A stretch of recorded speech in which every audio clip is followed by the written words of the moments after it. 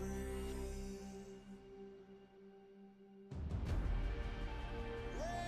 the sirens now.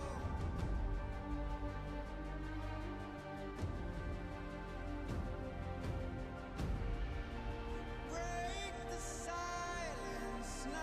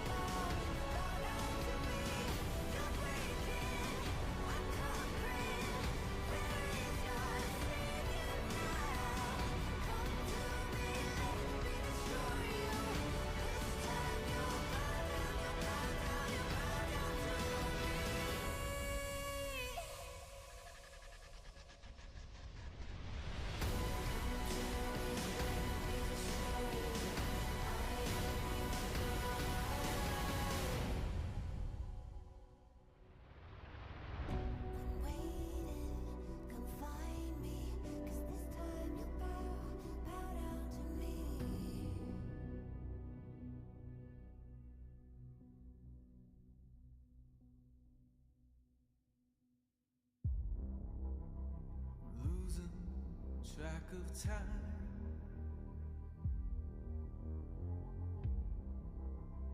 Chasing down the sky,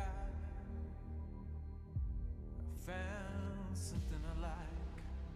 Freedom going by. Oh,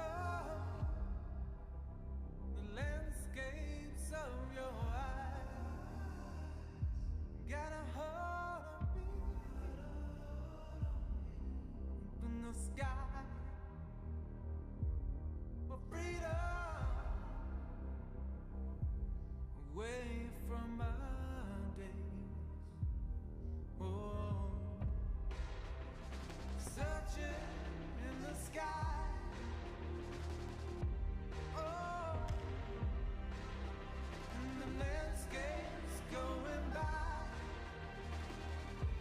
I think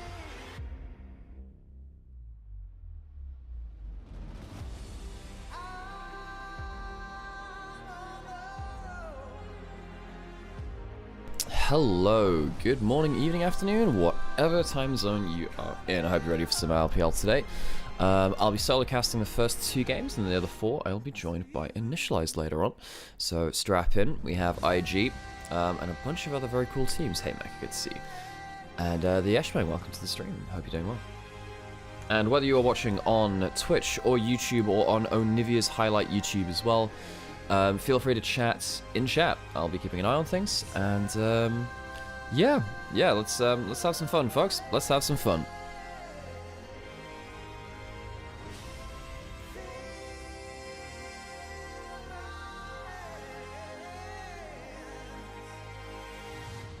to you.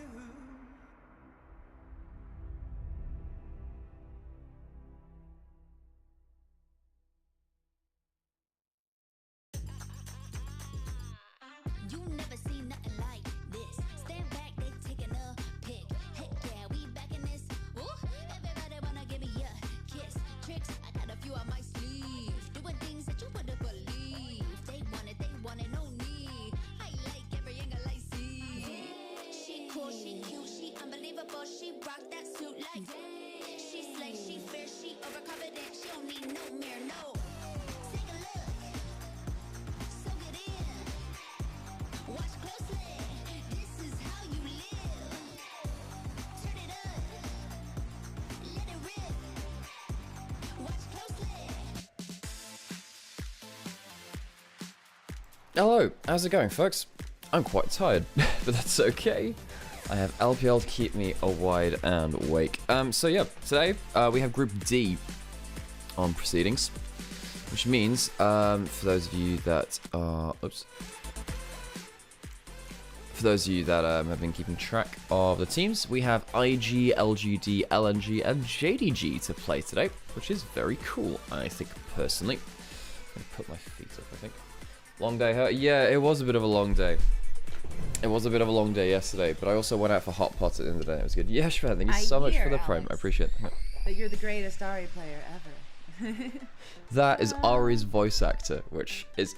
I need to figure out what I'm doing with my voice list, because I want to use that sound more, or just reuse some other ones. But yeah, Ari's voice actor, that's her saying that line, actually. Sam got me a signed print, and that was the thing the other day. So yes, if you would like to support the channel, absolutely please... what the heck is that? What is that? What is Timo doing? How's Heartpie yesterday? It was very good, Seraph. It was very good. The letter D team? Yeah, we have the D teams today. Do we have... wait, do we have D teams that aren't playing today? Presumably, there are a lot of... So we have LGD, LNG... Well, there's no D there in LNG. But JDG, IG... But we have the 2 other ones, yeah. What was this? We need a Nymaera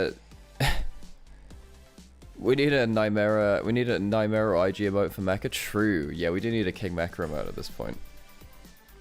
Thanks for repping LPL still. Absolutely.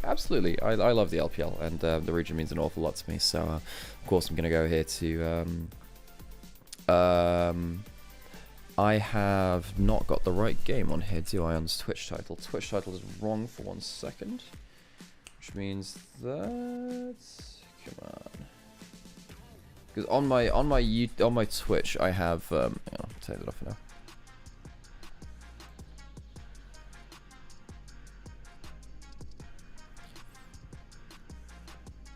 First game is IG versus LGD, I want to say. Is that true? IG LGD, that's the one.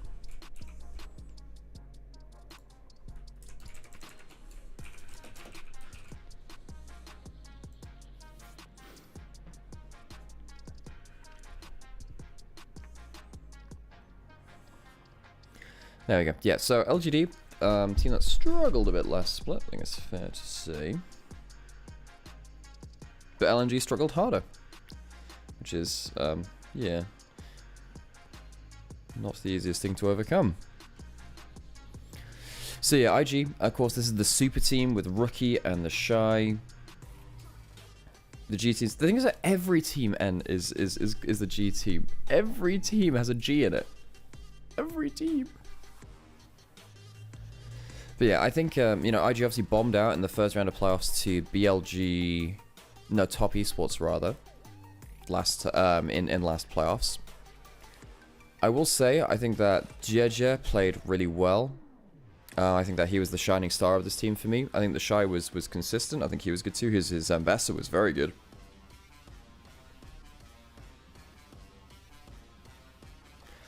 But I do think that Rookie really struggled a lot of the time. He had some fantastic games and some awful ones. It was one of his most inconsistent splits I've seen from him, which is not really what I want to see. Hey Omar, good morning. Hope you're doing well. Yes, and Mecha fanboy over on Twitch did an awful lot of subscribing to gifted subs yesterday. So if you got hit by one of those bombs, go thank him. Kinda new here, usually lurking, but great, if you're in a good time zone, awesome.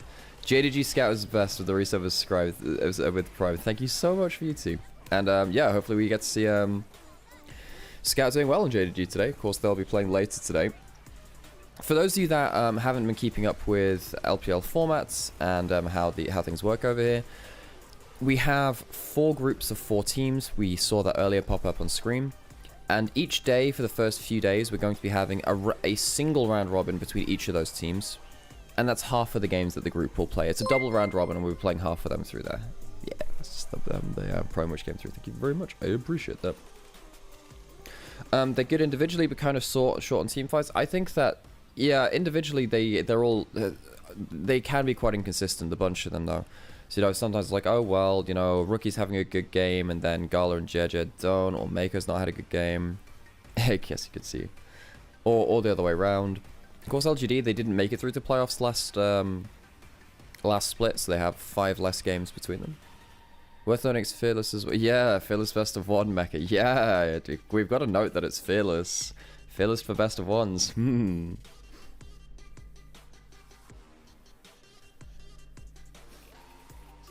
Now, I do think that, now, LGD, what have they done anything with their roster? No, they haven't. They haven't. It's FPX which have changed their bot lane. And LGD, yeah, they beat WE, but that wasn't a hard achievement last split. I'm trying to think really who were the standouts for me there. Shia still had his late game throws, which is something which I've come to know him for, sadly. Not trolling, what does best of 1 Fearless mean? It means absolutely nothing. It's a regular best of 1. Fearless doesn't apply. We're just making jokes about it because we finally have Fearless, blah, blah, blah, and then, you know, best of 1s. And for some reason, LPL has never had best of 1s before. It's never a thing we've done. XQW is pretty good, you know? He was pretty good.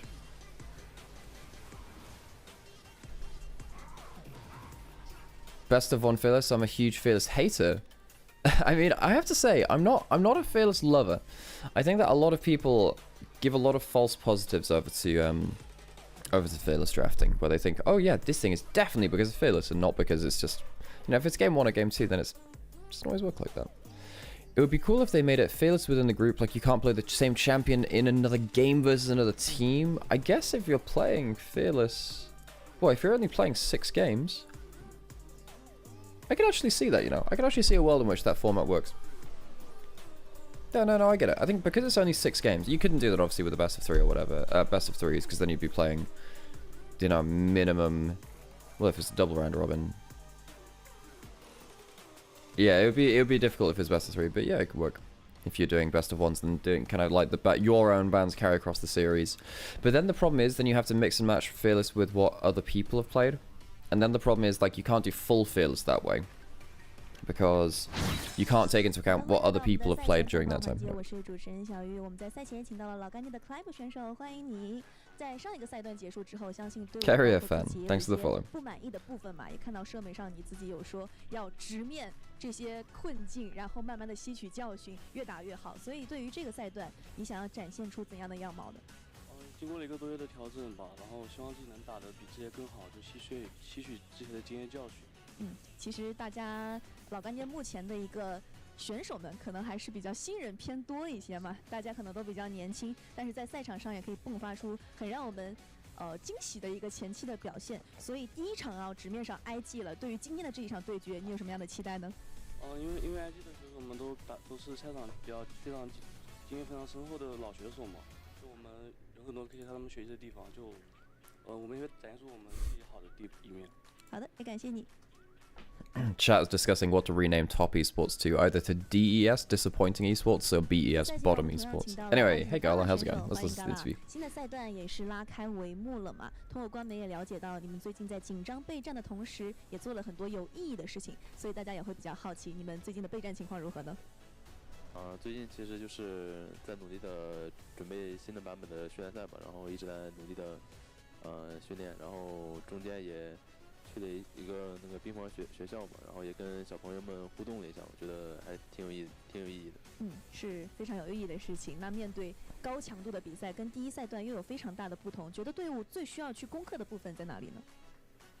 首先新版本因为没有换线了嘛，然后其实在运营上其实是有了很大的区别，然后觉得最近需要进步的地方还有很多吧，然后希望今天加油。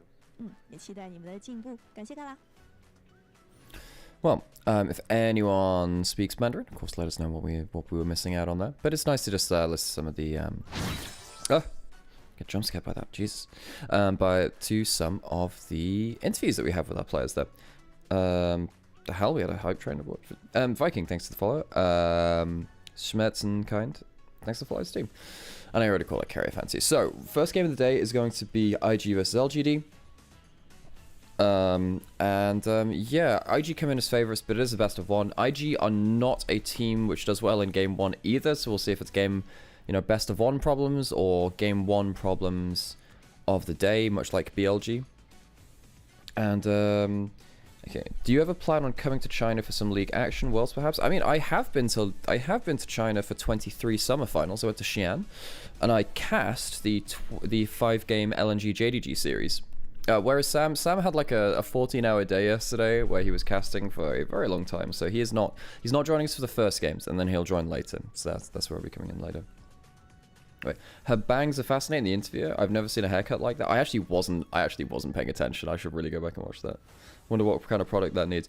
Honestly, the LPL hosts have an incredible like team behind them, and I think in terms of like their outfits and stuff too, like. Basically, the stylists choose your outfits for you and say you'd look good in this. This is what you're wearing now, basically, which is really cool. Will is asking, is China far from Europe? Yes, it is. Yes, it is. It's it took me about 30 hours of travel to get to Xi'an when I would travel from Berlin. It's pretty long, yeah. Okay. LGD is like G2, right? I'm not sure I'd call LGD like G2. They're not quite as good right now, I don't think. LGD struggled last split. They have a lot of newer players, a lot of rookie players. They're trying to build something, I suppose. But yeah, they've struggled. They struggled last split. They came third. Which group were they in? Which group were they in? Let me remind myself.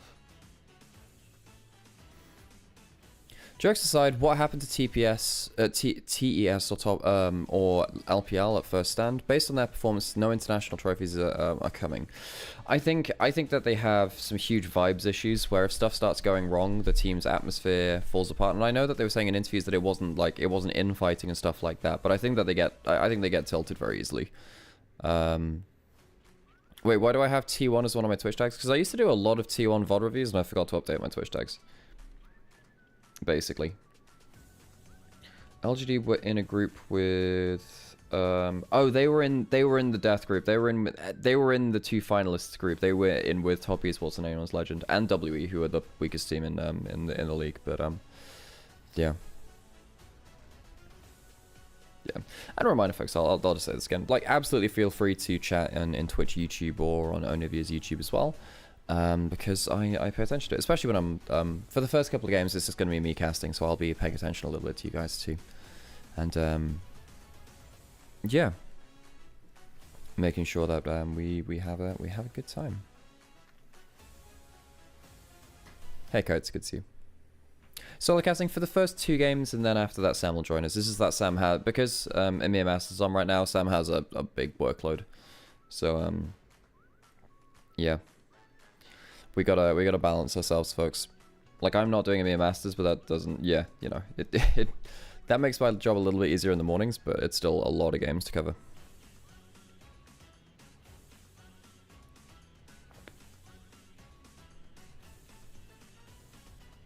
Kanavi's a secret LCK sleeper agent. The thing is, I actually think Kanavi was maybe the 2nd best player on his team first stand. You know, I'd say it's 369 probably first, and then Kanavi afterwards. And then I think that yeah, I think that Cream, Jaculov, and Crisp all struggled in varying amounts more than that. It was thank you for the follow, I appreciate it. Passed before, that's a cool name, I like that. But yeah, I think that I don't know how they're going to bounce back from that, and I'm sure they'll be fine regionally again. I just don't think they have that mental pressure on them regionally, and I think they'll be fine with that. I don't know what they're going to do if they go internationally again, and they should go internationally. They're a good team. You know, I think I don't see our top 4 changing that much unless NIP do something interesting. Maybe they can grow as a team. You know, I think we'll have, you know, BLG, Anyone's Legend, Top Esports, JDG. As it's that's our top 4 from first split, right? But I don't know about I don't know who can kind of upset that order on current form. I suppose, yeah, I suppose NIP could, IG could if they get their super team together. No Top Esports, but in LPL you can't deny that they are within a regional setting, that they are. Oh, you're talking for Top Esports, right? Sorry, that's a different chat that's happening in chat. My bad. I was yep. Oopsies. I hope the Shy has a good day. I have to say, the Shy had a good split. He had a good split. I'm not gonna be after him for that one. He had a good split. I was happy with him in split 1. His Ambessa, one of the best in the league actually. That's a lot of Ambessa highlights. Him and Breathe were really popping off on that.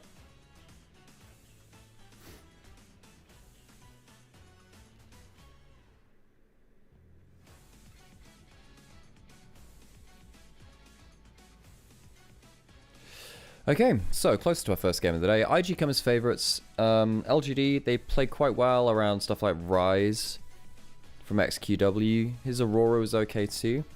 Not really sure what power picks will actually upset IG though.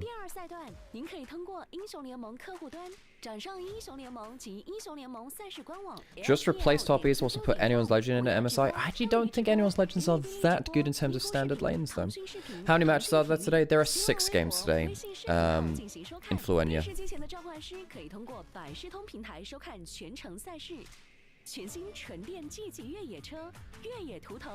I appreciate your chat rules being named after Fairly Odd Parents. I didn't even know if that was... Wait, are they?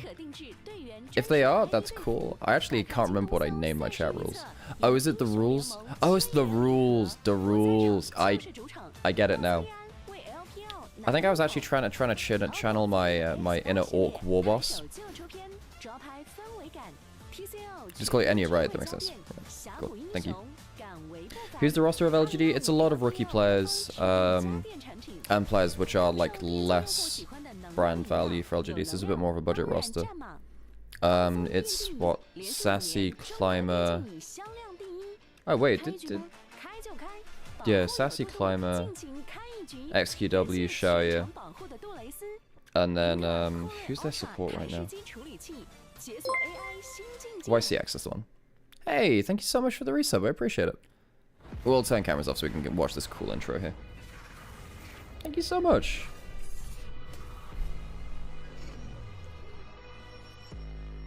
That's such a cool intro. LPL intros are very good, folks.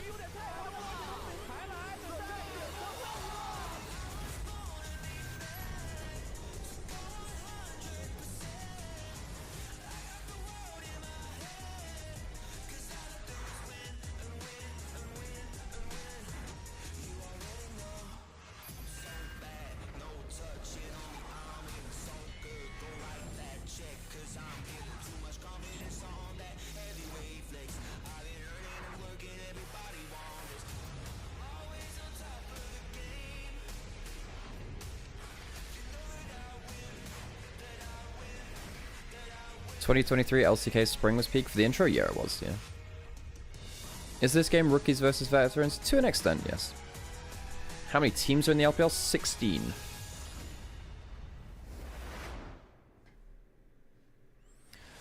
Alrighty, folks. Welcome back to the LPL. Here in Shanghai. We have 6 best of ones for you today. And the first one is Invictus Gaming versus LGD. 2 of the oldest teams within the LPL.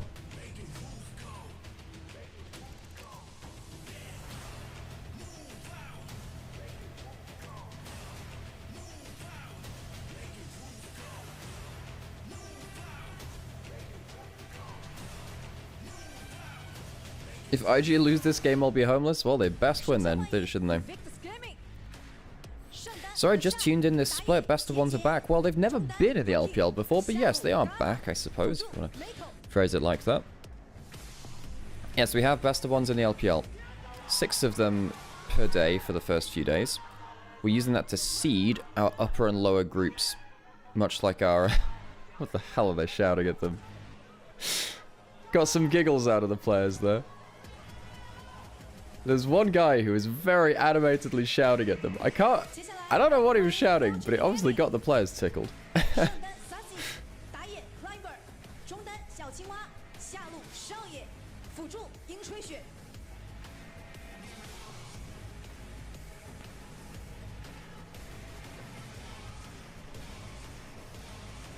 LPL never had best of 1? No, even before, like, 2014 and 2013, they always had, like, best of 2s and best of 3s. I can't remember if they ever had best of 1s. Not that I can remember.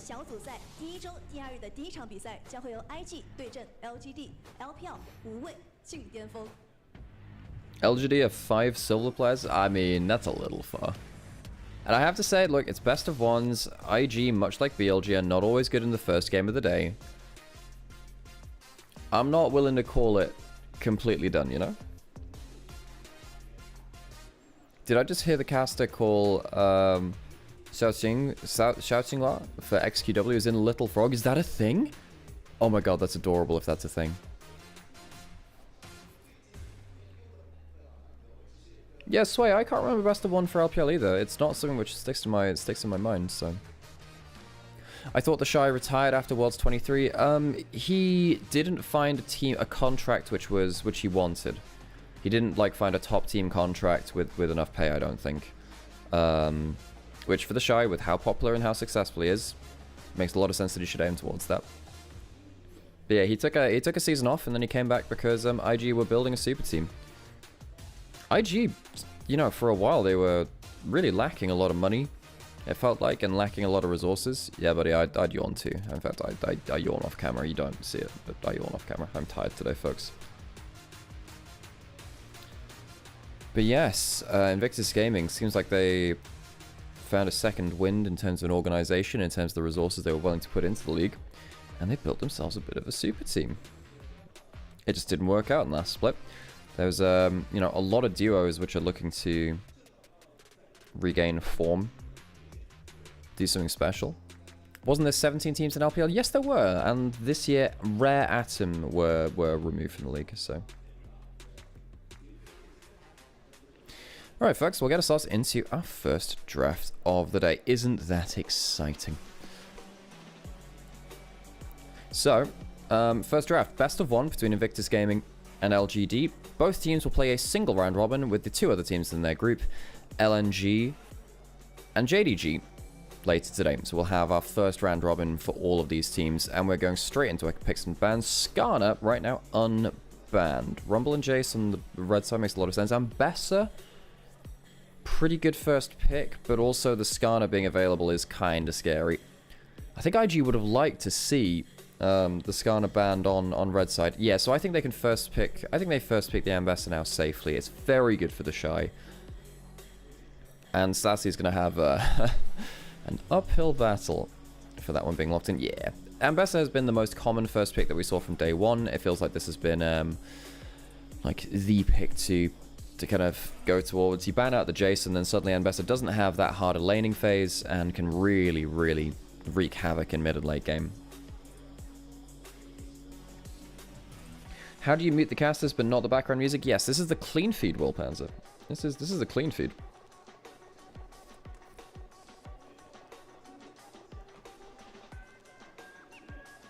After watching NLC, I think that the fact that the crowds are more calm in the LPL LCK is very nice. I like some of the more rowdy fan atmosphere at times. It's good. It's good. Yeah, it can be good. It can be good. You know, I like watching the calming core Koi fans as well in LEC, but you know, I do understand your point of view. Ambessa locked in. Are we going to go for the Aurora as well? No, it's the Talir. So Talir. This is a fun thing, folks. I'll give you a second to guess at this. What do you think the win rate of Azir versus Talir is this season? I'm going to give you a hint. It's not high. You go have a think about that. As we'll see what LGD lock in. Need to find something into the Ambessa. Something that has a good laning phase and can deal with something in team fights there. It is the Udyr locked in. I'm a little surprised by that. I'm not going to lie to you, folks. I'm a little surprised by that.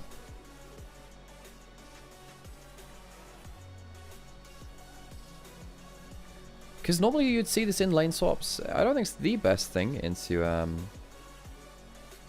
the Ambessa. Alright. For those of you that have had a guess about the win rate, Azir is 1-10 versus Talir in top level League of Legends this year. 1-10. So it's a 9.1% win rate. Talir smashes Azir. And it's rookies Talir as well, one of his better champions, allows him to be very good at playing as a second jungler on the map when he's playing well. Very surprised at this Udyr being locked in. You know, the Shinzao Vi, that's okay. I think LGD could have acted. They could have taken away the Vi themselves, but they wanted to lock in something on the more defensive side of it. You know, you stand on top of your teammates or just in front of them with a Crescent Guard. You buy some space, try and break up that dive combo. I'd imagine IG would like to go. I mean, they could go towards something like like an Ezreal. The Draven banned away. Shaya is a Draven player. Want to ban away one of the more volatile lanes, I suppose, at IG. LGD, I think they'd be happy to lock in another long-range carry and just play away from the Ambessa, or give them a little bit more range to have to fish for. Ambessa is basically taken where Cassandra used to fit with the priority and pick position, especially in LPL. In LPL, our 1v1 side select back in last split was largely known as the match to decide who blue one picks Cassandra. Is Onivia my company? No, Onivia is not my company. No, I am just restreaming it over that because Onivia has a very large fan base, and turns out it's a cool operation we got going on. The Baus and the Shy would bring in the most viewership ever. Do you agree? They're definitely very popular players, so I'm not going to contest that one. Renata banned away by IG. Definitely seeing the worry about the anti-dive potential in LGD. Renata was very powerful yesterday. Ashe locked in. I guess you're going for Ashe Braum. Maybe you can threaten a Braum. LGD banned away the Ziggs and the Karma to ban away one AP options. No, that doesn't make sense, because the Taliyah's already in, so it wouldn't be full AD anyway. Banning away some of the more lane-dominant options could have been a Ziggs Leona or the Azrael Karma. Varus, I mean, what do you do now? Do you lock in something like the Rel and just say, well, you'll go into a Braum and it'll kind of just suck for the laning phase, but we'll get over it?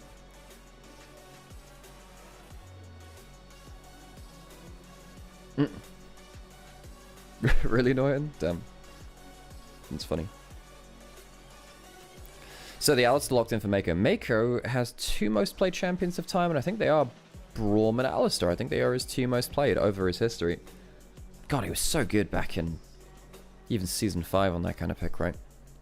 YCX, yeah, you need a bit of engage here, I think. Ashe Seraphine, though. Oh, that's disgusting. Yeah. Lock it in. Lock it in. This is a bot lane which LGD did play a little bit last split. In fact, I'm trying to remember if they played that versus Top Esports. Yeah, they did. They played it versus Top Esports, and they should have won that game, actually, in the best of 5s they had versus them. The only thing which got them killed was Kanavi using a Mega Blast Cone with on Olaf of all champions, with a Shockwave on him. Now, most of the time, you don't think of Olaf as a good Shockwave ball delivery system, but it was very good in that game, and he only had to do it once or twice. It went very, very well for him. I'll dominate online? I don't know. I often, because I'm streaming at the same time as Dom, don't actually get to check in with what he's doing with his time right now, but I hope he's doing well. Alright folks, lock in for our first games of the day. I'll turn the music up so we get ourselves, well, turn the stream volume up. We're in Group D today, folks.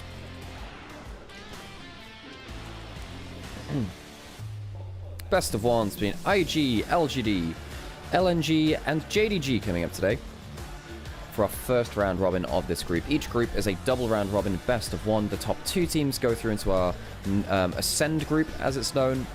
3rd teams play off for Ascend and Nirvana, and 4 teams go straight down into Nirvana as well, where you're fighting for your LPL lives. IG, I think their composition is more coherent, but they do have to worry about that Ashe Seraphine. Ashe Seraphine is a nasty duo.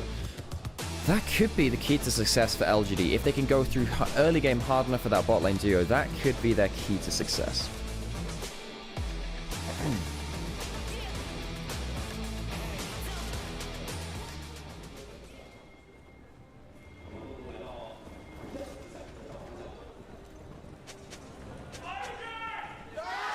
Oh, that's a loud chant.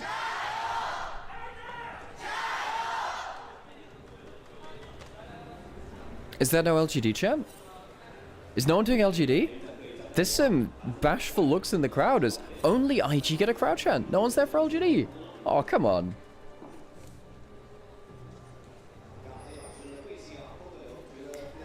Looks like the crowd sound is a little bit unbalanced on the clean feed side, because we're actually hearing the Chinese casters. So we're not actually hearing the Chinese casters through their regular mics, but we're hearing them through the audience mics. But it looks like they've turned that down now, so that makes a lot of sense. Cool, nice. All members of LGD are rookies? No, they've been... Well, it depends what you consider rookie, right? You know, Shire's had a year and a bit within LPL now. I think he had a full year last year, and I'm trying to remember if he had one split in 23 summer as well.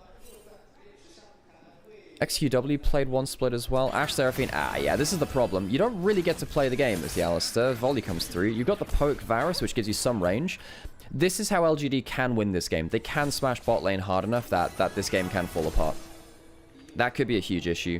YSX, really good E-start from him. Oh yeah, Mecha was asking a question earlier in chat. You know, why isn't Olaf considered a good ball carrier? Because he can't, like, immediately dash or, like, put himself into the enemy team. Yes, he can Ragnarok and run at you, but often you can just walk backwards, really.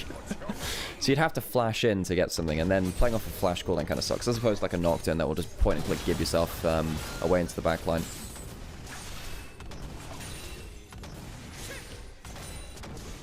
Okay, so... right into the thick of things now. The Shy, yeah, going to be losing the early push. Climber coming in early. Good shove from Rookie. And he gets himself a phase rush from that. That's the important bit. The phase rush is the important thing. Climber, what's he doing? Does he flash over? Go to the E, but he goes straight into the Vi. and has to flash away. Really well played from Rookie. As you can see that because he hit the combo on the Azir, he gets the phase rush, which means he can get a little bit more safety and run away. Climber blows his flash from that. Although Rookie's not too happy to eat a lot of damage, he already did enough trading through onto XQW that he's not going to have to leave and come back to lane with teleport. Okay, back into the bot lane, where we see our Seraphine do disgusting things. So, for those of you that don't know how the combo works, Seraphine... Hang on, that's a bit of a problem. No mana on the Azir. Just need to be a little bit careful there, but I suppose with no mana on Rookie either now, doesn't matter. So, what happens is, when Seraphine E hits you, it checks whether you're slowed. If you're slowed, it roots you. And then if you're rooted, it stuns you. That's why, with the E providing a slow, if you double it up and you go for the EE, you go from a slow into a root just by yourself. But because Ashe slows you with autos or volleys, yeah, it's just like an instant root, which is like that. Really nasty. And then if you're actually rooted, then it stuns you, it's worth noting. So it goes from nothing to slow, slow to root, roots to stun. It's a really nasty combo. So, yeah, that becomes a bit of a problem. JDG around the back of mid lane. XQW, he just uses W. Oh, if that had hit, that could have been it. Is he going to go towards it anyway? Nope, not within that Q flash range. There was no mana for a shuffle from XQW. You need to be very careful on Azir when you're pushing early. If you use too many soldiers, you lose too much mana. You don't have enough mana to get out, especially when you're using your soldiers to like permanently hit the wave. Seraphine Rylise makes it even worse. Yeah, it means that you can use 1 point on your E and get a root, and you just yeah, 1 point on your E and you get a root, and you don't even need to double it up at that point to get the full CC, which is nasty as heck.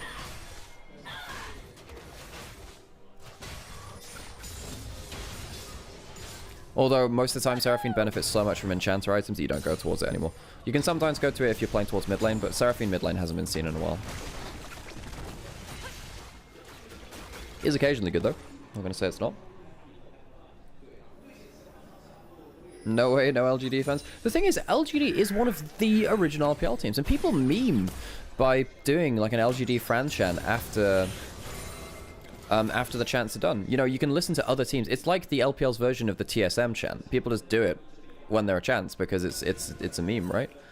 LGD. By the way, folks, for those of you that don't know about LGD, LGD stands for Laugan Die, which is a kind of chili oil. Now, you might have heard of Laugan Ma, which is one of my favorite condiments ever to grace the culinary arts. It's wonderful. It's a great chili oil. Laugan Die is effectively a competitor product that used a similar naming convention to try and, you know, get some value. Hang on, they might walk into a Vi here. That's a problem. Need to be a little bit careful here. JJ is going to go through. Shield comes through onto YCX and gets an E through. This should be fine now. Is anyone roaming down to help? I don't... Well, there is a chance that Maker could get in range for a flash combo. I think YCX is just going to be forced away from lane. This is quite important, because what JJ does is buys a huge amount of time and relief for Gala and Maker, who were eating some bad trades within laning phase. And as you can see, the CS difference, yeah, not the nicest thing ever. Kleiber takes the grubs. Bot side takes the dragon with JJ helping secure a good platform for that. Nothing really interesting happening in terms of bigger plays so far. Besides some slight laning leads for LGD, nothing really interesting's happened. In fairness, LGD kind of ruined a lot of the goodwill over the years by repeatedly importing hype roster and then consistently not showing up. 2015 should have been their year, man. But then, hang on a second, Maker's got a really good play here. Do they get the double knockup? No, they don't get only a single one, and now he's locked in place. Hawkshot goes into the river. That's going to have to be an Ignite dropped for the Nimbus Cloak move speed. Maker does get a flash out of Shaya. That's nice. It's a good wraparound, but losing, you know, half the HP with a really good flashback with Shaya playing Matador, goes over him. Diffuses the play. Can you even trade with the Seraphine lane? Not with this kind of duo. It's the same kind of thing when you play against Ashe Braum as the Alistair as well. If you ever get traded on, the best thing you can do is hope to headbutt someone away, but often you're not even within headbutt range, which kind of sucks, really. Climber over the wall. Does have level 6 in case there's a play coming through. You see that Maker maybe wants to go for a big combo, and then Climber's trying to just shepherd the wave in. That's a level 6 coming through, but then the Xin Zhao shows. Do they go in? No. Climber is just here to make sure that the wave is pushed in properly, and it will be. So that's well played from Climber to escort his lane in. However, with a ward in that brush, does mean that they're not going to get themselves a timely recall. You see why Gala and Mako are pushing up here. They wanted to just make sure that Xiaoya and YCX can't get themselves a clean recall. They're already on half HP. They need a recall, really. Means that maybe they can deny away from them. It's nice. Matador Alistair is a horrifying skin. Yeah, a little bit. It'd be like if Nami well, I guess there is like a is there a sushi Nami skin? It'd be kind of like that, you know. It's like, hi, you are making yourself into food. Congratulations. Okay, so, we've seen how these lanes are played out. And, you know, LGD getting some value out of it. Now, the problem is, I think LGD need to win through the spot lane to win this game. I think eventually, if you start diving on with, particularly, if you look at this combo, right? If Vi goes forwards and then suddenly there's a Talia combo and an Ambessa, you know, getting into the fray with the ultimate too, I don't think Seraphine saves you. I don't think they save you. So late game team fights, I think, become quite difficult for LGD. What that means is that you really need to win early game. They're behind, they're even now or behind, which is not really where they want to be in terms of bot lane, that is, specifically bot lane. Now, Gala's caught up in CS, was a bit behind earlier with 10 CS deficit. I wonder whether LGD are starting to let their... it's already, you know, it's quite concerning to say that only 9 minutes into the game, but I wonder whether they're letting that go away from them, fall away from them a little bit. Grub's coming up in a minute. And we might see our first big fight of the game. I think IG will feel like they can fight the next Grubs. They got ultimates available. You don't have Seraphine, you know, with huge amounts of items and scaling and blah, blah, blah, just yet. I think if they can have a good fight around the Grubs, I think that'll be setting themselves up for kind of like a clean snowball, I think. Wait, which Ahri skin is the worst? Okay, so for those of you that don't know, I'm an Ahri main. So, yeah, I have a lot of opinions on Ahri. I mean, I think Academy Ahri is one of the most uninspiring skins in terms of actual added stuff to the kit. Maybe Academy. Arcade used to be one which I didn't like because some of the particle effects were like too small and I don't know, it just felt weird. But that's okay now. I have to say, Ahri doesn't have a bad skin. She especially since the rework, she doesn't have a bad skin. She's got good stuff. I guess for me, maybe I'd say Firefox because I hate that they removed my original Firefox. I love that skin. Anyway, Grub's spawning now. LGD get vision control. They do have Seraphine Ultimate, which is very, very powerful tool. They have Ashe Seraphine. What a good pick combo that is. Mako just sticking his head in. JJ over the wall. Deshai could teleport. JJ needs to be very careful here, and the arrow is flashed away from... Suddenly no ultimate available as Gala can look for his own play. He flashes as he hits an ult onto XQW that saves his life, and now Rookie and Mako start off the play. That's a great shove after the combo. Rookie and Mako combo up, and suddenly the Seraphine is gone. Doesn't even get to use the Encore, but suddenly the Xin Zhao gets a good amount of damage back. Gala is now stuck in the play. Had to flash earlier. XQW can ult him to finish off the kill. XQW with the lethal tempo ticking gets good value down, and now suddenly Rookie has to run. IG, after a great start, might lose 4 kills, all things said and done. The Shy can join the play. And IG, after a great start, lose so many kills from the fights.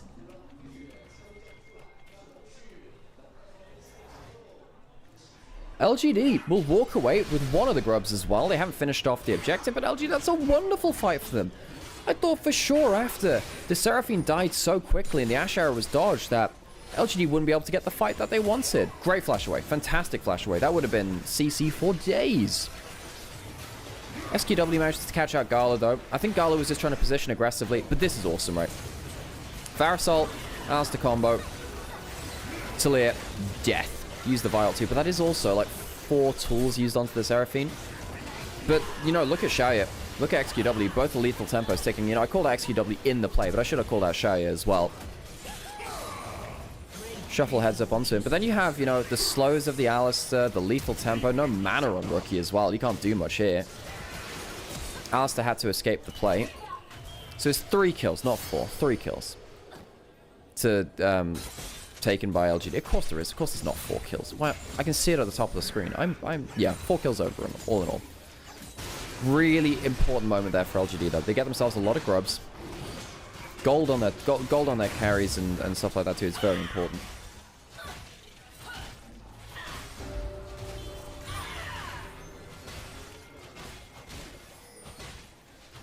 Uh-oh, LGD's got it. This is their game. Look, it's the first game of the day.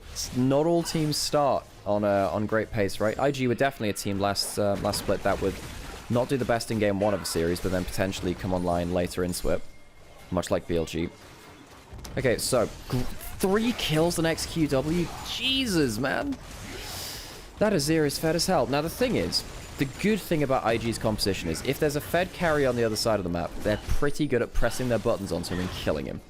So XQW will have to play very safely. I even wonder whether he should go for a Zhonya's second item.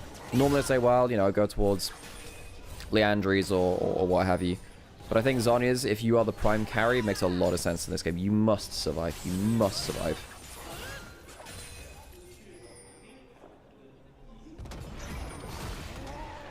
Thank you, Newton. Thank you. That makes yeah. Yeah, there's someone being very kind about continuing up coverage here. But yeah, so I obviously was an LPL caster, and I spent the last 3 years of my life, well, 2 and a bit years of my life now covering the LPL. It's a region which is very close to my heart, near and dear to it. So yeah, I hope you guys are enjoying yourselves. Arrow fired out by Shy. Is it going to hit Rookie? No, it hits Mako, who cleanses that away with the ultimates. And it's fine. Mako doing a good job just hovering on that side of the map. Ult for ult. Ashara not leading to that much. Mako does need to be a little bit careful now. Gala is over the wall. Do LGD see him? I think they should now. Gala just playing blocker. Do they walk up and get some vision? They do. Hang on a second. Using the Ghost Blade. Alright. That was a little bit more spooky than I thought. Haven't seen Ambessa or Udyr join the play just yet. While all this has been happening, the Shy's actually been doing very well on an individual level. That could be a big difference between, you know, say that last Grubs fight and then the next fight coming up, which could be around Herald, could be on Dragon. We'll see when people actually want to start laying into the other team in real earnest. But the Shy has a lot of gold, and he is a very good Ambessa player. Now, for all the memes, and I don't even think they're just memes, for all of the commentary on the Shy and how he's inconsistent and how he can throw games, he had a very consistent split 1. His split 1 was very good, and his Ambessa was hella good. So, I'm very excited to see what he can do in this game. I do raise some questions about what this Udyr is meant to achieve. Hasn't won lane. We'll see whether he can do that much. Has a Thornmail for anti-heal, which I suppose does help against Vi and Ambessa because, you know, Thunder Sky and Ambessa, not on Ambessa, on Vi definitely get some healing too. Teleporting towards top side. Herald's spawning in 20 seconds. YCX up here as well, putting out some vision. Moving as a whole unit. Look how they just move like a swarm of fish. Not a swarm of fish, just a school of fish. Towards the top side of the map. Shy trying to wave clear out. Has an Eclipse, and again, we were saying this before.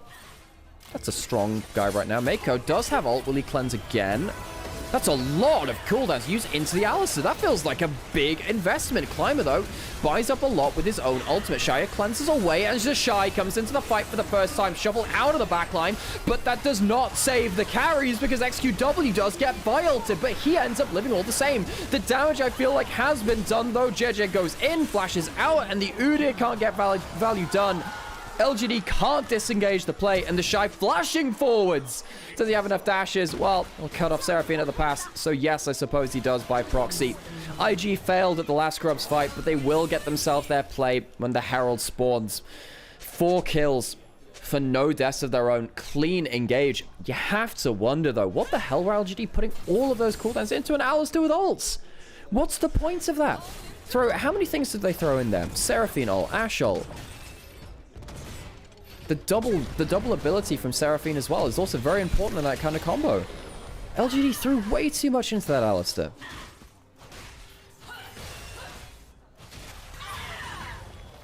Well, we'll get a replay of that at some point. So what happens here? Mako has ult. Ashe Arrow. Double E. Seraphine ultimate. Dashing forward with the Shinzao as well. Rookie manages to flash out of a big combo. Mako's still got most of his ult. Gala's free hitting. The Shy manages to get the Azir ult out. And as we said, look, it's a really good combo to just push your buttons on the carries. I really don't know what LGD were doing putting that much into the Alistar. Felt very, very unwise. Of course, the Shy follows up after that point. Okay, Dragon spawned. Dragon spawned, and then suddenly now IG have themselves the lead. LGD, they got to be kicking themselves after that fight. They were in a pretty good spot. That last Grubs fight really set themselves up for success. I just don't get all-inning the Alistair like that. I don't get it. That felt like a mistake, folks. Dragon down now. So that is going to be, that is feats of strength for IG. Because they had themselves, wait, is that true? Oh, they had themselves the first kills in the first tower. Right. Yeah, I was wondering if it was an objective thing, because I heard the sound in the background. I was thinking, that's not the thing. So IG had themselves feats of strength. Holy moly, folks. 2 items on the Ambassador. That is a fed the shy. Also worth noting is though, you're going to get the Edge of Night coming in from Gala soon. It's a nice power spike. I don't get what this Udyr was meant to achieve. Doesn't do anything in the last fight. And it's not disruptive enough either. It's not disruptive. Yeah, you can be a bit of a front line. I just don't think it's that impactful, even with the Fimbulwinter being such a good item for the Udyr. They didn't have the first... No, sorry, it was the objectives. I'm completely... Sorry, yeah, it was the first 3 objectives. I'm just bad at League of Legends, apparently. But they got 2 dragons. And they got the Herald. That was their 3rd objective, the Herald. I think it's not Grubs. Because it doesn't show on the scoreboard at the top. I'm bad at paying attention to things, I guess. 2 items hit by Rookie as well now. Rookie's on a great power spike. This is where the Talia really comes online. Now, Leandri, Seraphs, cooldown boots. You have very good minefield uptime. Good burn damage. Rookie's at level 11 now, too, as well. Was the last fight, too, but I think he was anyway. That second rank of ultimate giving you the extra range, very, very nice. Okay, SQW not able to hold back the Shy because he goes out of it with his own. A lot of CC starting to get layered down, but the cavalry is slowly coming. Not enough. Not enough. The Varus does get something to return back. The Shy does buy 3 ultimates for his death. I wonder what that really leads to. LGD, I mean, there is Atakan. They could use that, but they'd have to be fighting that with 3 ultimates down. Feels like that would be a bit messy. A reminder, this is the Voracious Atakan. It's the GA version. Does a lot of damage, though, too. What tools do you have to start a fight? That's a great arrow coming from Gala. That is an awesome arrow. It means that YCX doesn't really get to play the game. Herald even summoned topside to help him get a push-up here. Yeah, the Atakan's going down. LG, they're just looking for a smite fight. What's the play? Another arrow hits onto Climber. Mako hits a Pulverize. And Rookie's over the wall. He could wall them into the play. Watch out for that Weaver's Wall to see if he can control the terrain. And there's a lot of time being bought for the Shy to maybe wander his way up to proceedings as well. Azir turret, that's important. That buys her an escape route for LGD, but Atakan has ended up resetting. Herald doesn't get that much value, but it did ensure that the wave was going to get pushed before this. Gala's arrows have been very accurate through this. Ultimate coming back up for Shaya. Assault could be very crucial in this one. Mako half HP. As Rookie finally pulls the ult, he's going into the play, and the fight starts. Mako burst out, but it does mean he's not there to join with JJ. Can JJ do his own work? He escapes the play himself. YCX gets a heal, and the play gets messy. The Shire lands an ultimate and goes into the fray, and LGD fall apart. LGD thought they could start up the Atakan, but they are delayed. They are pinned in place. And they are pinned into the ground. IG will get themselves a clean ace and the Atakan with the GAs on top of it. IG, clean fight, really off the back of Rookie and the Shy getting themselves some really crucial ults in there for me.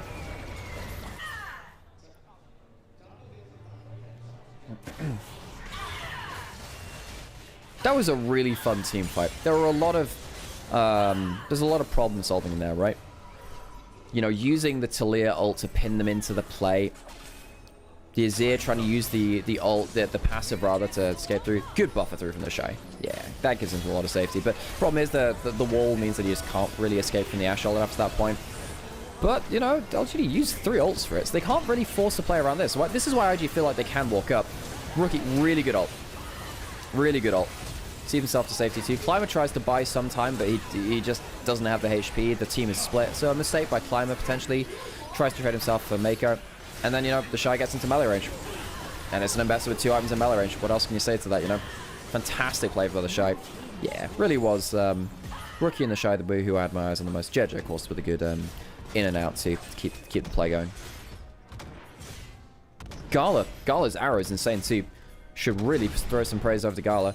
In the lead up to that play, it just felt like an arrow would land and then suddenly someone's just lost half their HP. So while I might not have been shouting it in the team fight, do not think that I'm not respecting Gala. Really good game from him on the Varus actually. Bad first few levels against the Ashe Seraphine as expected. You expect that in this 2v2. But his arrows have been very, very good so far.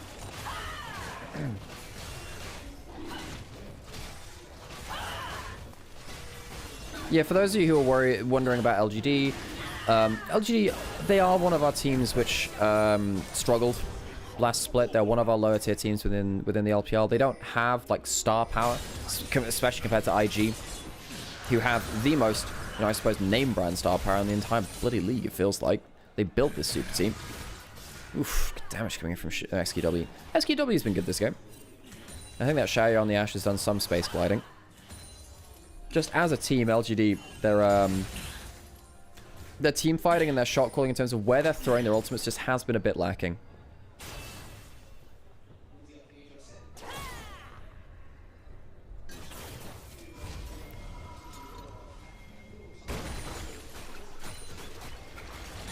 I miss old Foxfire Ari. I know we were talking about it earlier. It's the first skin I ever bought. I have a lot of nostalgia for that skin.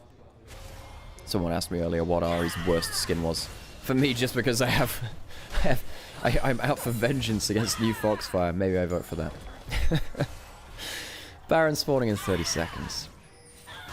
IG, I mean, they're so powerful now. So powerful. Also, you've got the Serpent's Fang in from Varus now. Muramana, Ghostblade, Serpent's Fang. Varus is so strong. Such a strong Varus. Means that the Seraphine doesn't really get to get all the value that they want either now. Mako sidestepping some of the skill shots, important for him. Keeping his Celestial opposition alive. JJ over the wall, spots out a lot of people actually, goes over the wall, has himself an ultimate. Will he be able to use it in time? No, he won't. CC down, a mistake by JJ. Leaves IG without a jungler. Now that is important because they would have loved to be threatening around Baron at this point in time. There is still an Ashe arrow now, so there could be a play being made. And if XQW lands something, that could be very powerful. Swing and a miss though. Through the uprights, Xiaoyu scores a goal but doesn't hit a champion. Now they can push him. Well, how much can they actually get off of this? There's a shuffle, I suppose, if they want to look for an engage. XQW could be going towards that. Hard to go into. The Alistar and the Shy decides to start off the 4v5. Great damage onto Shy, who has to immediately ult out. No, not ult out, flash out. Uses a Mikhail's from YCX. 2 flashes from YCX and Xiaoyu. Really well played from the Shy. You would have thought on the 4v5 that could have been the fight that LGD were looking for, looking to push in. Now suddenly IG, because of the Shy, just saying, alright, I'm going to flex the muscles. Gets to reset the play. Ah, walked over a ward. Yeah, that'll do it. That'll do it. And he uses his sweeper late! Oh no! Oh, the humanity. Oh, the huge humanity. Now he spots the Azir over the wall. But yeah, the CC chain's too good. Yeah, maybe he could have ulted onto the Azir if there was a break in the CC chain. Could not, though. He goes down. Is he building a GA third? Well, I suppose in this kind of game, makes sense. Very bursty fights. And I think you are able to defend the revive spot pretty well on the GA.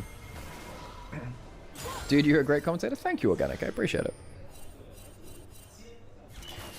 I'm not particularly a play-by-play caster myself, so sometimes the bigger hype moments are not things which I'm... Sometimes I flub them, because, you know, that's what Sam practices in. I'm a color caster. I'm meant to be clever, apparently. I don't know, I confuse myself sometimes. But hey, glad you're enjoying it. Okay, so Soul Point for IG. They have 3 Dragones. Someone should make a rival team to Caedrels and call it Los Dragones. Maybe they shouldn't do that, actually. Maybe you shouldn't base your brand on someone else's. Anyway, whatever. Me musing. Baron's still up and available. IG pushing out side lanes. I mean, how goddamn strong is this Ambessa? 2,000 gold lead. That's ridiculous. So that's going to be the Ambessa pushing up the side lane. Then you have the Varus keeping mid lane pushed up. LGD, look where LGD are on the map. Look at the minimap. You know, they're in their own side of the jungle. They're on their own side of the map in side lanes. They have no control. They have no wards on the other side of the map. Mako, he has his ultimate. He can face check like this. Is completely fine. I mean, yes, that's another ult used onto him. He pops the ult finally. Yeah, Mako goes a little far there, but that's an Ashe ult used. Mako's not that unhappy. Dragon is spawning in a minute, so it does mean you won't have the Alistar ult available for that. I suppose that is a slight win for LGD. But you can see the margin of error which IG are playing with there, right? It's okay to have the Alistar do that. If that was a Lulu, the Lulu dies. The Alistar can do this. So LGD, do not want to give Infernal Soul over to IG. Infernal Soul poke Varus is one of the most heinous criminals within the Summoner's Rift. Spawning in 20 seconds. No Ashe ult for this one, but it is rank 2. So it's not going to be the longest cooldown ever. The Ashe arrow will be up quicker than the Alistar. Mako's come back and does have full HP, but does not have that ultimate. The Shy on the flank has level 16. Reminder that once you hit level 16, you have 30% extra free armor penetration and Omnivamp because of Ambas's ultimates. Nasty stuff. Arrows raining down.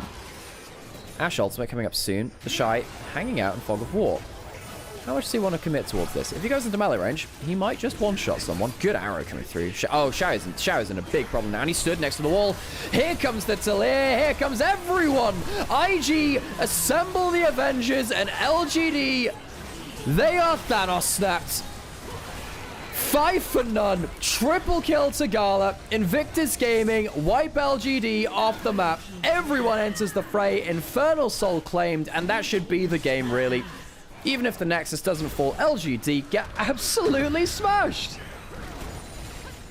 That was ridiculous. Just everyone presses their buttons. What just happened? Holy crap. Death Stance being built up for the Shy as well. Holy crap. What a team fight. IG have been playing this dive combo very, very well. Baron now going to get taken as well. No, it's not going to be the Nexus falling in this one, but hey, really good arrows coming in from Gala. You know, Maker goes in for a combo. The Shy is hitting melee range. There's a Talir field over everyone. And SQW just can't play the goddamn game. And this is why I was wondering, hey, maybe you should go for Azonias as an earlier item. Buy some time. I guess it wouldn't make a difference in that one. You would have been very dead.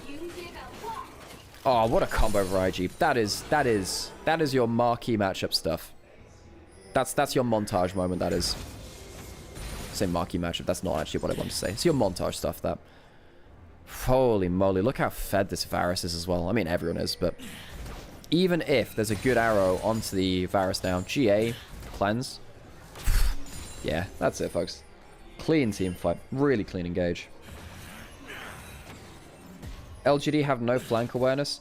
I think that because they've been so far behind on the map, they don't have the wards to go for the flanks. And also, you know when I was talking about how, you know, Alistar can kind of play and just use his ultimate to get himself free face checks? That can be okay. Seraphine can't do that.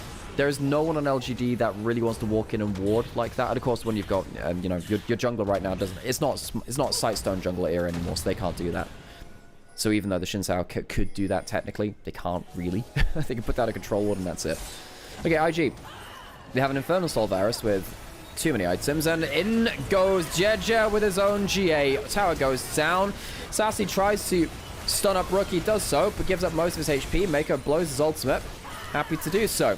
So IG, they don't get kills, but they get a good amount of chunks, and they get themselves an inhibitor that allows them to go towards the top side. Waves are synced up with the Baron buff, and they'll take down that top lane turret and the inhibitor as well. LGD, they are falling apart. We did say as soon as that dragon fight came in, yeah, pretty much the end of the game. Led to the Baron as well, the Infernal Soul. Let's see how much damage the next arrow, the arrow from Varus does. Yep, that is a lot. 3-man arrow across the team. Gala has been pinpoint. SQW tries the Revenant Shuffle, but can't manage it. Flashes out. Would have been so clean. I've actually never seen a Revenant Shuffle work out in pro play. Would have been very cool. But that would have just been it. Style points and nothing else. JDG walks up and takes another head. Scalped our LGD. IG, clean team fights, clean combos. Honestly, besides a little bit of stumbling in the early game, a clean game. First game of the day goes to Invictus Gaming. Super team looking strong on the Rift.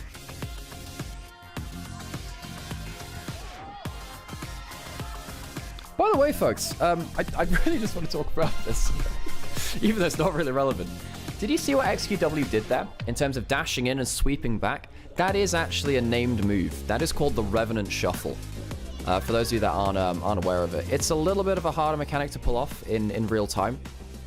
Because what you have to do is have someone step over your soldiers.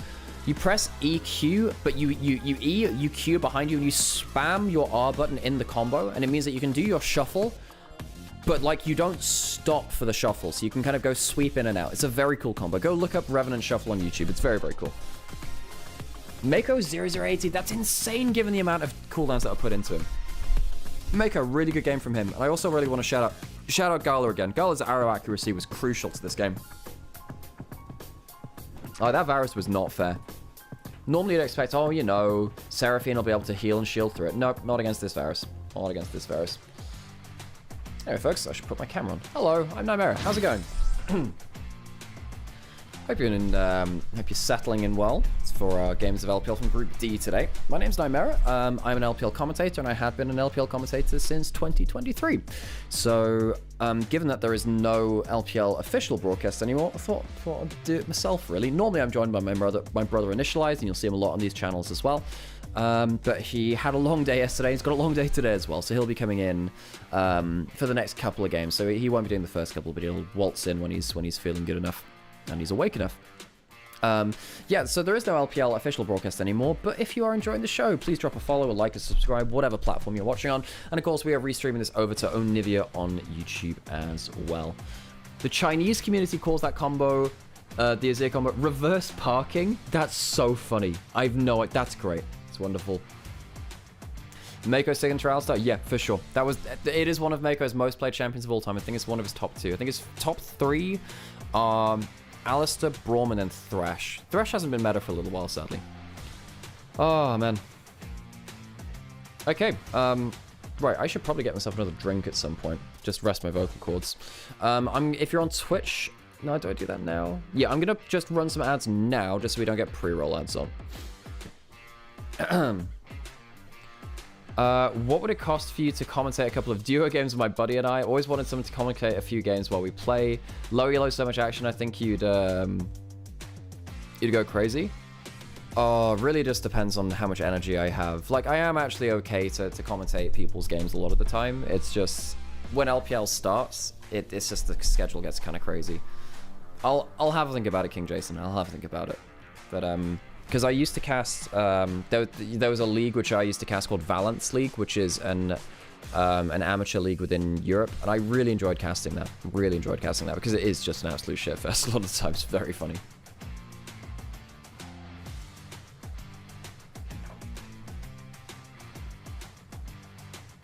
Rookie 100% kill participation? Jesus!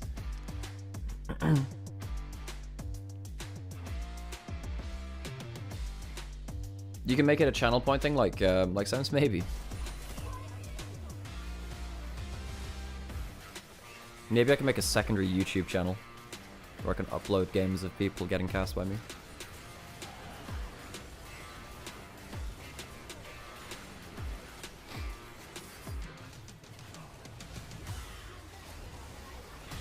Hey, well, maybe if the bank account starts hurting, maybe I start doing that. A little early to tell, but on paper JDG is strong in this group. Yes, I agree, Mecha. JDG looked good last play. I mean, they were 1 game away from... No, they were 2 games away from final. No, they were 1 game away from finals against Anyone's Legend. Yeah, they went 5 games against Anyone's Legend. Then 4 games against Top Esports. I mean, yeah, JDG have some hella good players, right? It's just whether they're kind of on the same page and in sync. There's a VOD review option in there at least. Yeah, I haven't really figured out what I'm doing with my channel points in case you hadn't realized, but yeah. Imagine when Missing is starting playing good too. Yeah, Missing's been kind of on fraud watch for a little while though, which sucks.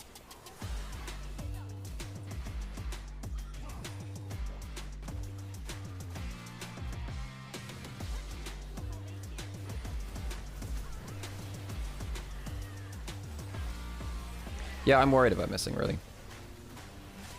Gala versus Scout? Yeah, that'll be fun. That'll be fun, Dog. That'll come up later. Of course, we will see that later. I think it's Game 4. Game 4 is IG versus JDG. That'll be our best game of the day.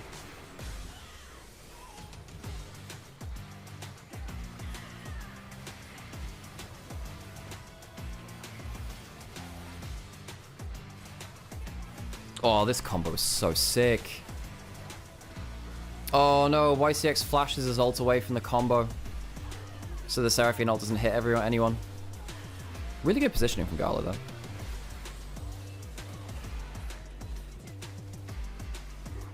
Oh, that was a really clean up. God damn it, we almost saw a Revenant shuffle in pro play. Oh, that would have been sick.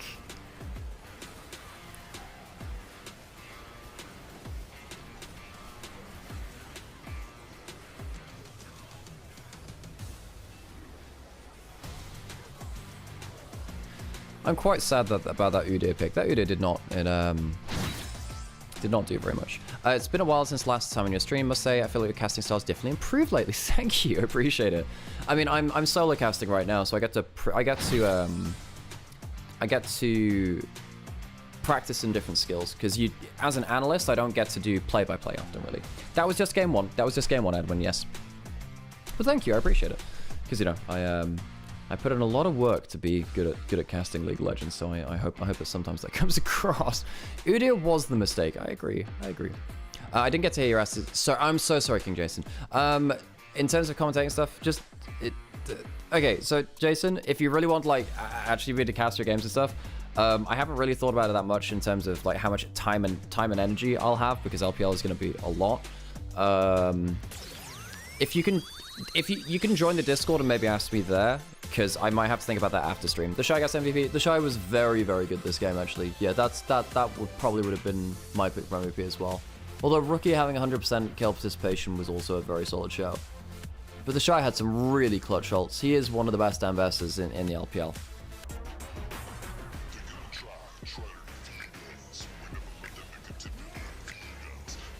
That's true, Rebecca, that's true.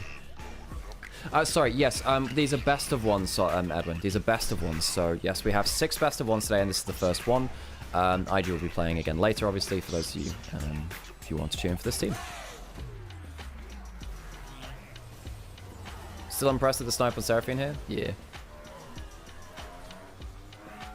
I generally dislike seeing Udyr in pro play. I liked watching a bit of 2021 jungle Udyr, because that was just very new at that time. Thank you, King Jason. No, I'm not. It's not a no. It's just a. I need to see how much like brain power I have left to do something like that. No worries, Edwin. No worries. Okay, folks. We're gonna go. I guess onto an ad break soon, and I need to get myself another cup of tea. Do I have enough milk? I need to get some more milk in. I should have thought about that before today. But anyway, daily fun. Wait, did someone redeem a fun fact? Someone said daily fun fact. I do actually have a channel point reward, which I just checked showing you the things. Yeah, a lot of people voting for top lane, but Rookie was also on there too. But I do have a channel point reward, which is fun fact, because I just have too much random information just stocked in my head. It's a problem. Hydrated, I will do. Zarif, I will do. Thank you. And yeah, thanks everyone for tuning in. It means makes a lot of difference. Right. Yeah, I'm gonna... I need to rest my voice, actually. I hit a bad part of my voice at some point in that game. JDG versus LNG prediction? Look, I'm sorry, LNG are not very good right now. Like, LNG looked really bad in Split 1, so there's no way I'm favoring them today. The interesting one will actually be a LGD versus LNG, because based on current form, I think I'd take LGD over LNG. LNG looked really bad. Those suits are not it. I like the different textures on them. The different textures make them very engaging to look at, and I like how they're kind of like mirrored of each other. Like they have the different colors, like there's light and dark and light. So they have like the opposite kind of suits of each other. I thought that was kind of cool. What is this? Next game is LNG versus JDG.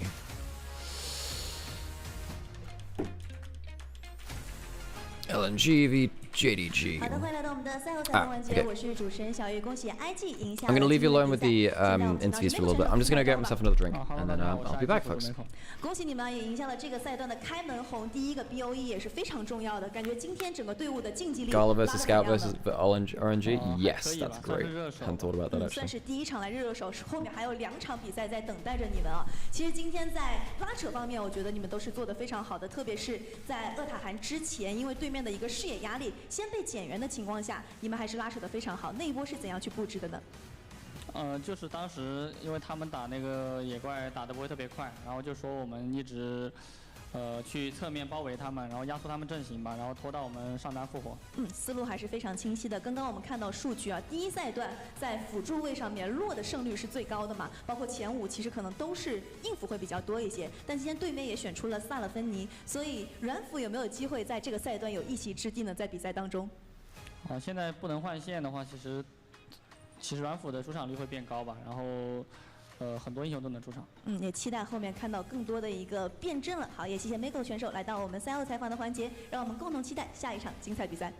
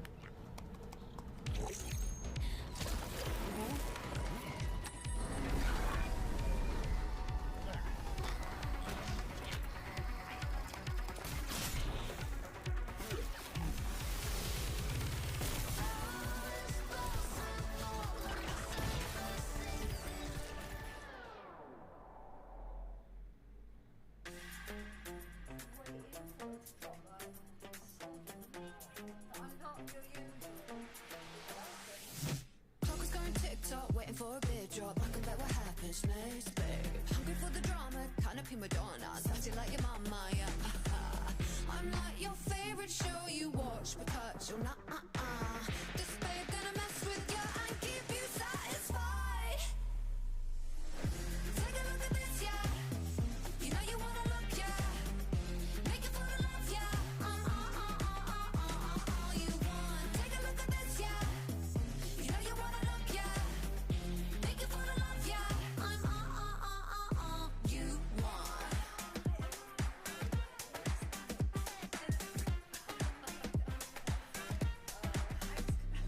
Your dad is gonna love me, mama kinda hate me. They know I'm gonna stay all night. You asked me what I wanted, let me be honest. I just wanna tear it up. I've been burned, but I'm sugar-coated like I'm harder than you think, I'll break your bite. So bold, so cheeky, sassy. I'm here to push your little buttons, cause I kinda like you. I'm like your favorite show you watch, but touch you're not. I know you wanting more, cause I'll keep you satisfied. Take a look at this, yeah. You know you wanna look, yeah. Make it for the love, yeah. I'm all you want. Take a look at this, yeah.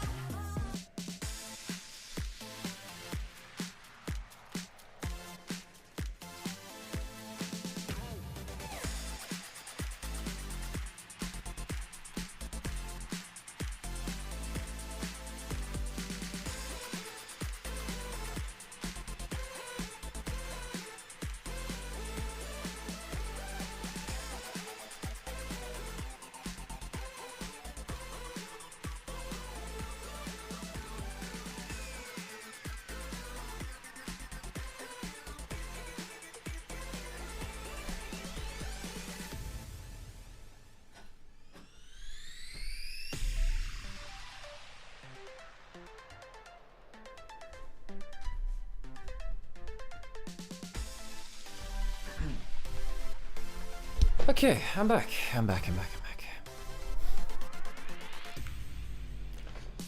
Right. How was the interview?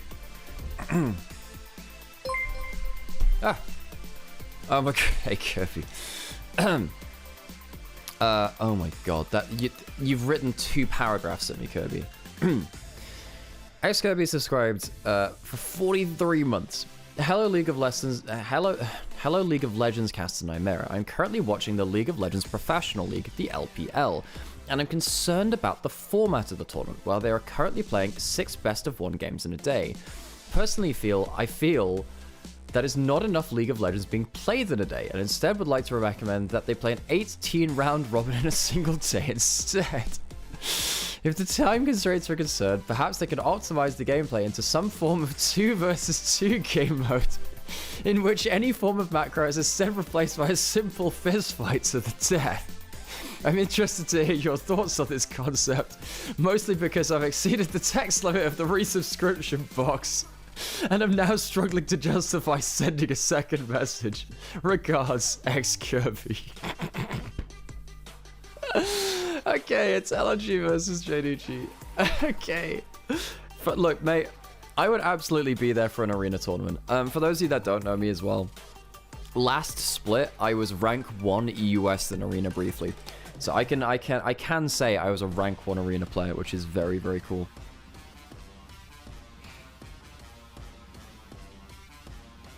And I am an arena enjoyer. I've been playing a lot of it again.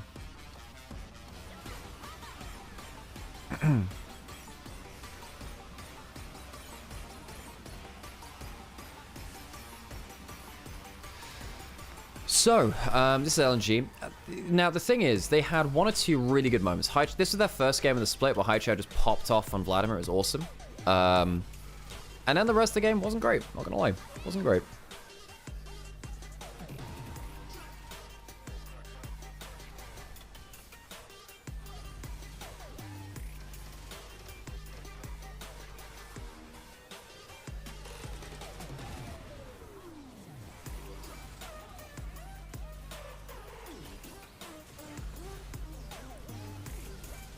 But yeah, LNG, they ended up bombing out last split. I think they were last place in their group. They took 1 game off of TT, 1 game off JDG, and then the rest of the games were a disaster, really.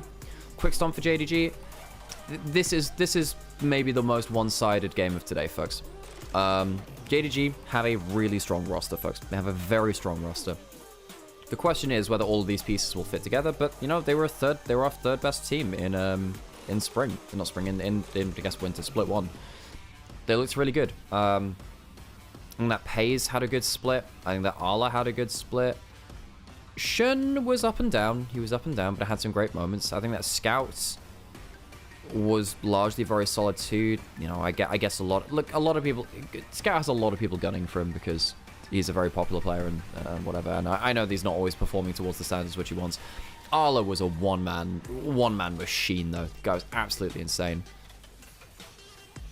Guy was insane, actually, last split. Missing, not on the greatest form, gotta say. So that's a worry for me when it comes to JDG. I like that this is an LNG highlight and the whole thing is just EDG overstepping because they had Atacon. I know, right? Oh, God. Yeah. So JDG, they come in as massive favorites to this game. The real question will be what IG versus JDG will look later for me. Genji and JDG just swapped their ADCs? Yeah, they did. Yeah, they did. That was what happened.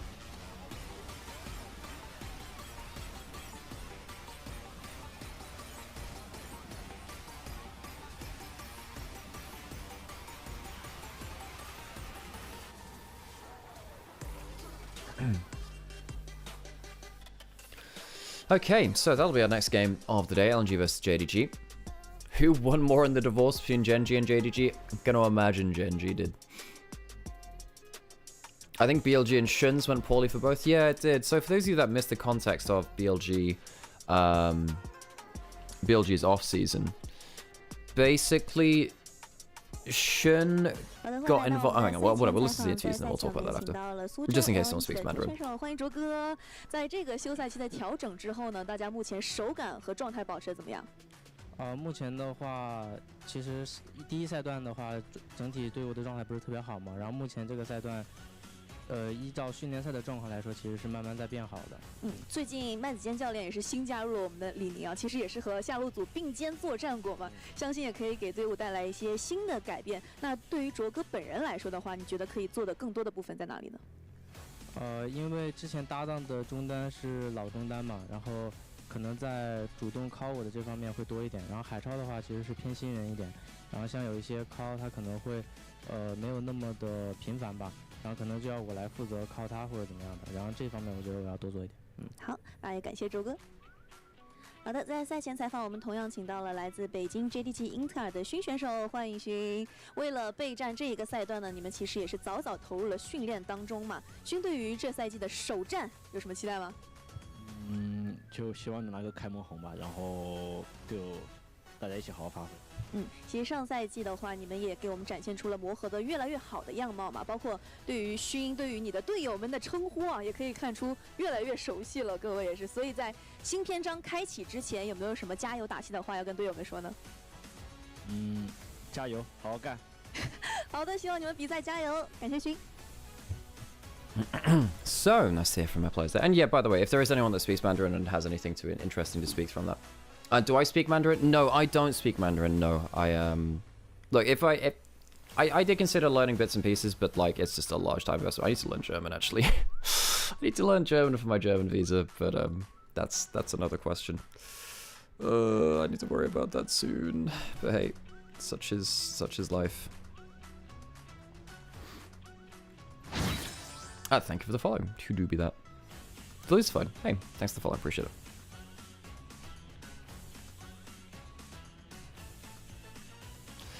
Okay, German is a lot easier to learn though. Yeah, did game 1 end Lucified? Yes, it did, and IG won pretty convincingly.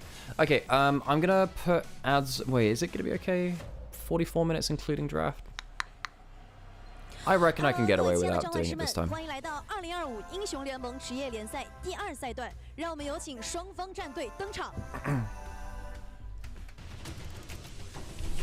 Okay, welcome out our teams onto the stage.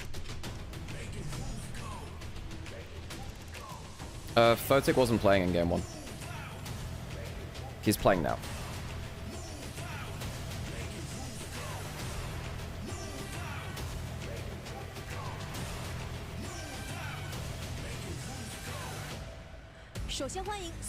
Yeah, LPL is best of ones for whatever reason now. Suka. Who do I favor, IG or JDG? Let's see how JDG are playing today, and then I mean, it has to be JDG, right? I think, but IG look good today. They look good. It should be a good game. That should be close. I don't think it's gonna be a blowout.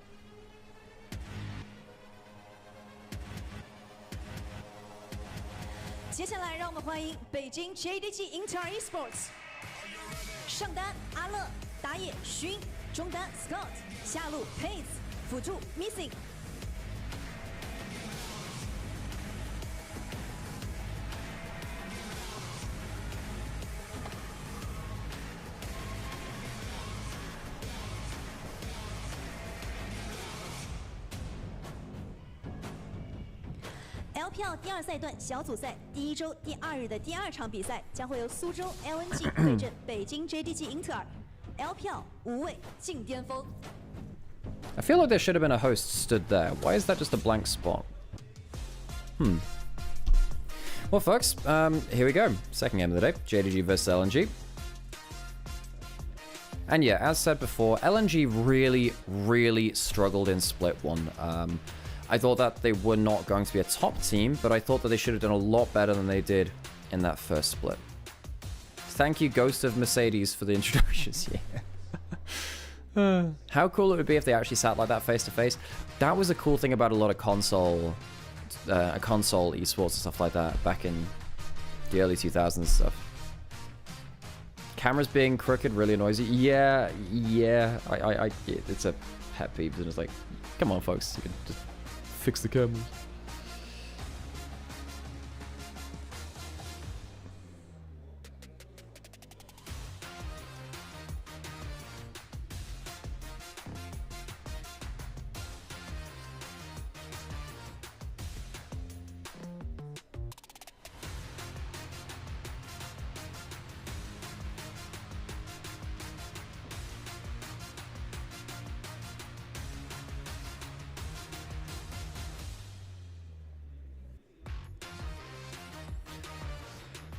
Alrighty. Guess we'll be getting into draft pretty soon then, folks, won't we? There we go. Alright, game 2 of the day. Best of 1 between LNG and JDG. LNG, poor showing in their first split. Does not mean it has to stay that way, of course, but definitely something which they do not want to repeat. Bans coming through.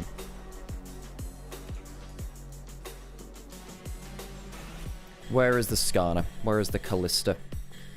The Jace being banned away once again opens up a blue 1 Ambessa pick, which has just been the flavor of the week for, well, it's only been a couple of days, but the flavor of the start of LPL has been ban Jace, first pick Ambessa.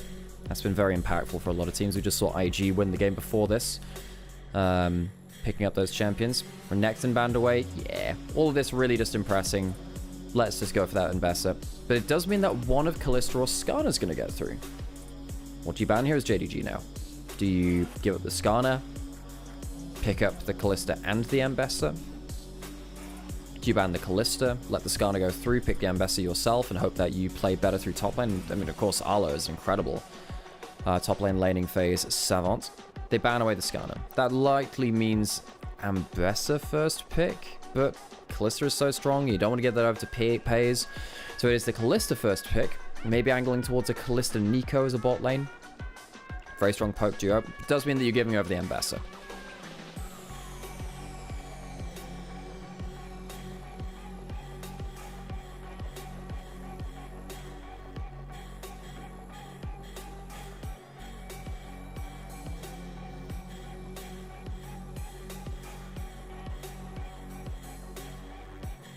So, what else we got?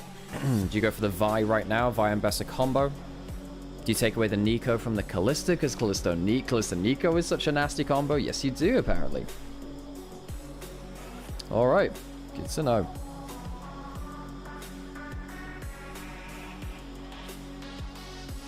On the other side, that does mean that the Vi Ambessa is going to be broken apart.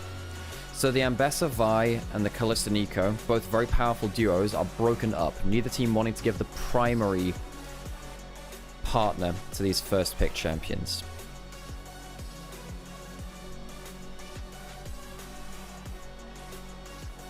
Now, what do you do into the Ambessa? We did actually see a Gwen ban the other day, you know? We did actually see that. And Zuka is a Gwen player historically. Come on, I haven't seen one of these on the current patch.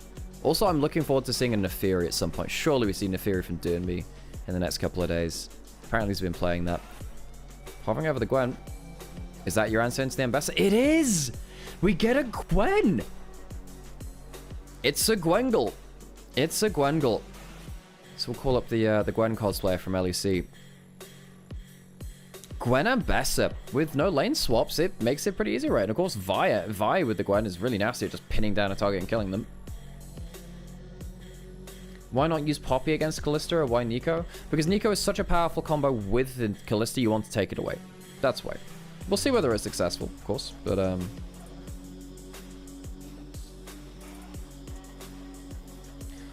we shall see.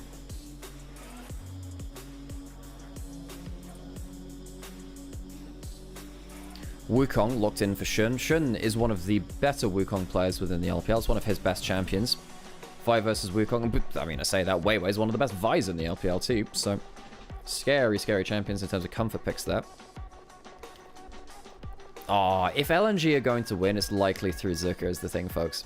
Because LNG, I think their bot side of the map struggled. Haicha had like 1 or 2 good games. He's a very good playmaking mid laner, but he was just not on form in the first split. Zuka was the one guy that was trying to hold down the fort. Problem is he's against Arla. Arla is really, really very good at his job. So that top lane matchup is where my eyes are. It's a hard matchup, but if Zuka can win that out, that could be the breaking point. It is an uphill battle, though. JDG very much coming into his favorites here, obviously.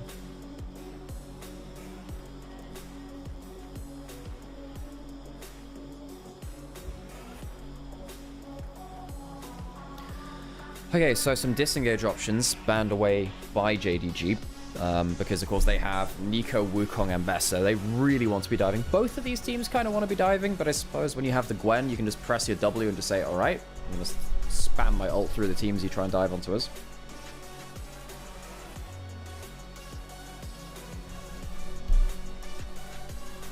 Ashe, Ezreal, long-range AD carry, some Pays locked in. You could go for Jhin.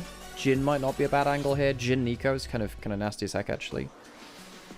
I would go for Jhin for pace. He's a good Jhin player. It's not good against the Gwen, because Gwen just runs at you. But I think it's good against everything else. And it's not got a bad laning phase. They go for the Kai'Sa. Alright, alright. Well, that's their magic damage. Now, maybe that means that Scout can go for Yone, because the Kai'Sa can go for AP. And you don't feel bad about having a full AD team at that point. That could be an option. Nico Kai'Sa, yeah, that could work. That could work. LNG, what do they want to lock in with the Kalista? Do they want to go towards something a bit more lane dominant, like the Senna? God, I haven't seen this in a long time. Because the thing is... Oh, hang on. So who's going to be playing the Senna? Because Photic is a hell of a good Senna, and you can go Lethality Kalista support. It'll be the farming Kalista. Farming Kalista, the Senna locked in alongside it, double range, because this could be a big one-upsmanship. I want you to run through the logic here. The Kalista is first pick. The best lane for Kalista right now is Kalista Nico. So you take away the Nico. Okay, what beats Nico in lane? Another range champion, potentially. So the Kalista Senna is the answer there. We'll see whether it works. Photic and Draw were one of the best Senna bot lanes in the world. They have not been in good form. They had an awful split one. Inventive Draft. The Aurora comes in. It's a good combo with the Vi. The Galio locked in last though for Scout feels like it just answers the Aurora in lane and then becomes so good for the Ambassador or the Wukong going into the play. It allows them to have that extra magic shield to deal with someone like the Aurora or the Gwen. I think LNG, the bot lane has to work out, the top lane has to work out. They need to have good bot lane and top lane laning phases. JDG, much more coherent combo for me. This was it was a draft of one-upsmanship, folks. Trying to deny the best combos, trying to get something powerful across from the other team. It becomes a little bit weird though, folks. Kalista Center is so squishy. Yeah, it is, Potato. Yes, it is. Yes, it is. It needs to do well in early lane. I think if you get through into mid game, I think that Pays Scout are going to be very happy to just run around fights as they please, because their top side is just going to be engaging with, yeah, with impunity, it feels like. For now.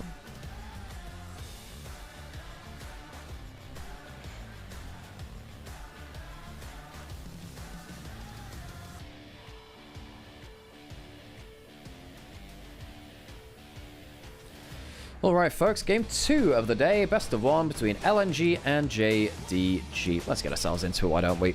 I'll turn up the volume as well, as a treat.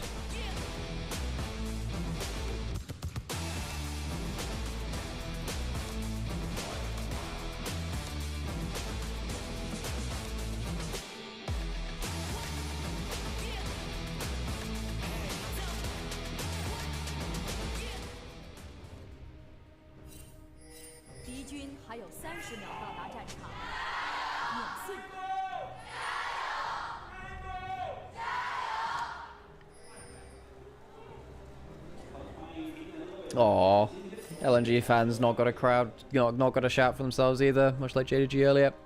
Jing Dong though, decent amount of cries out from the crowd. Of course, Scout, very popular player. Shun's got himself some fans too. And folks, a little bit of a shout out to you as well.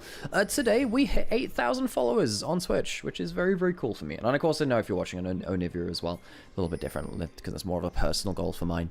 But still, thank you so much for the support, it means an awful lot to me. Okay, so let's get back in towards these drafts, shall we? This Senna needs to get good value. Photo Control, as we said before, has some good value on that. Scout going for the E-Star to make sure he can get himself back in towards lane. Does mean he doesn't have the easiest way to get, you know, farm. But it means he can actually get into lane. That's a good adaptation. Grasp on the Senna, so they'll be wanting to get, yeah. Grasp on cooldown. It's a decent damage in lane. Gives you a little bit of extra HP to work towards as well. You can go towards the Black Cleaver on Senna, which is important, because your Q then applies double stacks of it. And also if you get your passive auto, where you kind of hit someone for the second time. Hi, Gwen. Last player to play was You Should Know Me, who of course is a big Gwen player. He's sadly not within the LPL now. I think he's playing in the PCS now, the second tier of the APAC. But he played an awful lot of that.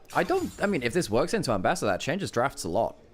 because everyone's been first picking the Ambassador. However, it is known within League of Legends, if you blind pick something for long enough, it is no longer a good blind pick. So if you keep picking the Ambassador and you end up getting blasted, it's a problem. It's gone for the Conqueror. There've been a couple of different builds for the Gwen, but I think the Conqueror makes a lot of sense. God damn, these Qs are nasty as heck. Really good early trading by Zerka. Gets the early priority. LNG can collapse so easily. Yeah, they don't have a tank. They have to play very aggressively. They need to play through their first pick well, and while they're doing that, they need to be aware of, if they don't catch the Nico can ult them as counter engaged. You've got the Galio ult. You've got everyone that can fly into the play. If LNG make mistakes, their game is over. And that's a problem, because they made a lot of mistakes last split.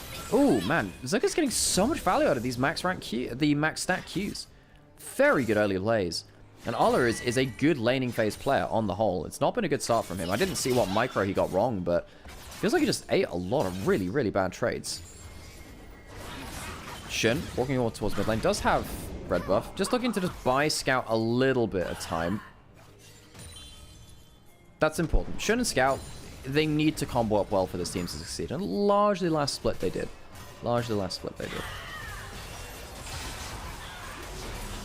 Double scuttle achieved from Weiwei. That's important. I wasn't paying attention to the early jungle clearing because I was paying so much attention to the early lanes. But because of the early winning lanes, in mid and top lane from Haichao and Zuka, Weiwei gets himself both scuffles. So he's ahead of the game there slightly. For a reminder, folks, it looks good for LNG. Wait until they make a mistake and we will revisit that conversation. Be very, very careful here. JDG have a lot more margin for error and they have very quick follow-up.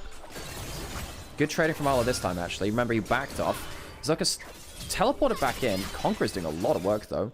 Conqueror versus Electrocute. So Ala wants the short trade, Zucker wants the long ones.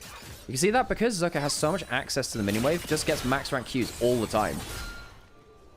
That's one of the big things about Gwen. If Gwen can continually auto-attack, you do get those max rank Qs, and that's where your damage really comes from early on.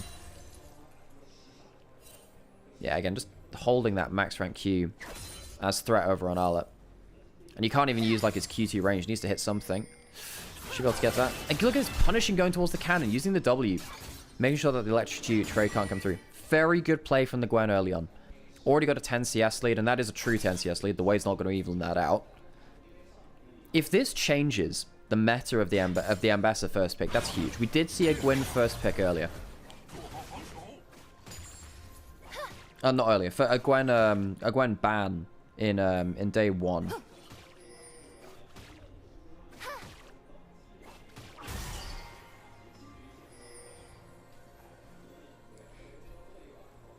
If LNG doesn't win early game hard, it's over. Yeah, I agree. If they don't win early game, their mistakes become a lot easier to make, and they can't make mistakes. This team is very squishy. It has, yeah, has a lot of worries. A lot of worries for me. Bot lane is going even, though, which is not exactly what you want. I guess Senna's stacking quite well, actually, considering the first few levels. I like Gwen. I quite like Gwen too, actually. I mean, hang on a second. Takes the turret shot. That's nasty. Zucker has to use his ult. Doesn't clear out the wave particularly well either. Has to recall now, presumably. Or, no, goes down for the honey fruit. That's important. Cool. Bails him out a little bit. But now the problem is Ala has ult and Zucker doesn't. So the next all in, especially with the ignite, not the ignite, the electrocute could be very important for Ala. Splitting the objectives. Grub's taken by LNG. Dragon taken by JDG. Slight jungle advantage over to Weiwei. Again, partly because of those winning lanes early on. This is a difficult composition for LNG to play, man. This is not what I would pick for LNG, given how many mistakes they were making earlier on. Ala has ult.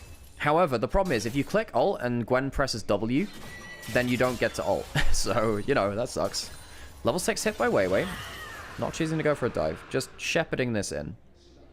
Who's coming topside? Scout has ults. That's going in with the Galio, and there's an ult back under turret by Ala. A great flash short by Scout. Saves his top laner, but won't save them for the entirety of it, but does buy a 1-for-1. Scout spotted the play happening, and technically they get a 1-for-1 in a 2v3. They didn't bring the extra member to the play.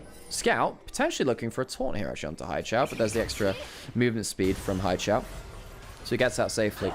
Also worth noting. This is great from Scout. Went for the Symbiotic Souls. He has increased recall. He has the empowered recall. I haven't seen this from a Galio yet. I like this. Galio looking to play for that kind of protector across the map. Really good play from Arla. Almost gets the one shot onto Zucker. Pins them under turret. The taunt comes through afterwards. That was really nicely played from Scout. Very nicely played from Scout. I wonder whether they could have only gone onto Zucker anyway. But still. Okay, kill goes over to Galio. Flay in the bot side. Shun has a Cyclone. And Joao doesn't have any HP. Goes down. It's JDG 2 for 1 right now. We said that LNG hard composition to play. They make mistakes, it's punished quickly, and JDG have done just that. This is even in gold, slightly ahead in terms of kills now from JDG, the 2 to 1. But already worrying signs for LNG. They can't afford to let these kind of kills go over that quickly.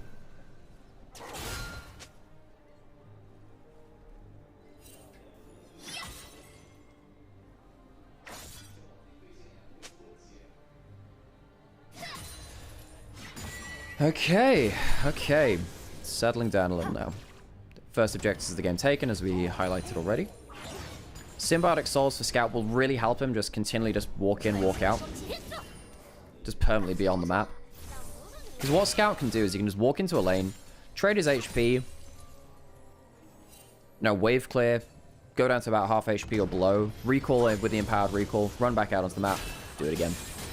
Permanently on the map. Very hard to stop Galio from being able to respond to a play now. And then eventually, once you get the distance traveled, you get basically mobility boots and you just be across the map everywhere. Very good on, oh yeah, that's why someone was saying Baus. Yeah, Baus keeps, it is Baus tech to just take Symbiotic Souls on everyone right now. It's very good on Quinn, I'll have you know. Quinn is very good with those boots. Probably because you get so much attack speed that you don't need to have like Berserker Greaves. Ollie might be in a bit of trouble here. Wei gets the ult onto the Ambassador, but that's double ults and not that much damage. Ola flashes out. Just 2 ults for a flash, but not that much damage. Not the best combo there, actually. Shun now on top side means they can't really do much. Does mean that they get the wave in, but a bit ambitious there from LNG.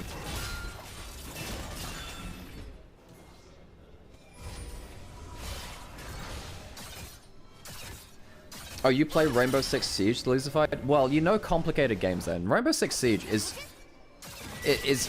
like one of the most complicated games I've ever seen as an esport. That game is very, very complex. Wait, there was a control ward pun on the turret. Did they try and... Wait, why is the control ward on the turret? Did they try and, like, play around an attack move or something? Or was it just a wrong button click by Arla? Arla might have fat-fingered his potion or something.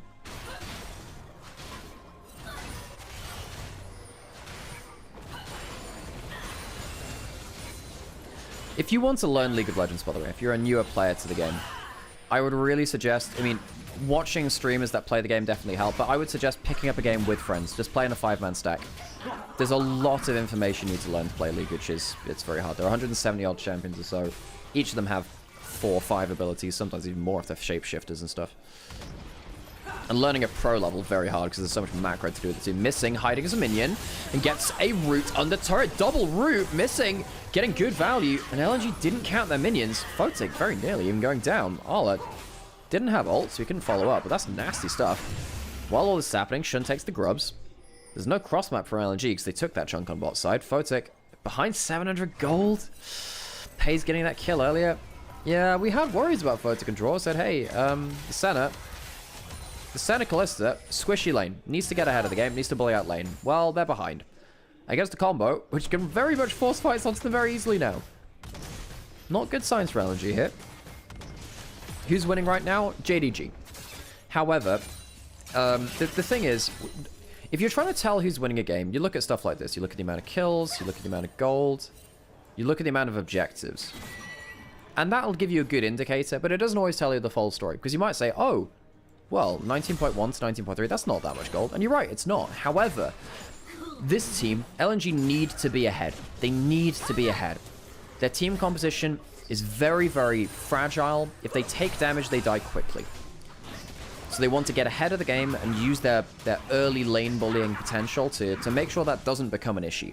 And to deprive JDG of options to do that. So JDG being ahead by any amount, big even, is a big problem. Great combo from Haichao. That does mean that maybe Weiwei can look for a big old combo onto Arla. Not going to happen just now. Maybe afraid that someone is around the corner, and indeed there is. Missing, good game from him so far. I've criticized him a lot in Split 1, but hey, good game from him so far. And that's where the game knowledge of League really becomes important. The ult comes in from Arla and from Missing as well as they're between worlds. But he's going straight into the next life instead. Haichao caught out by a wonderful combo by Arla and Missing. Missing, good game from him on the Nico so far. Been in the right place, using the Fog of War to his advantage, turning up where LNG don't expect it. And it's another mistake from LNG. They cannot afford to do this. They can't afford to do this. Very problematic for them. Arla's now going to walk up, take a plate on top side, presumably, with the 3 grubs his team has earned. What are LNG going to do? What is their win condition now? Zucker's not getting himself into a 1v1 with the Ambassador. The Ambassador's actually ahead in gold. Great ult, straight through the middle of things. And the ult does come through from Haichao to try and ping himself off like, you know, an Asteroids arcade game. Go off one end of the screen, come on the other. Just doesn't get the time to do it. Great CC combo from Missing. And now, like look at this, right? So Ambessa plays like that. Scout does need to be... Scout does need to be careful. He does have Flash, but he gets the Phase Rush. That's important. And suddenly, with the Phase Rush, Weiwei can't get the combo in time. Another ult used by Zucker to no avail. LNG really not making impactful plays. While all this is happening, a turret's going down in topside. JDG, great play around side lanes. I love seeing this. I love seeing this because... consider this game you are playing as Ambessa. Suddenly, you have... a bot lane that can roam to you, a Nico that can play off the wave, Kais that can wave clear for forever. You have Symbiotic Souls Galio that can roam across the map. Especially with the feats of strength too, you're going to get even more wave move speed from that. So every time you're even remotely in danger, there's a good chance that Scout can answer you. There's a good chance that Pays and Missing can answer you too. You know, you can fly in with the Kaiser ult, you can fly in with Nico hiding as a minion. So Arla gets to play the game a lot more brazenly than he would do without that. Despite the fact that the Gwen was doing well early on, the Ambassador's now ahead in gold and can play very, very differently. Shun, he gets to play similarly too, saying, okay, well, I can just walk up, I can farm, I can take objectives. I know my team will be able to respond. JDG in a great position right now, but, you know, LNG, they've misread the map one too many times, and now they're behind. They're 1,000 gold behind in a Kalista bot lane. That is not acceptable for that lane. That lane needs to be doing so much more.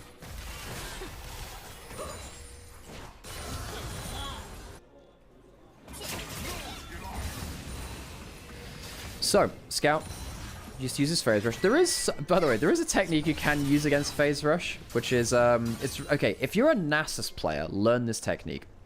You let someone hit you 3 times for free, so they burn their Phase Rush, and then you kill them on the next wave, because Phase Rush cooldown is just higher than once every other wave. Every wave, rather. Or, like, it's once every other wave. So, like, as Quinn into Nasus, if I hit him with, like, a Phase Rush, he'll just take it, and then the next time he'll just hit you with a Wither and kill you, because you can't cleanse that anymore. Really nasty. Sometimes you can do that. I say that because the Galio is currently in the game. Sometimes you can let them have the Phase Rush the first time, then kill them when they don't have it the next wave.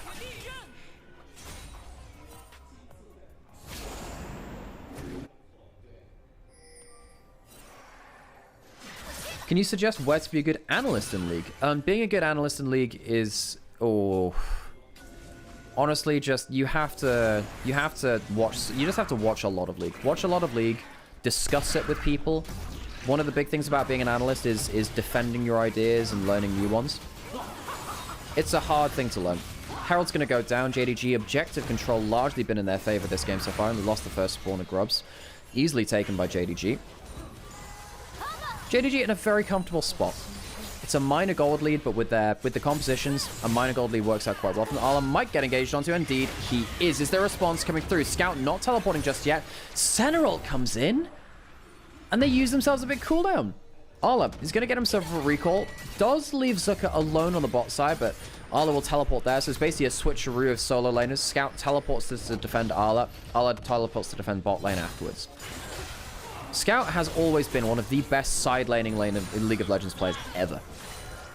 Because the way he thinks about balancing the map with teleports and tower killing potential is very, very impactful.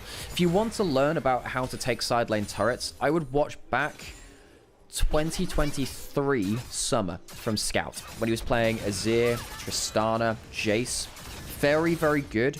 And even going into last summer as well. Watch that as well from Scout, where what Scout does is he lets Arla push up and then he'll teleport to his lane so they can use a brief moment where they can push him into the side lane turret. And then Arla will teleport to the other side of the map. So you briefly have two people in one lane, you push down a turret, and then Arla will push out to balance the map on the other side. Honestly, if you want to learn new ways to kill side lane turrets, I just look to Scout first and foremost. Very, very talented at that style of play. He's currently, though, walking into... he's walking into a Vi. And Hopscotch is over their head with the Mega Blast Cone with the, from the Chemtech Rift. Get out safely. Pays pushing in mid lane very, very well. That's what makes this game quite easy for them. Because Pays with Static Shiv, this item and the Q upgrade, has infinite wave clear. Just pushes out waves just instantly. Has level 11, so has the increased ult duration, ult distance now as well. Do you think this will lead to a Elder fight? I mean, it's going to be a really early soul from JDG. Zucker does get himself an outer turret, and they will get themselves first turret, but it doesn't matter because the defeat's already taken. Arla knows he doesn't need to take the first turret, just walks up, gets the local gold. Both top laners get the outer turret gold, and given how important their individual matchup is, this game makes a lot of sense. Last summer, we'd see Corki, Tristana, Yone just trading gold like that, as that is a face check. Uses the cholesterol to get out safely and pings them back in. Here comes Weiwei. That's not a bad last embrace from Senna. Zucker comes in from the flank, but Galio's coming just as quick as is the Nico. But bloody hell, the Ambessa is gone. It's a 1-for-1 as it stands, and Zucker is still alive. Great damage from LNG, and they find themselves a flank angle. Scout has flash, will he need to use it? Pays does have himself a fully stacked lethal tempo, and Scout forces the fight, but it's not one he can cash in. Shun goes down, and JDG choose themselves a poor fight. Botic jumping forwards, and he can't finish off the kill at this point as Pays ends up claiming one back. It is a 4-for-2 across the entire fight as LNG do find themselves a fight which they've been looking for quite some time to pull themselves maybe ahead of the game. JDG misjudged the fight. I thought they were so much more powerful in this game, but call me a liar. JDG misjudged, and they get absolutely blown apart by big turnaround by LNG. Initially, Draw gets engaged onto, and he buys up 2 ults while just using the Kalista. Triple knockup after that point. Root comes in after, and Zucker gets himself on the flank. Gets to stock up the... go towards the Conqueror. Fully stacked. Where does all this damage come from? I guess Haichao getting a good amount of damage really, really helps with that. Aurora has themselves that one item. Very, very strong. Oh, double taunt, but the cleanse out. And Shun doesn't have himself a Cyclone. Honestly, using that many ults onto the center is the big issue there. Great barrier bait coming in from Pays to at least take one back at that point. Yeah, the big difference there from JDG was just all-inning onto a center that had a cholesterol. A cholesterol makes all the difference there.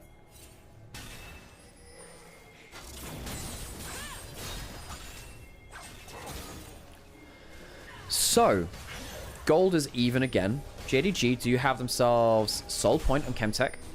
Chemtech Rift, Chemtech Soul. So they'll be happy to play around that. That's a bit of a reality check, though. Yes, you're in a decent point. However, 2-item Gwen does unspeakable amounts of damage. 2-item Aurora also does that. Herald summoned up in mid lane. All outer turrets now down from LNG. JDG still hanging on to the bot lane outer turret as their last one of that ring of towers.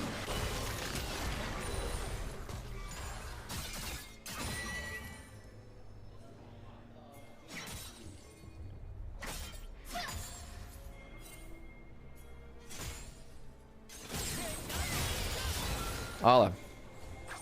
2 items on the Ambassador. Really want to see how that works in the 1v1 now. Pays caught out, so there's a Galio ult to respond. Damage goes on to Weiwei, who has to flash away. Ult from Scout, flash from Weiwei, and the ult as well. So, I think that probably works out in JDG's favor. Pays gives himself a honey fruit, and now suddenly with that flash and ult, JDG feel a little bold. Ruinous out to camp will give them the extra bonus to their neutral objectives. Here comes the teleport. LNG might be spoiling for a fight. Is this going to be a smite fight? Weiwei doesn't have the flash. And it goes down. Do you just fight for the flowers itself? That's a lot of your value. Senna actually cleans up multiple in one go with the Q, actually, so you need to be aware of that one. An ult onto Haichao. It's caught out on the side. Pays flies in, and Pays gets the kill. Rather, Ala does. Missing gets a big ult from the Pop Blossom, and the fight continues. Both the controller trying to put in the damage, but I think they're just on the retreat. Ala has so much extra value, and I don't think the Ren will be able to save them.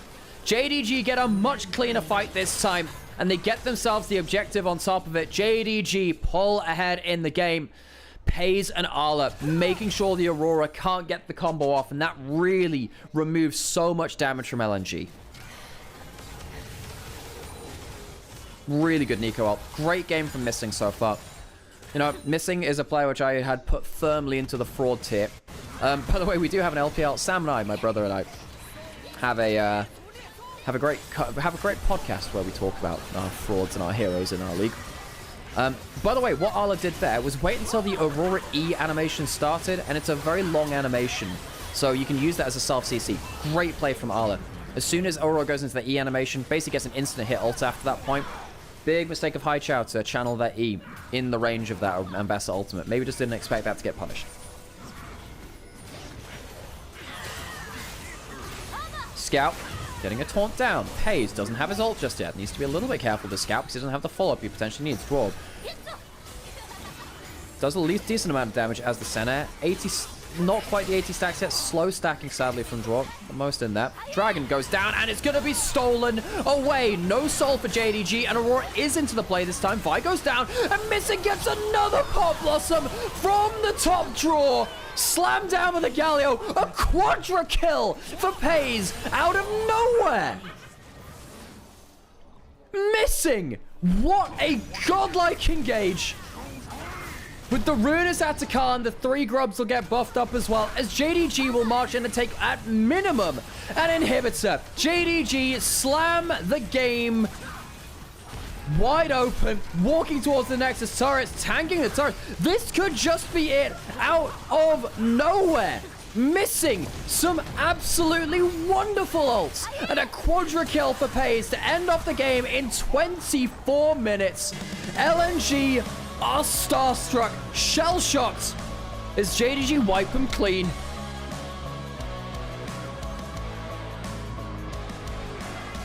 Holy crap! What was that from Missing? Absolutely insane!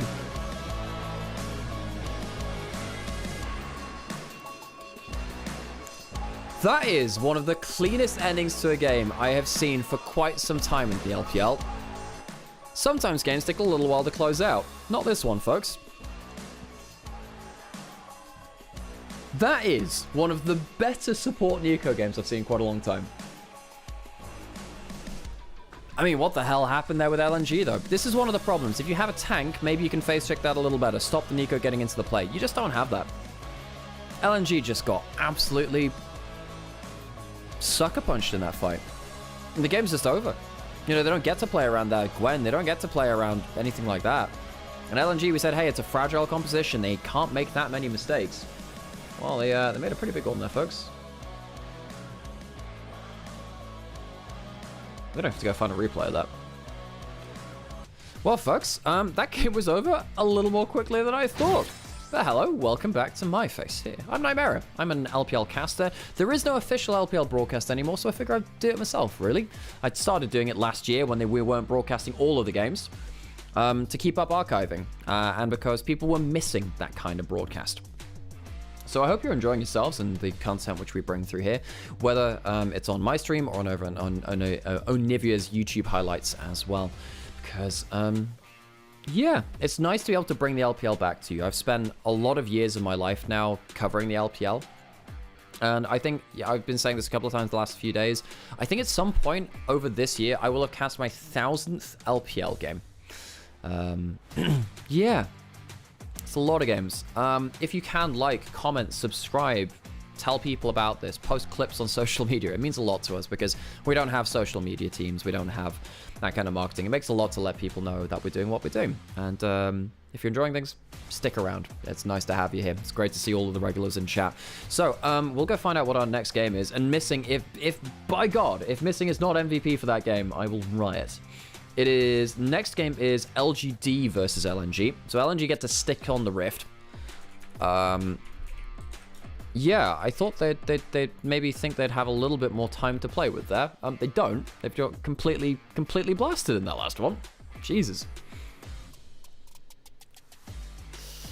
Okay, you found me on the recommended page. Awesome, cool, great to hear.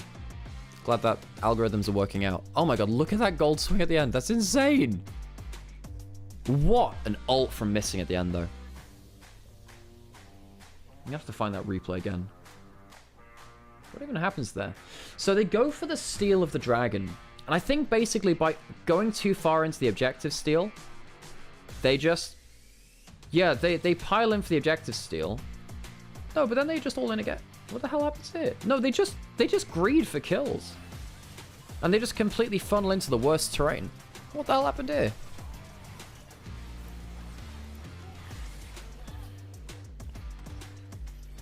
Missing was MVP after the first Foulman ult. If he doesn't get it, I'm calling Riot to end the LPL broadcast. Oh, wait. Yeah, thanks.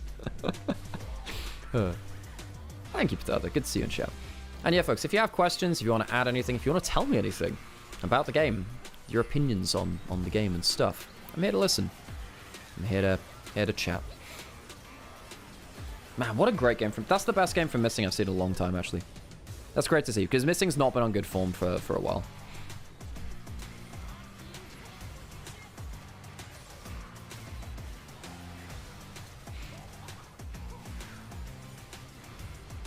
What's my opinion on Oxygen?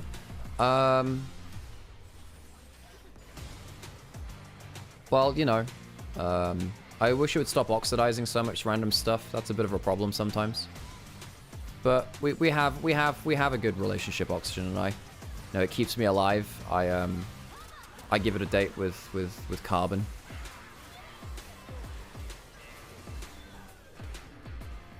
Seems to be working out pretty well. Who needs an official broadcast when we have Nymaera? Thank you, Phantom. I appreciate it. Did BLG have a match today? No. BLG do not have a match today. No. It is only the teams we've seen so far. This is Group D of the LPL. Oh, what an ult from Missing, man. What's my current opinion on the current level of LCK versus LPL? LCK is very, very good. This might be the biggest gap we've seen between LCK and the rest of the world as a full cohort than we've seen in a very long time. In a very long time. Maybe even ever. Like, the LCK teams are almost untouchable as it seems right now. I think when they're actually, when they're on for me. Because it's not just HLE that are good. You have HLE, Gen.G, DK, and T1. I think they just dog walk the rest of the world right now.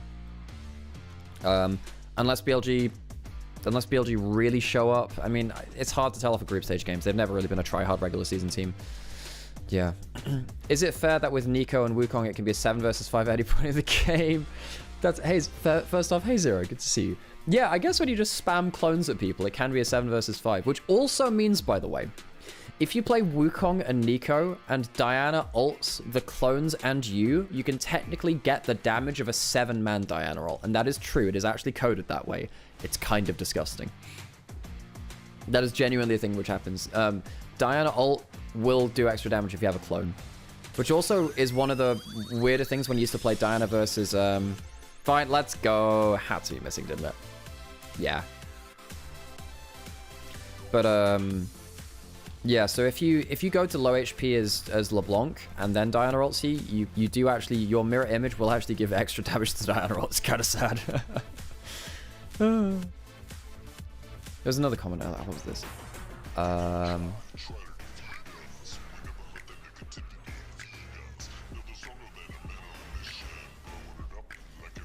You're up there on my S tier of casters. Thank you, Pantalones. Gato en los pantalones. Is that... Wait, that's not even person boots. That's like cat in pants. Thank you. I really appreciate that, Gato. I appreciate that. What's your opinion on the best team in the LPL so far? We haven't seen everyone play in this split, so it's a little hard to tell. We haven't seen Top Esports play when they came back from first stand, but they've got a lot of reputation to recover. We haven't seen anyone's legend on standard lanes. What's my opinion on Los Ratones? I think Los Ratones have put their money where their mouth is. And that's the biggest thing. Like, Baus talked a lot of shit. I ran into him in Berlin the other day, actually. Well, the other month, I guess. Yeah, I've occasionally talked to Baus. He's a good guy. I like him. But yeah. No, I think that they put their money where their mouth is. They were saying, hey, you know, these people are paycheck stealers. Here's how you actually play the game. And they've been doing really well with it. That's been really cool. That's the most important thing for me. They have an incredible brand behind them. They're using their personality as well. They're not just a content team. They're actually putting effort into this, which is insane. Like, the amount of effort and the amount of results they're getting is insane. I think they're a really cool team to watch. Opinion on first stand formatting. I mean, if you're going to do... Oh, wait, what was that? Who's chose? It was LGD chose blue. Yeah, that makes sense. I think... Oh, wait, hang on. But I think that... Oh, I was going to say. I think first stand works more when you have, like, 3 events like that over a week. So you have, like, 1 match like that, then 2 weeks later you have another event like that, because it's only 1 week of tournament. Play like an open circuit. That's what I prefer. Anyway, I'm going to let you guys watch the interview, just in case someone does speak Mandarin. 格温的强度如何呢？包括什么时候选出来会比较好？格温在这个版本经过一个小加强，我觉得是，不管是 rank 还是比赛，都是有非常强的表现的。然后，就是这英雄基本上拿出来也没有什么怕的。嗯，对。在线上也会打得比较优势一些，能够看到其实线上 LNG 也是在围绕着上路来展开的嘛，去针对了你3、4波。这个时候你是怎么跟你的队友沟通的呢？自己的思路是怎样的？ 因为我们中单是个加里奥嘛，然后大招支援非常的及时，然后保了我好几次吧。嗯，也是非常有效的，感觉整个战局基本上都是握在你们的手里的。双方的阵容选出来，其实都是偏向于冲阵一点的阵容嘛，所以这个时候你们的侧重点可能会放在什么地方呢？因为我们双方差不多都是冲阵的，然后我们优势比较大，然后。 就看哪边先手吧，哪边先手哪边赢的概率大一点。嗯，思路也是非常清晰的。感谢阿乐选手来到我们赛后采访的环节，让我们稍事休息，精彩比赛马上回来。Okay, nice to hear from players. Okay, I'm gonna put an ad break on, folks. Yeah, I'm gonna put an ad break on, just so we don't get pre-roll on Twitch, and then we'll be ready for the next game of the day, LGD LNG. Quick second game. 买50系列电脑新品上京东，打开京东搜赛事预测，赢英雄联盟千元礼盒。京东。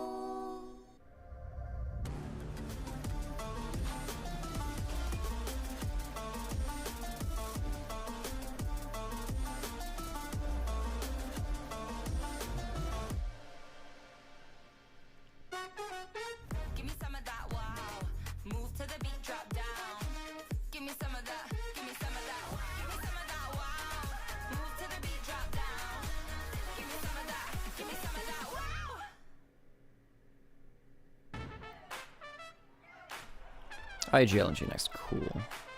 Oh no, it's LGD LNG. Oh, what am I talking about? Yes, of course it is.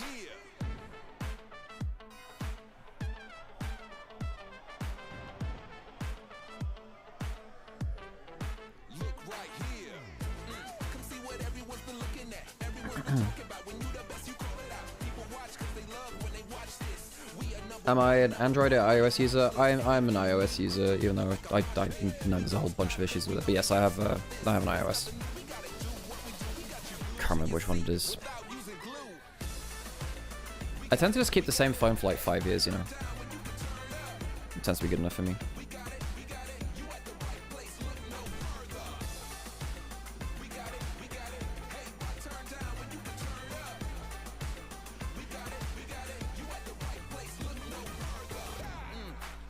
You've been missing. I'm glad that you're here now. It's time for something different. We gon' turn it out. We the ones you shouldn't doubt. Come see for yourself what the fuss is all about. You're dealing with a name you can trust. Put us in the game, we remain only clutch. On your mark, set, go. Feel the rush. You can have them over there, or you can have us. We got it, we got it. Hey, turn down when you can turn up. We got it, we got it. You at the right place, look no further. We got it, we got it. Alrighty. LNG versus LGD next. Good stuff.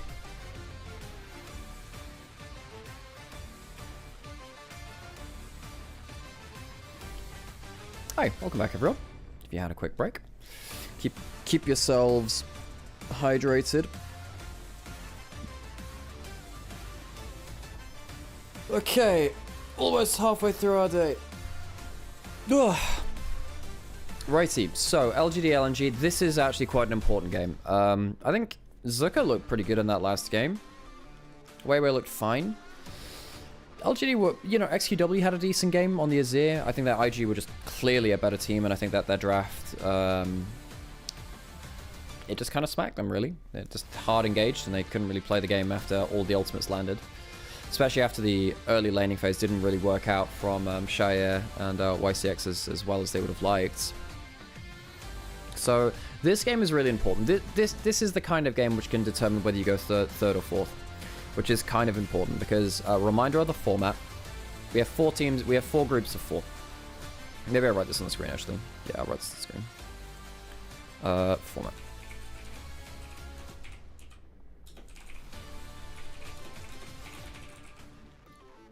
What do I want to write this actually?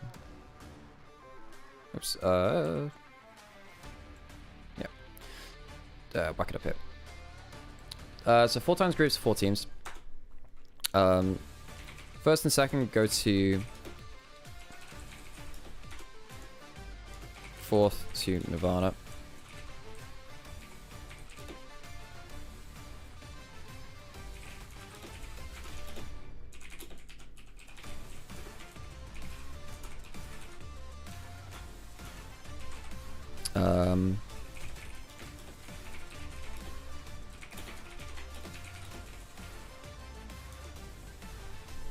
Yeah, so basically, these groups seeders for Ascend and Nirvana are like upper and low groups, like Group A and Group B. So finishing as top 2 makes a lot of difference, and at least finishing third gives you a chance to play for Ascend as well. Fourth means you just go straight into Nirvana, and it's a problem. And you know, as much as I'm a fan of Grunge, I'm not a fan of finishing bottom 2 and then having my year end in July or whatever. That's just insane to me. Yeah, so like basically the bottom 2 teams in Nirvana are they just get headshot. And they just get completely blasted, which is a problem.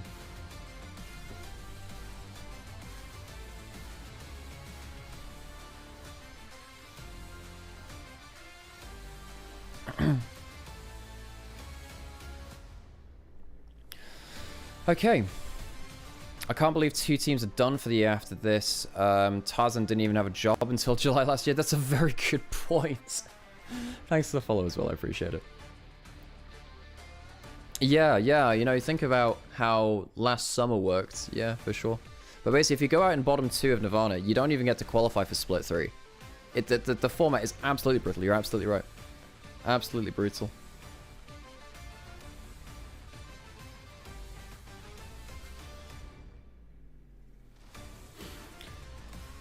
Okay, right, should be into, Is the LPL English channel stream right now an official LPL stream? No, it is a fan broadcast run by Kelsey Moser and, I think it's mainly Kelsey Moser, really. But, yeah. It's basically the old channel they used before there was an official broadcast back in, like, 2013, 2014. So they revived that. So yeah, any broadcast you see of the LPL in English is a fan broadcast right now. There is no official broadcast, which means that no one's getting paid to do it. So, yeah, it's pretty hard to support yourselves on to do LPL right now. Unless you're like a very big streamer. Luckily, I have some very, very, very generous people in like High Mecca who just dropped a load of subs recently, which is and always tends to actually, but that definitely helps things go by. Makes it a bit easier to pay rent. Okay, righty.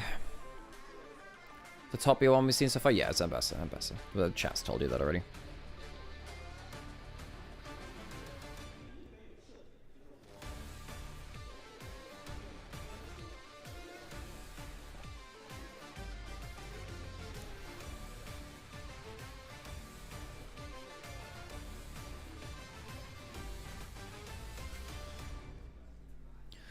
Shouldn't be too long until we get into game now, folks.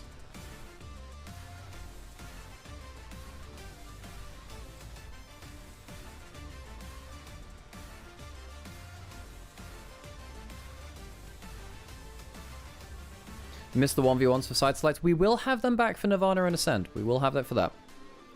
And then for and then for game 5 in playoffs as well, we'll have it, which is really cool, honestly.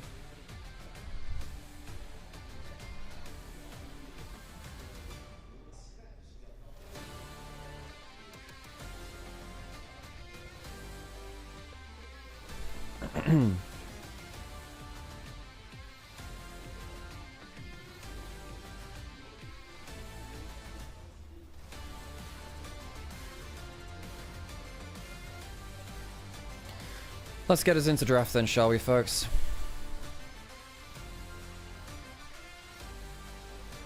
Yeah, we'll get you an emote maker. We have so many emote slots free right now. Okay, folks, time for our third draft of the day. LNG versus LGD. Best of 1. This game might really determine who's going 3rd and 4th. Of course, they'll play again another time. There is a double round robin for the group stage, or placement stage, rather. LNG, Renekton banned away from them, Jace banned away from them. Again, setting up for an Ambessa first pick. Well, I mean, after seeing the Gwen, do you ban that? Do you ban the Gwen as well? Do you triple ban top lane? Is that the plan? I don't know if I'd want to take Sassy's Ambessa into the Gwen. I don't know if I'd want that. That could be a big mistake, actually. Skarner banned away by LGD on blue side, not wanting to let that one through.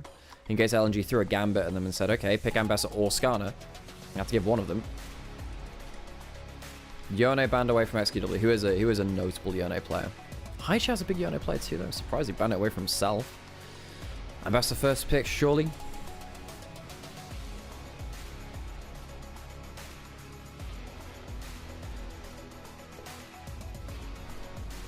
Really?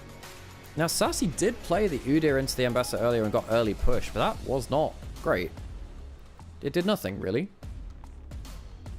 5 first pick. I don't like that. I don't like it. Ambessa likely locked in on the other side. I suppose you can think, oh, well, it's easier to play the Vi the Ambessa, but look, if you're playing as a pro top laner right now, you must be a good Ambessa in the LPL. I don't get it. I don't get it. Come on. Yeah, give us Neferi. That champion is so fun. Everyone's been hovering it. It's so fun. Well, okay. I said I want to see it once, and then I'll see that the W is basically Duskblade or Fizz E, and it's just not. Okay, actually. Just don't... Ugh, whatever. Look, we'll see Neferi at some point, folks. That champion's really strong in the current patch. Varus locked in for Photic, one of his better champions. What you can do with the Varus is you can play towards poke Varus, and even though Varus is not a dive champion, his arrows are so long range, he can follow the dive. Like, if Ambessa ults someone, you're likely in range or close enough to it with the Varus ult or Q. Well, maybe LGD down now do the Gwen matchup. Alright, okay, alright, now they say, well, you can take the Ambessa. You just showed what you can do with an early lane. We'll take the Gwen. That's a matchup which apparently LPL likes right now. Gwen into Ambessa. What was the Janna hover for? I'd imagine it's for just like an out of game reason. I don't think Janna's that good right now. Okay, not to that level, right? I think it's good if you're reckless, right? It's not good if you're just picking it randomly. XQW gets Talir. Does mean you're less likely to lock in something like an Azir. Pretty good against anti-dive, obviously. Nocturne locked in. Now means that LGD kind of need to ban away Orianna. Even though Orianna's bad versus Gwen, pretty good with a Nocturne Orianna combo into the Talir especially.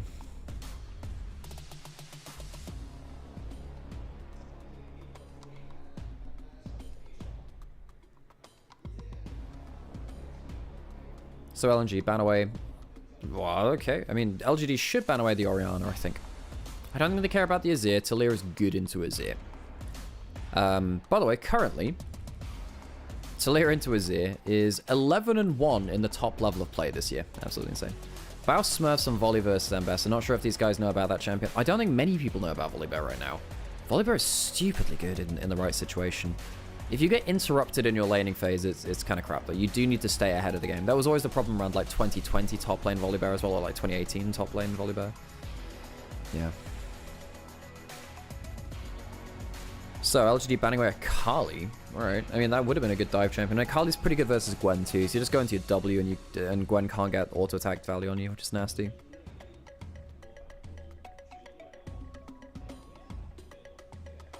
Could ban away support as well if they'd like. LNG banning away. They did this, this was something that happened earlier in the day, wasn't it? Was it JDG that banned that out? Or was it LGD? No, LGD banned out the Renata, I think. No, whatever, I can't remember. It was one of the second round bans, Ezreal Renata, to be very good anti-dive.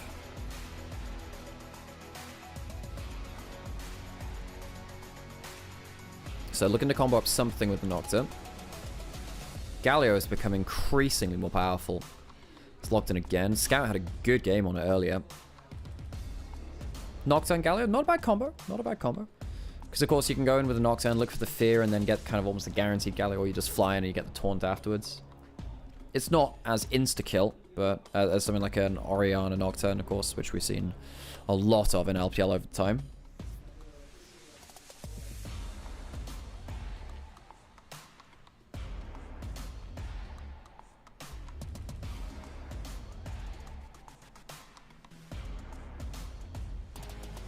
Right, Shaya going towards the Xayah. It's a specialty pick. Specialty pick. It's a comfort pick of his. It allows you to play anti-dive, obviously. Do you go for the Rakan, for the Xayah Rakan duo? Or do you want a bit more tank? Okay, the Alistar locked in, not the Rakan, saying, look, we need something to hold the front line a little more, which Rakan can't do. He's not a frontline champion. He's disruptive, but dies very quickly. Could potentially punt out a Galio or a Nocturne and stuff like that too.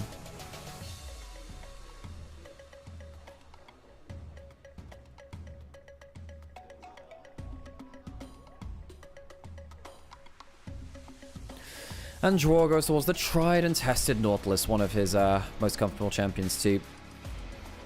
Pretty good into the Alistar. Varus Nautilus, very strong lane at starting fights and just kind of punishing weaker early game supports like the Alistar.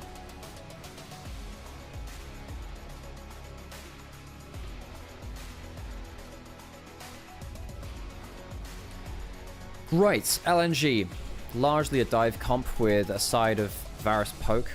I don't think he has to go for the on-hit. He'll just go poke. There's no true tank on the other side for you to really need to go for the on-hit.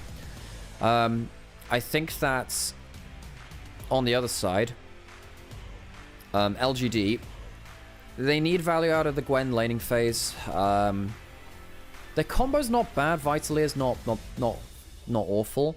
They're more about the anti-dive, but then the Vi feels a little bit left out with that. I think LGD's composition is harder to play. It's not always obvious what all of their champions want from each other. They're not always wanting the same objective. They're not always on the same page. So I think LNG walk away from the draft a little bit more coherent from me. We'll see how the laning phase plays out and how these teams understand their combos bluntly, really. It's all well and good saying, oh, this is what the champions want. Well, what do the players play them like? Tends to be a little bit more important. Game 3 coming right up, folks, as we load ourselves onto the Rift.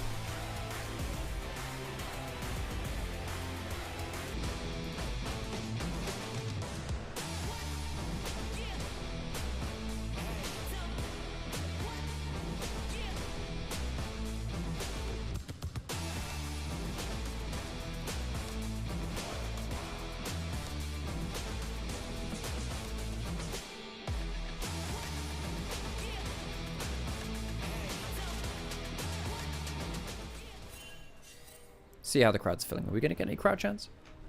Neither of these teams got a cry earlier. Really? This might be the only LPL game I have ever been involved with which had neither team have a fan chant. That's really sad. Actually, LNG, multiple world's representatives. LGD, one of the most famous teams within the LPL. Kind of like the TSM meme team in some ways. Neither team gets a Gyro. I'd Gyro for every team if I was an LPL, not gonna lie. That's, I don't know. I don't know how to feel about that, totally. I feel sad. I feel sad, mainly. Neither team gets a Gyro. LGD, Gyro, LGD, Gyro, LGD, Gyro. Okay, that's one of them. Does anyone want to lead the LNG chant in chat? LNG, Jayo, LNG, Jayo, LNG, Jayo. Someone has to do it. I do occasionally do it when I'm in the LPL, LEC studio as well. Alright, let's get into things. See, the early laning phase from the Varus Nort was very strong. YCX trying to use the headbutt early on. It's the only thing you can do as Alistair. Just headbutt and, yeah, get some value out of it. There used to be, and Alistair, I'm not going to say it's a bug, it was just a thing which happened when,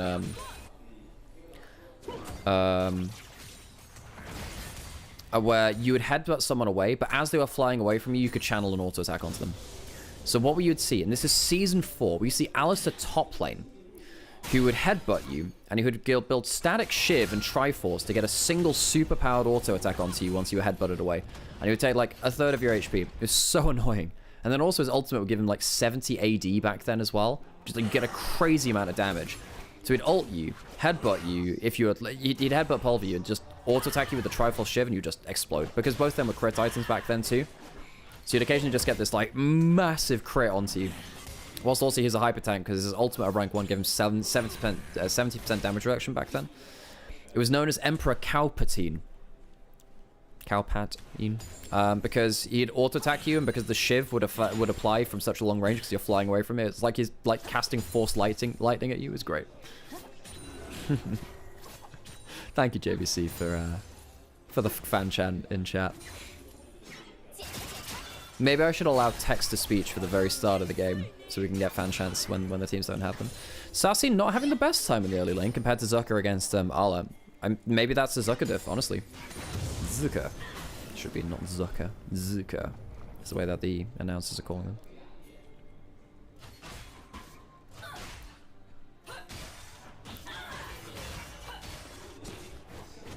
Scuttle's traded across the map. I haven't been focusing as much on jungle pathing today because I feel like the laning phase is so important. High Chow to get the taunt. It's only going to be a little bit... Well, I say a little bit. It's about half a bloody HP. XQW out of mana now. There's actually even the chance that High Chow could get a flash kill. No, with the cookies there's not. I was wondering if there was a flash kill combo, but no, not really. Honestly, very possible. Zucker's a hell of a laner. Yeah, he is. He is. I think that... Look, when LNG has been bad, Zucker has still been really good. Even when LNG were incredibly poor at the start of last year, even when Scout was still on the roster, Zucker was putting in some very good performances. Hey, Sam. How's it going? Not bad. I heard there was a very good missing engage. There was, which meant, Sam, that the game was very quick, Sam. It was a 23-minute game, which means we're actually on the game 3 already. Wow. Yeah. Wow. Okay, I will bring my chair. Hey, Sam. You can do whatever. Sam's going to join us at some point. But, yeah, so, that's cool. Sam will be joining us. Cool. Sam is alive. Look, Sam's been doing a lot of work recently. Everyone give a big round of applause to Sam for doing LPL and EMEA Masters. If you're on Onivia's channel, you'll have been seeing a lot of Sam recently. Zucker takes a worse trade there. Worth noting, Arla went for the Electrocute, and Zucker went for the grass. I think that has actually helped out Zucker. It allows you to regen a little bit more. So maybe Allah just didn't know the laning matchup as much. Maybe he took the wrong runes, maybe. But, I mean, Electrocute is fine on Ambessa. Oh, I forgot I don't have the Disappearing Ink now. I should do that. Okay, alright. Maybe just a Zucker diff. Maybe he knows the matchup better.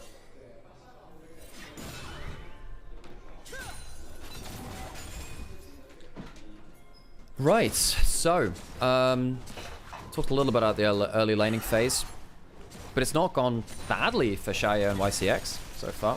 That's good news. I'm sure that the other games did not go very well for LGD at all. Well, no, their first game versus IG wasn't awful. They got a 3-for-1 around Grubs. Oh, good. And then it was just after that, then it... fair enough. I didn't see the beginning of that game, yeah. I would say. Ooh, Zucker has level 6 from Sassy. Get the most damage ever. Zucker does get picked with that last one though. Gotta be a little bit careful. We've now seen 2 games of Ambessa being let through, so Gwen can be the counter pick. Is this post Gwen change as well, where some of her ratios and stuff changed, and she's in a very scary spot right now in solo at least? I don't know whether... Yes, it might be actually. Yeah, might be the case. Might just be the Gwen OP patch. Fair enough. I'm gonna get myself a coffee and be right Okay, well, there's no milk left, Sam. That's fine, I'm gonna espresso. Alright, that's that me espresso, says Sam. So you get himself some... Oh, that's going to be root under tap. Nice from Shaya.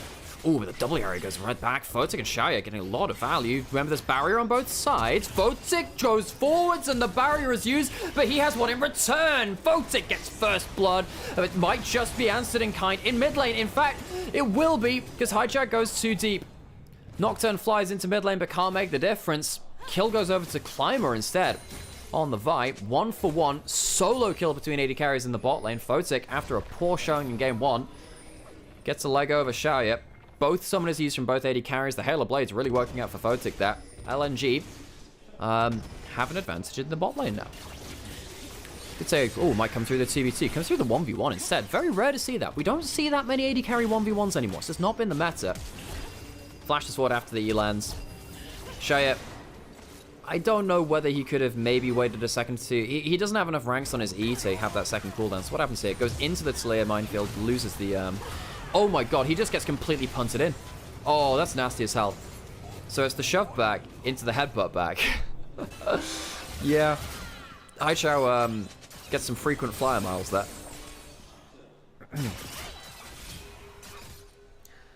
Katari, good to see you. Yeah, we had one of Missing's best games I can remember from him recently. Very, very good. Yeah, and Borny, that's exactly what I think too. I think that, I really think that Zuka going towards the different runes in the grasp really helps him. Now he's down 10 CS, but it just looks like the matchup is much better than it was for Arla when Zuka played against him earlier. He was really dominating lane there, actually.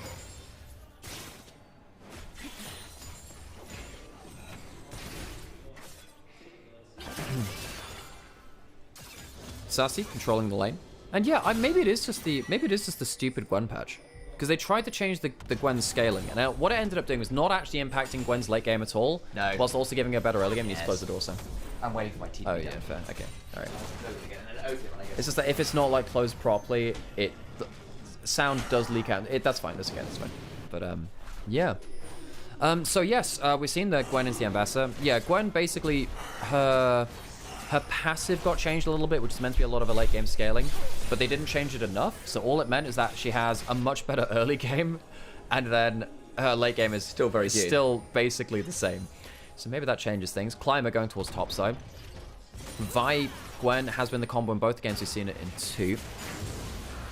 1 for 2 grubs. LGD, wait, hang on. LNG get 2 grubs and they get Dragon. That's pretty damn good for them, actually. You don't normally expect that. Dive needs to work out, you feel, at this point, or you've just wasted a lot of time on the map for Climber. Yeah, so what do they go towards here? Doesn't have flash, has the ultimate, the W's popped, and he goes through it! Oh, beautifully managed, Zeka. Oh, that was awesome from Zuka. He's had a really good outplay there. Arlo did something similar to him earlier, actually. Really well played. And he doesn't lose that much HP either, which is important, because he allows him to stay in the way for a little bit longer. Here comes the Nocturne, potentially. Half HP on both top lanes. No ultimates available on either side, but here we go. Gonna go diving on in. Flash away. Hallow Mist not available. Decent chunk back. Does not get enough damage done with the snip snip. And Gwen's own thread of fate is cut. Is it Clotho? Who does the severing? Because I know there's Clotho's one of the. That or what's the lax one? That's Lachesis? Lachesis, yeah. There's Lachesis, Clotho, Lachesis, Clotho, and I can't remember the other one. Yeah, I should know that. Yeah, but there's the Spinner, the Weaver, and the Cutter. The Snipper. The Snipper. The Snipper. Sounds like some Saturday morning villain. Yeah. Yeah. The handsome Snipper. Oh my god, I forgot about that one. All right, teleport. That is a great ward being put in. Galio coming around from the back, has flash, could potentially make a mess of this. Also can head them out, but they didn't find the engagement time. I wonder whether Draw should have just flash queued and then look for an ult. That could have been a big play, but I suppose, look, okay, if you're looking for the big fight, that's fine. Realistically, what LNG are looking for is the grubs instead. Yeah. So they say, all right, let's not get too hypey. Don't have to go too far on that point. So I can now go towards top side. Sassy does have double. You might need to use it early if he doesn't. Hi, Chow. Potentially could go for a thing there. Sassy makes himself out to safety. LNG, much better play around objectives so far, and their lanes are working out well. Yes, agreed. And again, we've just seen a lot of attention go towards Zuck up in that top side, and he gets away with the first dive, turns around, gets involved with the kill. You're knocked in with Stride Breaker, gets a kill. That always feels good. You're now on 5 grubs with an Ambessa. All of these things are coming together today. The mid game is going to be really good for LNG. Don't get me wrong. Late game, Gwen is a thing. You've gone for Poke Varus versus an AD carry. Like, you get some of those discrepancies. You go, okay, late game team fights, the consistent damage might get scarier, but you got to get there first. And the baseline, the fundamentals are really good right now for LNG to have a good mid game. At least in this game, there's no true tank on LGD. Alistair ult aside doesn't really count. So it's not like, oh, hang on, that's a big ult, and that's going to be SQW caught out. Takes a huge chunk, seismic shove after, dissuade stepping forward anymore, but that's most of the HP bar. I don't think SQW can stick around anymore. You know, there's some fun tech you can do with Ambessa into the Talia where you ult them and then you QE in place and you just don't dash so you don't get hit by the minefield. And you can just occasionally one-shot them like that. So Haichao has to go back. Good trade there. I think this is something which I like from the best Ambessas. I think that Shu really showed this over in Down 1 Kia over in the LCK as well. D plus Kira, damn it. Name changes always got me. Where you can just trade Ambessa ult for another ult. Like, it's okay to just trade it for a trunk and just get someone out of lane. I think that happened quite a lot in kind of like Ambessa versus Yone if they're ever in sidelines. You just ult him, take him down to half HP or whatever. Make sure that you can kind of get that lane big chunk. Yeah. Has the Eclipse, can get some good value, but of course with Riftmaker, extended trades, not great anymore. No, Gwen tends to win those. In fact, she's winning quite a lot of trades. That's a nice snip. I wondered whether we might start seeing a bit more Gwen into Ambessa. It feels like Gwen eventually gets to a point where, assuming you hit your Q, not always easy with the mobility of Ambessa, you can do quite a lot of work into the War Mother. She's now facing down 3 odd people. I'm not sure she quite knows it yet, though. Yeah, safe on this side of the map for now. Looks like everyone's kind of been called off. Sassy's are going to push in that wave. Anything else coming up soon? There's Dragon in a minute, so LNG probably don't want to commit too hard towards topside if they can help it. They'd like to go towards Dragon setup instead. Wayward has ult, just making sure that Zucker's going to be safe. Doesn't have teleport for the Dragon fight, neither does Sassy though. Needs to be a little bit careful there, buddy. That's a lot of people! Wow, he is in so much trouble. Flashed away to no avail, cannot dredge line to safety, and there was indeed a lot of people. Yeah. Now, the thing is, it would have actually been arguably worth if you blow another ult for that. The Gwen ult being down is whatever at this point. Okay, it is actually kind of big. But, like, if you'd blown the Vi ult or something like that, would have been kind of nice. As it stands now, though, you've just ended up giving over a kill, potentially giving over a plate as well. Haichao, he'll be able to safely wait for this. You don't really want to dive a one-item tanky Galio. The gold going over towards the Ambessa. Kind of feels a bit sad for Zucker because he's done a really good job of winning, or at least doing much better in this matchup than we saw Arla do against it earlier. Zucker's kind of been doing both sides of the matchup well. Dragon spawning now. LNG should be able to get second Dragon of the game for themselves pretty easily because LGD's really stayed at the top side for a long time. They wanted gold into this Gwen, and they have gotten it at least. That they do. You still lose that Dragon even after things have been popped, but hey, it's only second Dragon, not the end of the world. I am again just saying, like, the non-tangibles in some ways, the intangibles, that's the correct term, here for LNG look pretty good in the fact they've got those scrubs, in the fact they've got those Dragons, even if the gold lead is non-existent really for either team. Right, so we're getting ourselves towards the point. We're now at the point in the game where we're going to start seeing big fights now. Everyone has their ultimates. We're getting towards level 11s now too, so it's longer Galio range ult and stuff like that. Oh, a fun thing we saw earlier, this was from Scout, not from Haichao, and he's not going for the same build right now. Scout actually went for early Symbiotic Souls on Galio. Ah, fun. So he was, constantly recalling and using the the new mobility boost to just constantly be on the map. So that's some fun Galio tech, which I think is actually quite nice to keep track of. So we'll see whether that... You're watching the rat scrims. Yeah, Symbiotic Souls are a very underrated item, especially when you get Feats of Strength because it just gives you raw move speed. It's very nice. Move speed, yeah. Same kind of thing with Swiftness boost. Because the Feats of Strength give you extra stats that you already have before you even upgrade them or whatever, Swiftness boosts and Mobies are actually really pretty good. Can the enemy team see the tower plating go into the Bush Fog of War? Don't believe so, no. No, I don't think so, no. Yeah, you see at the Spectator, you see the gold trail kind of go across the distance. I don't think you see that elsewhere. You know what you used to see? If you got a kill from long range with Ignite and they had a buff on, you could see the buff like ping across the map to where they were. Also, this is still a thing which exists just because it's the way that the rune works. If Teemo hits you with a Shroom and he's invisible, and he has Airy, the Airy will just fly from wherever he was, so that can tell where he is. How started up? Do LNG want to contest? They're not positioned for it currently. Nah, they want to push at mid lane. They have 5 grubs, so they can start. If they can push towers now, while LGD are off the map to take Herald, that's fine. Zucker is likely to take this bot lane out of turret. He can teleport to the other side of the map if a fight comes about. So I think LNGs, they say, look, you can use the Herald. That's kind of like your, hang on a second, draw. Why are you doing it? Why are you here, friend? Oh, the Nautilus. Well, he's got a Galio, so maybe it was all a bait. No, not really. He's still dead. Now Galio's in danger. Looking at the Nocturne on the other side, not about an angle, but Navi goes in with that cease and desist. Climber just about live. YCX. Flash headbutt, and then Basassi is there to get another kill on that Gwen. What is Draw thinking? You have an Ambassador who wants to take that bot lane turret. They don't want to turn up to the play, realistically. So as soon as you're caught out, like effectively you've pulled LNG's strategy apart a little bit. Now you end up losing, what, 2 kills, I guess, because Haicho and Draw both go down. You do get the tower, but it feels like it's so unnecessary. Photic now caught out in mid. Needs to do a bit of fancy footwork avoid. The seismic shove a nice QW. Theoretically in the spot of danger. No change of corruption though, so piercing arrow after will claim the Seraph shield and a little more. I think what XQW wanted to do was see if Photic panic flash and then could combo back into it. Because if you use the shove and then they flash, there's a good chance they flash over your shove and you die horribly. Here we go.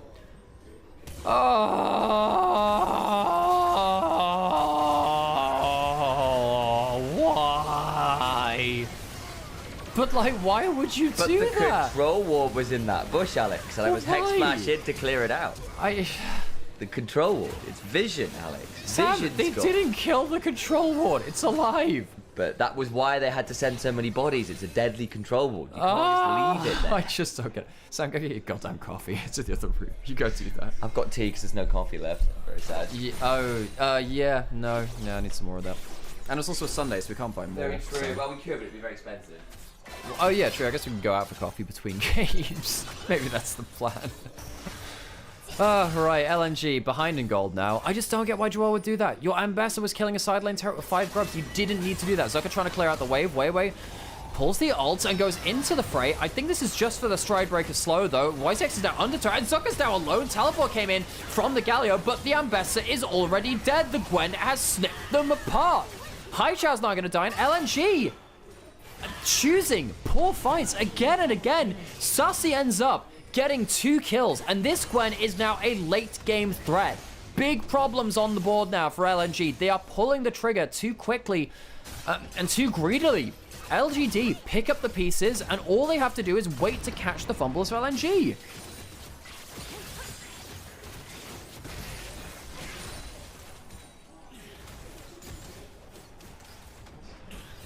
All right. How bad was it? Bad, Sam. Bad.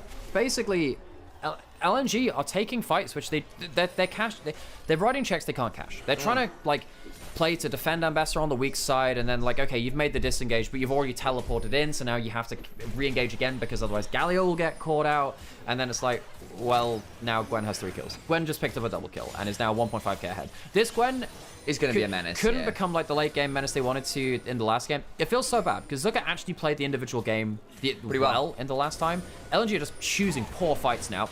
Dragon started up, LNG looking for soul point. This kind of needs to be the win or they are in desperate trouble. YCX is charmed up though and goes down. That's a good start. Sassy now in the Dragon Pit. Looking for an angle. 3 stacks on the passive. Looking for potential Q option. Won't find it. I think Dragon's gone. Soul point secured. They're turning around now for the fight. Torn into Paranoia. Is a decent combo. Joy very low though. Flashed away into the Herald.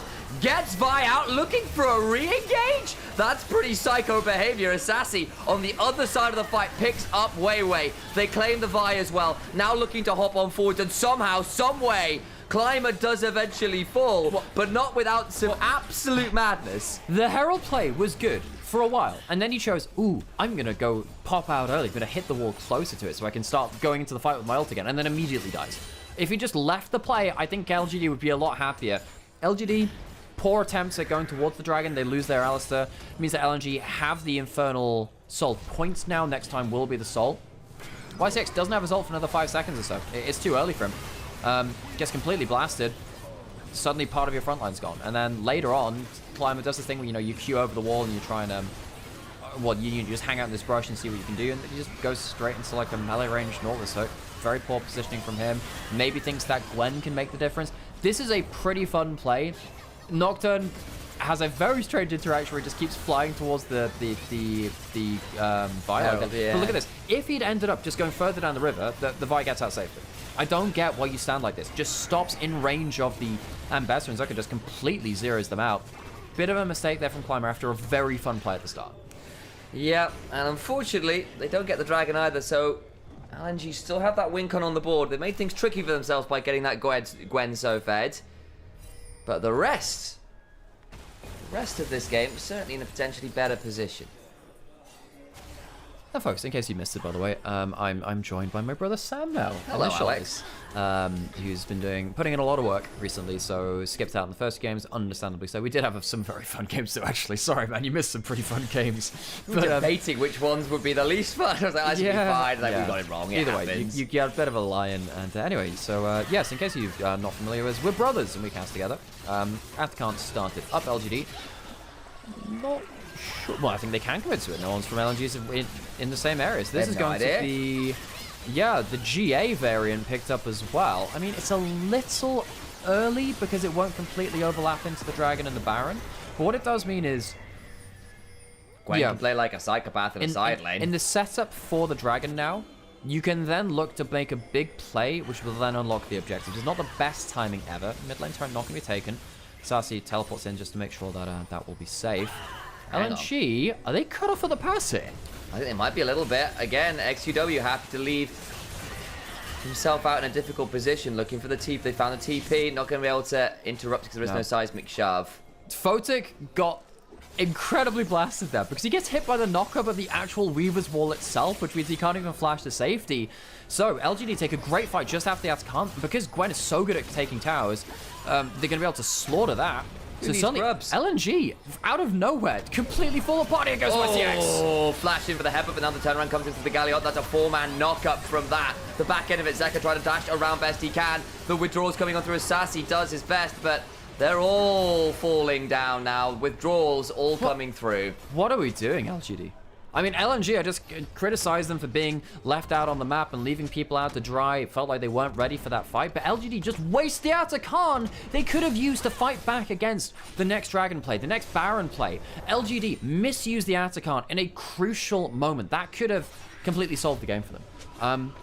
They push down the tower. That's good. And then, I guess YCX sees a big combo, but it's onto an Ambessa, who is completely fine with 2 items, starts spinning around after that point, getting a huge amount of damage down. It's a big overdive. Big overdive. They don't even get one. They don't get anything. And now they have, what, 1 revive back now? 2, I think. You've got 1 on Sassy and 1 XQW, but that is it. Lost 3 withdrawals there. So, 40 seconds till the Dragon. Let's talk about the setup. Good vision control from LGD as it stands so far. LNG have a teleport from a Haichao. Are they going to have their ultimates available for it? They're not going to have the Galliot ult. That thing is a big old cooldown. So I guess LGD, that's the one bonus of them diving the way that they did. They did get the Galliot ultimate. They'll have their own ults themselves besides Xayah for a little bit. Walking into enemy jungle do get themselves the team blue buff. Oh no, they don't because it only spawns at 25 minutes now. Ah, it's only 25 minutes when the Baron spawns. I forget about that. It's not 20 minutes anymore. Oh, hang on. Onto YCX, pops the ult there. Varus ult for Alistar ult.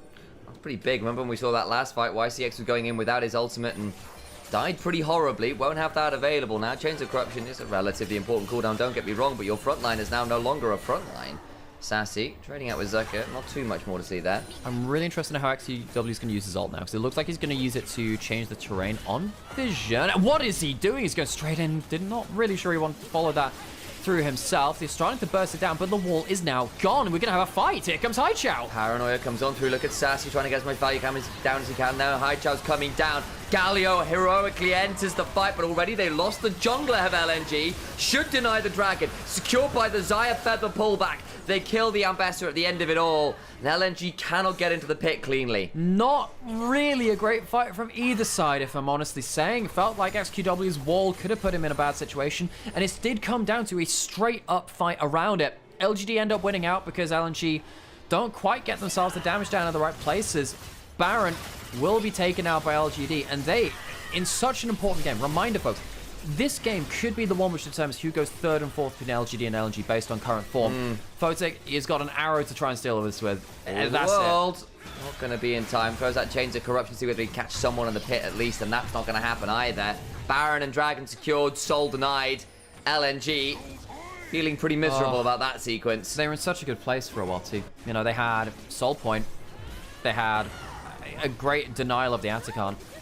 This is not an awesome Solero. It's too early. Doesn't really stop anyone from getting where they want to be. But that doesn't really matter after this point. You know, Sassy does end up getting a good amount of damage through, and the jungler gets absolutely blasted, as you said. Photic, because he's, you know, not the on-hit, not the best DPS at this point, which is something that you highlighted could be an issue later, and he's just not getting damage onto the backline. Yeah, kills the Alistar, but Alistar's done his job at this point. He got a combo. Dragon goes down. 2 for 1 overall. Baron on top of it. LGD, not the cleanest game for them, but they are getting the most out of these objectives. They are catching the fumbles of LNG. Yeah, they are, and I'm looking at the other side, and I'm seeing there's Zaya on a pretty decent point here for Xiaoye, who has obviously put a lot of time over the years onto that champion, I can tell you. And then obviously Sassy here on this Gwen is in a fabulous spot. Now, given we saw so much Ambessa last split, it's worth noting, alone in my YouTube chat saying that Zucker has a 0% win rate on Ambessa. Really Now, the problem is, for me, I don't think that's a Zucker problem. I think that's a team problem. Hijack will out-punted back. He is pretty tanky and will live, but has to blow the flash. Yeah, because again, from what I've seen of Zucker here, he's certainly not been... He's not the primary problem here. No, he's not.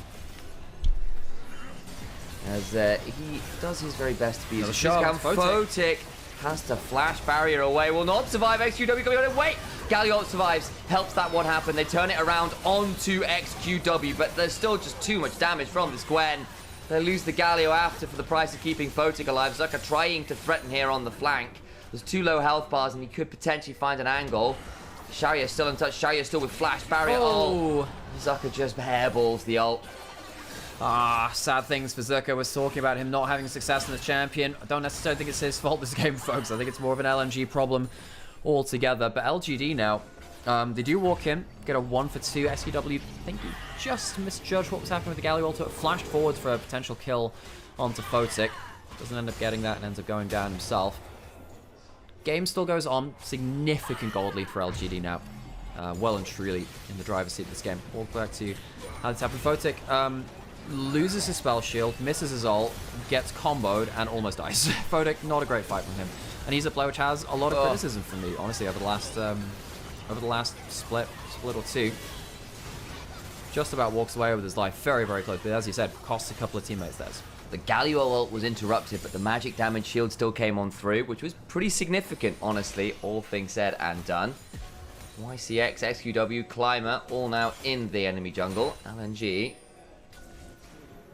having a bit of a weird old game state. They've got a minute and a half until what will be solved for them, and in fairness, Infernal Soul might give them something to work with here. It's always a win con, but you've got to get there as there's a minion just roaming around in weird locations. There's no Nico in the game. It got caught in a random spot. Why did they highlight that? This is a random minion walking across the map. I guess it got caught out by some kind of displacement. One minion against the world. It must have been hit by, like, randomly hit aside by a vial or head-butted, but... well, it's a minion. Raised by minions. Going straight to DVD. Grew out there going, where are so many minions? Aladdin 4, Jafar needs glasses. Oh no. The classic. Right, so this could still be won by a good enough smite from Weiwei. That's legit what you're hoping for. He's got ult. It's quite hard to keep a Nocturne out of the pit. Oh, Jesus. It's not been a clean game, folks. Both these teams have not been on the best form. They were teams which didn't make playoffs last split. We knew that these teams would be struggling for form, potentially. This is very important then, actually, because it means that if you go 4th in the group, you are directly into Group Nirvana. If you go 3rd, at least you can play off for an extra chance to ascend. Yeah, it does feel like if you're trying to head towards the Group for Heaven this time around, having a champion with Hallowed Mist feels kind of appropriate. 4 items now on the Gwen. Zhonya's +3 damage items. The Shadow Flame on Gwen right now is monstrous with her. Oh, do not let her press R on you. It will be a bad time for all involved. 2nd Dragon secure by LGD. We might be having another multi-Infernal Drake fight at some point. That's like yesterday. There's Weiwei popping the ultimate. Cannot stop XQW, just walls away. Yeah, so LNG don't even get themselves that, and now here comes the fight. Jaw pulls himself away. Chance of corruption go wide, though, to punish. In the end, it's just a trade of ults. Alright, so it doesn't come the fight. I was completely wrong. Great Spider Naut out from Dwarf. But LNG, now the problem is, we said, okay, Cake kind of needs to come down to a smite fight or something like that. I don't think they survive 5 minutes through to the next dragon. I think that's a problem. I think that by not going for the smite there and not setting up well enough for it to get themselves, you know, a blue trinket to try and get a steal onto it or whatever, or at least give Weiwei an angle in, now they're just waiting for a slow bleed out. I wonder if they've just chosen death by inaction. That does feel like the case. And Haichao trying his best to get things shut, but again, you don't really have side lane pressure in the way you might have done earlier. You've got 5 grubs, but where are you going to end up using? Muran Bessa is strong-ish, but it feels like that's the only member of the team that really is. Photic's at 3.5 items, and that's something, I suppose. But without the Infernal Soul, I feel like this late game poke Varus into the enemy comp, not going to get that much value on a regular basis. Yeah, starting to really fall off at this point where Photic's not hitting the arrows onto the right targets either. It's kind of hard to get an arrow onto Gwen, who has W, can just kind of run at you once you kind of step out of position, or Zyra and Talia when there's Alistair stood between you and them, because you're actually at threat of being comboed. The headbutt pulverize goes through your spell shield, obviously, because the headbutt blows it, and then the pulv gets it. Here comes XQW. He wants to force the fight, maybe. Doesn't land the combo, though, and that'll be the end of that. Not too much to be seen. XQW has been pretty audacious, I think it's fair to say, with his walls, for better or worse. Been a bit of a mixed bag, that one. The problem is, right now, LNG have got 1 or 2 wards in their own jungle, but no control wards, making it very difficult to get value out of them.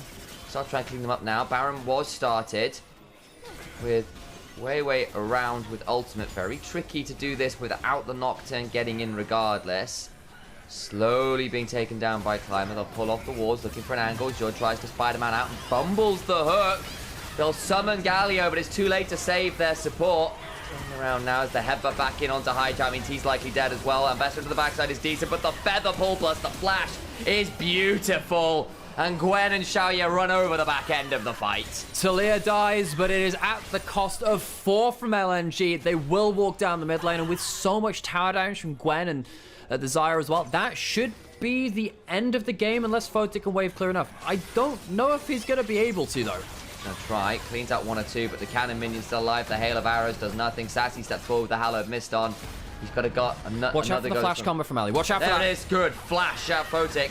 Trying to stay alive. Does some work, but here comes Jor back, but I think it's too little. I think it's too late. The Nexus turrets are down. They're attacking the Nexus off. Sassy with 10% HP. Cares not for the poke Varus anymore.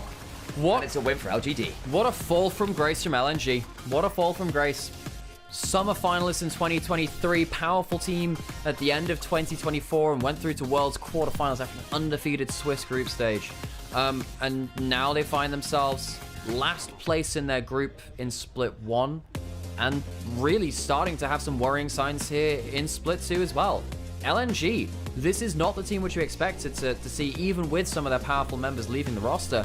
LGD, though, credit to them, seizing the opportunity, maybe giving themselves a fighting chance at going towards into Group Ascent, even if they don't finish top 2. It looks quite unlikely based on form, but that's what we have to talk about now. And a win is a win. The form in some ways can be washed away by the sands of time. You need those wins, you need them on the board, and the improvement can come as you go. One of the problems with this format as it is there is not really that much time for you to be bad. You don't get that opportunity to work on things, really, at least on stage, before you are forced into a very tricky position in terms of whether you're even going into an upper group or not. Well, that'll do us for our 3rd game of the day. And folks, next up is our marquee matchup for this group. We have JDG versus IEG as our next game of the day. This is the one which you probably wanted to tune in for, so definitely stick around for that. And if you are going to stick around, let people know that we are live. And who are we? I'm Nymaera. This is Initialise. We're brothers. We cast League of Legends, and we've cast LPL now for a good long time together. I've been on the LPL broadcast, the official one, since 2023, and now the LPL broadcast is it's gone. Sadly, 0-7's in chat for that. And if you're enjoying our coverage, cool. That's what we're here for. Drop a like, drop a comment, drop a subscribe if you can, and talk about us. Let people know that we're live. Please do. Thanks a lot. We're live on Twitch, YouTube, and also on Onivia's YouTube as well. Right. I need to get myself another cup of tea if I can, and I'm gonna rest my brain very, very briefly, and we'll get ready for the last games of the day. I'm gonna. Hang on, wait. Come here. Yeah. Something for the socials. Okay, man, LNG. LNG, huh?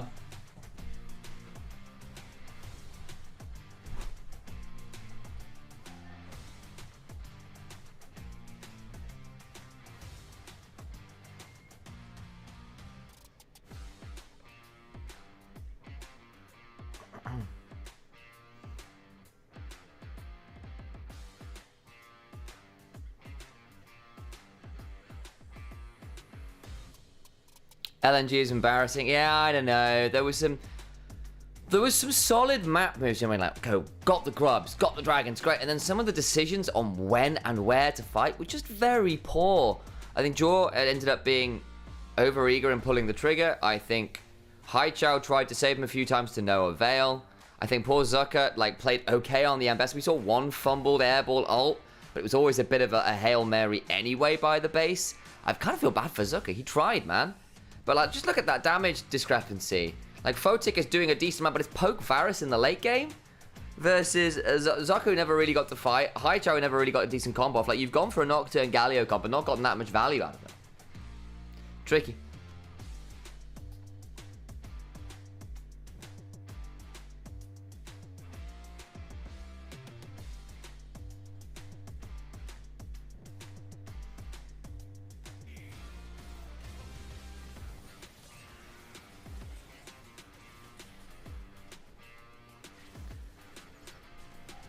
Oh. But yeah, now we're in a position, I think. Zucker, I'm so sorry, 1,000 guides. Yeah, I kind of agree with that. So when I saw my body is ready, my body craves JDG versus Invictus Gaming, and I don't blame you for that sentiment. It's a strong one.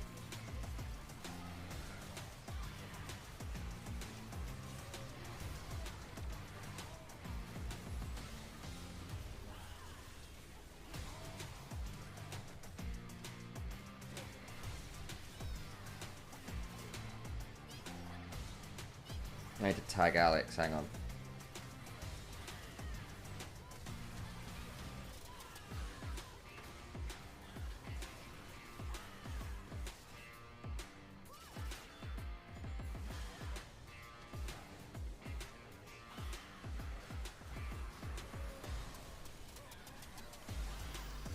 Oh man, this was a really cool move from Clyde, but not gonna lie, and then he kind of screws it at the end. Like, he goes to try and make a play here. Basically ends up just getting immediately Ambassador ulted Zucker. That's actually very heads up from Zucker. Knows exactly where the Vi's going to run. It's like, cool, I'll just ult here. But this is the one where it really breaks. If they get Soul here, it might have been worth. They did not. Life sucked. Tears were shed.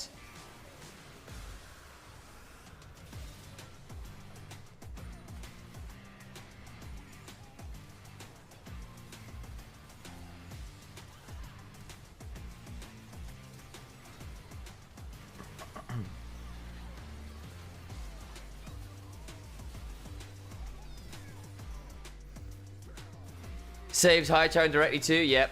Hey Halo, good to see you. How are we doing over in Anivia's chat as well? Good to see you over there. And hello Alex's YouTube. I see you guys too. Yes, I can. Yeah, I'm so used to being on the on my. Yeah, there you go. Right, ads are being run, guys. Yes, no worries. Let me just check in with the various chats. Hello, chat number 3. They lost to 4 rookies. Yeah, I mean, there are some good rookies on LGD. Like, Xiaoya's played at least a little bit. Remember, guys, there are people who've played some. Climbers played some. I think Sassy is very new, obviously. Played better than I thought he would. I don't know him as well, in fairness. I've not been as clued in with LDL as I was, say, a year or so ago. So I don't know him as well. Yeah, and the game's gonna... The Gwen's just gonna destroy the game now. I mean, you were kind of right. There it is. Speaking of... There he is.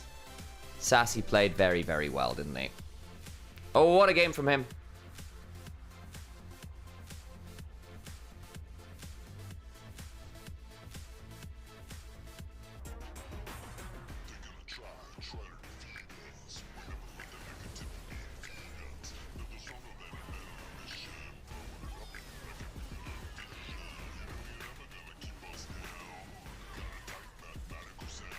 Just does a lot of work, doesn't he?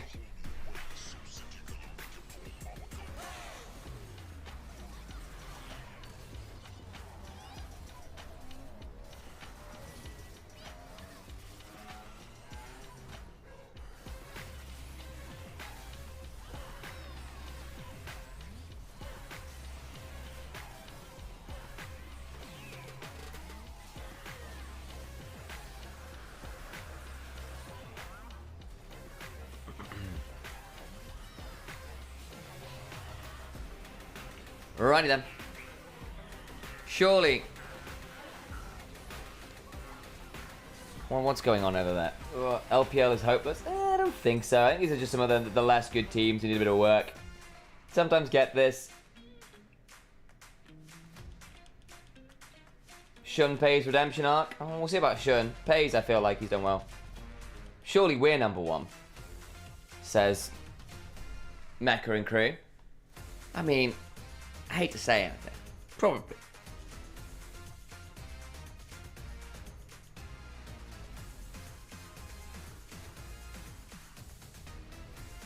Mm-hmm.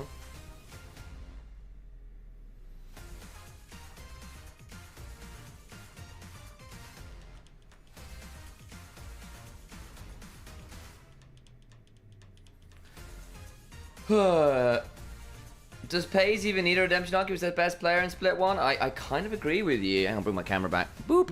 Hi.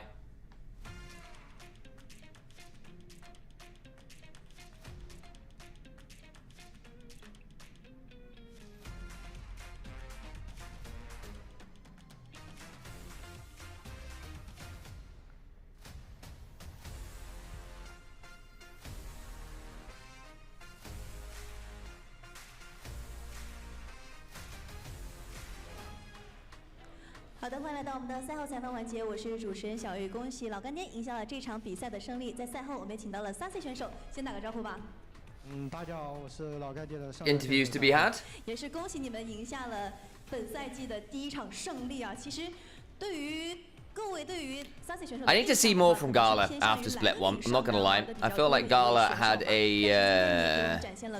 an experience in Split 1 where I was expecting more from him and did not really get 攻 it. 击性强而著称的，所以得知这个分组的时候，你自己的一个心理活动或者说赛前的准备是怎么去做的呢？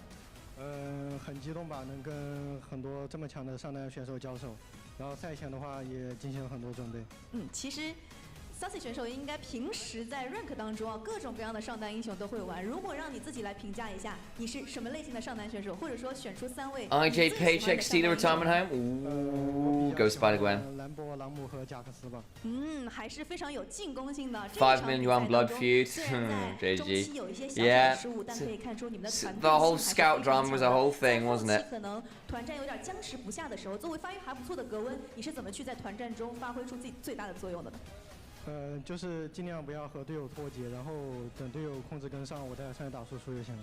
好的，也感谢3C 选手来到我们赛后采访的环节。接下来让我们看一段精彩的 Spotlight。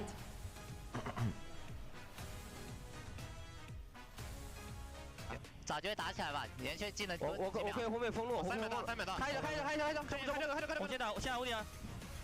赵鑫，赵鑫，我先赵鑫。Ooh, spotlights as opposed to highlights. Rookie! What was the Scout drama? Scout was the mid laner for EDG for a very long time. There were issues with how he left the team vis-a-vis contracts, basically, and EDG, as I understand it, sued. And there was a lot of like drama around money owed and stuff like that, and like allegedly Yagao bailed Scout out, or Ruler did, because basically he left for JD. No, he left for LNG. Had some issues, did really well on LNG. EDG sued him. He couldn't go to Worlds because he was basically required to be in court. Something like that. Ended up getting bailed out, so could eventually go to Worlds. Then has joined JDG this year. But there was a whole thing then with like, there's just some long time stuff behind it all. It started way back in like 21, 22 even. Yeah, exactly. It's been a long running thing.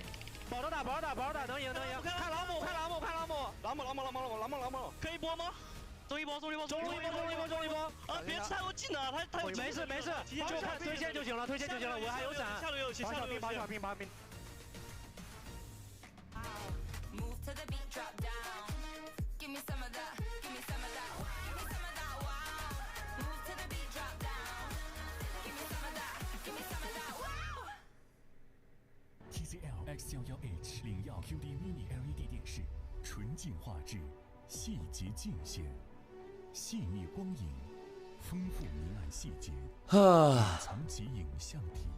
Yeah, after that, the world when you want to go back to Korea. Yeah. He's starting to KT as well, still signed to EDG at the end for the end of the 2022 season. Oh, there was all that stuff and then couldn't go. That's right.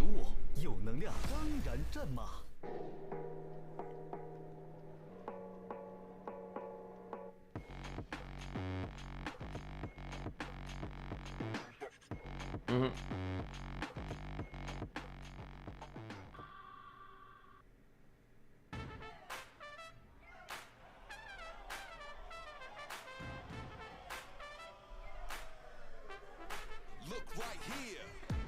There we go.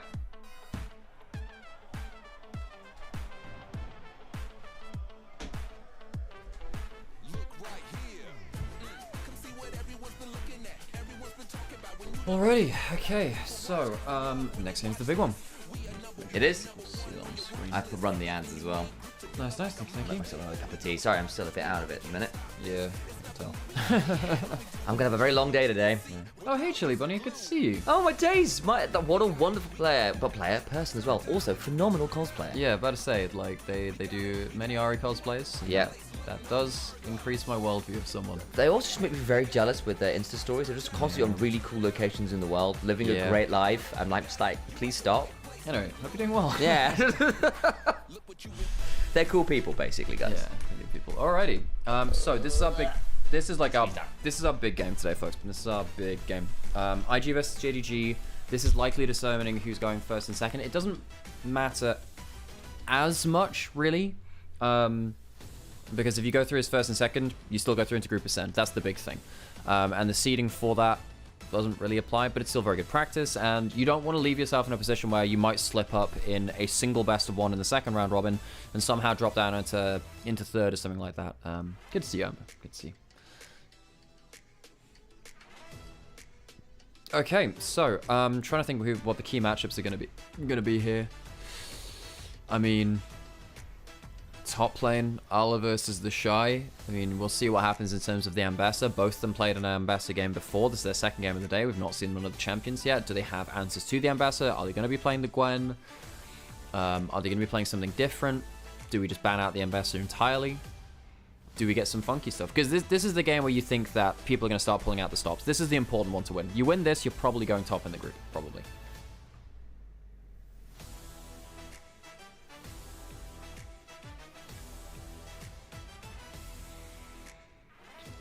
Time for Shun to lock in? Sure, yeah, Shun really has to...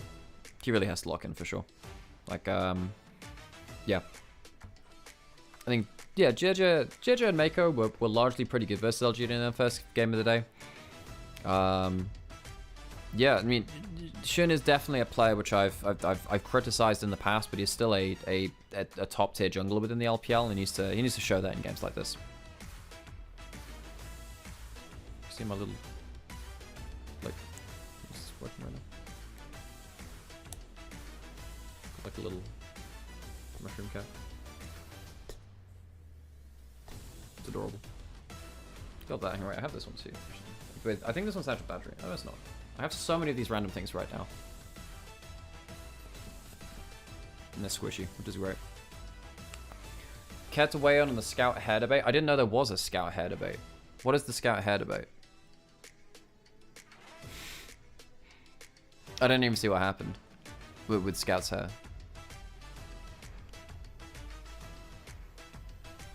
His world's haircut? Or his fur, his regular hair? Oh, yeah. Because Aki had something similar, right? Where he had it, like, really, really out. And he looked kind of like Ivan. To a point. He's holding your glowing cat. Yeah. You know, sometimes you gotta do, like, the visual... I feel like equivalent of like jangling keys, like jingle jingle. Look at the I flashing like lights. I need like Nightcore or chill step versions of the Nyan Cat song now to go with this slowly pulsing cat. Meow meow meow meow meow meow meow meow meow. What is the original song for that? It's the Barbie one from what was I made for? It's a good song, actually. It Very is. Good. It's by It's a Billie Eilish. really good It's song. by Billie Eilish. Well, okay. I said it's by Billie Eilish. Almost every Billie song is written by a brother instead, which, for me, it does... Look, I know it's more a common thing within the pop world. I find it so strange that artists, like, just don't write their own songs so much of the time.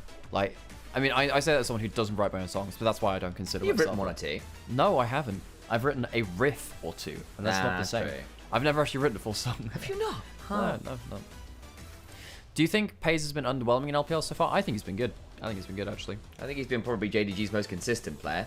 Yeah. Yeah, Scout's hair is back to normal, looks like. That's crazy. It's not UCal blue hair for TT. When No, I My miss Blue Cal. I miss Blue Cal. Do you have a... We're going into draft, like, now. So I'm going to do it after draft because I'm letting it brew. Alright, sure. Is my plan. Cool. Put a slice of lime in yours, you're right. I did, yeah, because I don't have milk, so I thought... Well, there's the almond milk. No, I don't know how long it's been there for. Well, I guess it doesn't go off that much. No, it doesn't. I've been using a bit of that and then just commending my bowels to God. You need to see Alex right now. He's just dying in the front here. Yep. Next... Oh, God.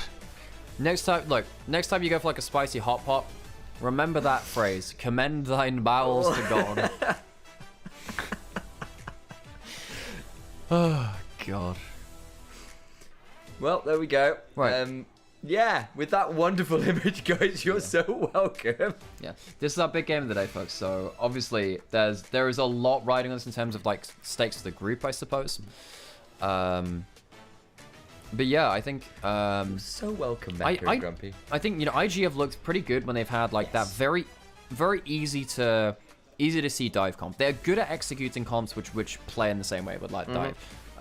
It's not just saying, oh, they've got to play easy compositions. They take obvious compositions and play them out well. Like, they played fantastically around their triple dive earlier. They had, Vi Ambassador with a Talia, and they were kind of all jumping at the same time. It's really fun to see. Gala's Varus was also incredibly accurate earlier, too, with that poke version. On the other side, JDG had one or two oversteps, but not that IG didn't either.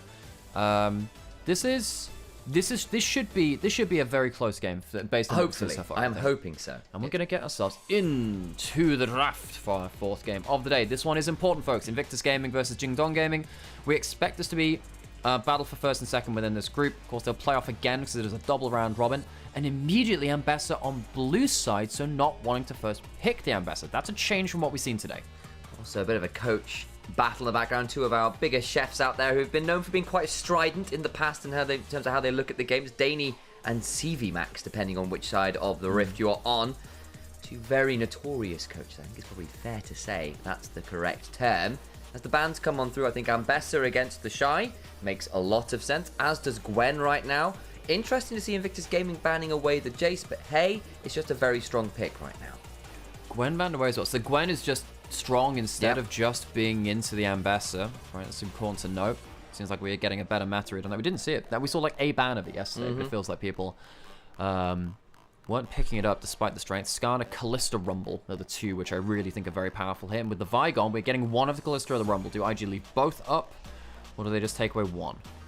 Thinking about it, Vi down I think makes sense again because it's that linchpin pick to allow Invictus Gaming to all be on the same page and not be trying to be on different pages because they've all got cool playmaking ideas. They're just not all on the same playmake. No, I do understand that because Vi pulls the team comp together for sure. However, then you still have the problem of sometimes it doesn't matter when Vi Rumble or well rather Rumble or Callista just gonna smack you in the face.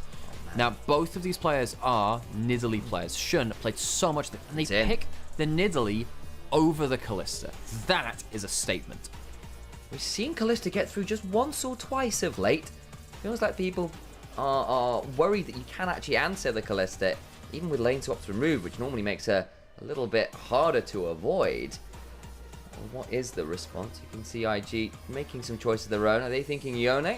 Certainly a very strong pick for Rookie. Could theoretically go towards the Shy as well. We know he is a player of it, even if it has moved away from top lane over the last 6 months or so. I think you lock that with the Sejuani, you've now got a very nasty 2v2 to work with. Also means that you take away the Yone from Scout, who has been a big engaged player for JDG. You could argue that Scout is the best macro player on his team, and also the best engaged player on his team as well. Often has been. At least that was the case back on LNG. Missing out a fantastic game of Nico earlier today, other folks. You could have actually just potentially given over Kalista Nico again if they want to lock that in. Scout's Zip. Scout's Zip, one of his best champions of all time. So good at commanding the Rift. Good laning phase, great side laning. Gives him some team fight potential too.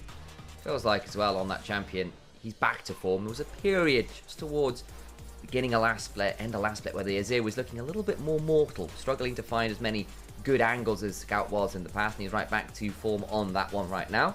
Nars locked in as well for Arla. Certainly a way of trying to stay out of melee range of things like the Sejuani. It's quite a flexible pick in terms of how you play out a game. Now looking for, as Invictus Gaming, another melee option, something like an Akali has often been done with the Sejuani to mix up those damage types that you go, but of course I think Renekton with that Sejuani works just fine as well. The Shy a big player of it. We'll lock that one, of course, with the Yone locked in. Akali would have been a bit of a bold pick anyway. I now look at this top side for IG and I just think, oh my god, that's a lot of CC. If you get caught out as a Mininar, it's rough. Well, any of these three members, you're dead, man. Yeah. No one survives that. JDG probably ban away, I guess, Gala Ziggs, which is a very strong champion. Probably Ziggs Kai'Sa, Gala Kai'Sa, very powerful here too. Yeah. You want to ban away the AP options just because, you know, AD stack, rather armor stacking for the Gnar is a very powerful tool. If you can stop Gala from going towards full AP kind of carrying that bot side. The Kalista taken away, understandable, very surprising that I made it through to this part of the draft. So IG will probably want to remove some more lane dominant picks so they can go towards something a bit more AP heavy if it's left up. Yeah, I think that's fair. Varus was not picked or banned. Varus is another one of those lane dominant options. I might consider that ban. The other thing, of course, IG could look at is something like the Ashe Braum. Yes, you might then not have a lot of magic damage, but your sheer amount of CC is pretty foul at that point. So might look towards something like that as well. See what the ban does come on through. Paze is a Draven player. Could get rid of that one as well if you wanted to remove one of those X-Facts. Instead, they will ban the Ashe themselves. That makes sense. JDG don't have the best setup right now. I think it's fair to say JDG's composition is harder to play, even with the 3 champions locked in right now. Despite the fact that IG have much lower range, it's consistent engage all the same. JDG have range, but less consistent CC. It's hard for them to protect themselves. Presume this is going to be the Kai'Sa ban last from JDG. The question is, what do they think Gala can go towards if those are the 2 bans? Ban will be the Varus for the poke option. Ezreal slammed for Gala. So what Ezreal does allow you to do is potentially be... What this means, and I think this is the bonus over picking Kai'Sa. If you lock Kai'Sa here, you might just get slammed into a very bad losing lane. The support last matchup with the Ezreal on 4 means you can go into a Karma on 5 and just say, well, we are winning lane regardless of what you do. And you can just smash through that laning phase if you really want. You can still go towards Ral. You can still go towards Leona if that's not picked as well. I assume it's going to be Leona for missing. Yeah, I think Misfortune with either the Ral or Leona is going to be completely fine with it. But that 5th pick support cannon pick allows IG to play towards potentially 3 very aggressive early lanes. And while they might, I'm not going to call them straight up winning lanes. I think Renekton versus Gnar is arguable, and then of course the mid lane is different. They have early playmaking to combo up very well with the Sejuani. That's that Leona. And again, reminder to people who maybe missed the first couple games, Missing had an absolutely insane ult to end game 2. He had like 3-4 man ults on the Nico. It was absolutely insane. Bit of a different champion in the Leona compared to that Nico.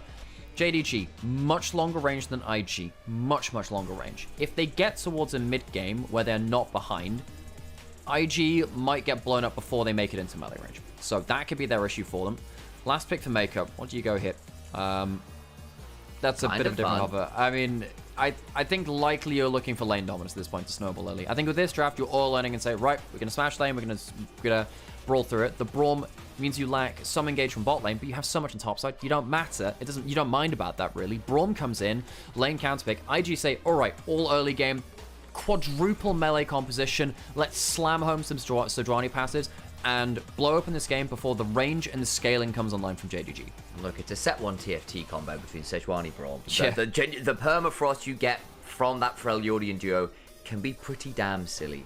Sejuani starts it up, Braum follows it. Whoever's hit by that will be CC'd, and there's no one truly tanky on the side of JDG. Like, yes, the Narc and armor stack. Everyone else, it's Zhonya's at best, really. Maybe some steel caps on Pays if he goes for more of an ult build rather than an auto attack build, but it's not that easy to just go, well, I guess I'm locking in Frozen Heart Randuins or whatever. Yeah. So, there's range on one side, quadruple melee on the other. You have Azir, you have Nidalee, you have range, Misfortune combos as well. A little bit harder to actually land their CC on the top side, but that's what Leona's there for as well. Really need to see a strong early game position from Invictus Gaming to keep skirmishing their way through to a victory, land those CC bursty combos, Renekton, Sejuani, the Yone as well leading into it. I think there's a bit of a time limit on Victus Gaming. JDG, let's see if they can beat the clock. Nidalee can help with that. Very strong in their early pathing as well. So we get through into our most important game of the day on paper. Loading onto a Rift for game 4 of our best of ones today here in Group D of LPL Split 2.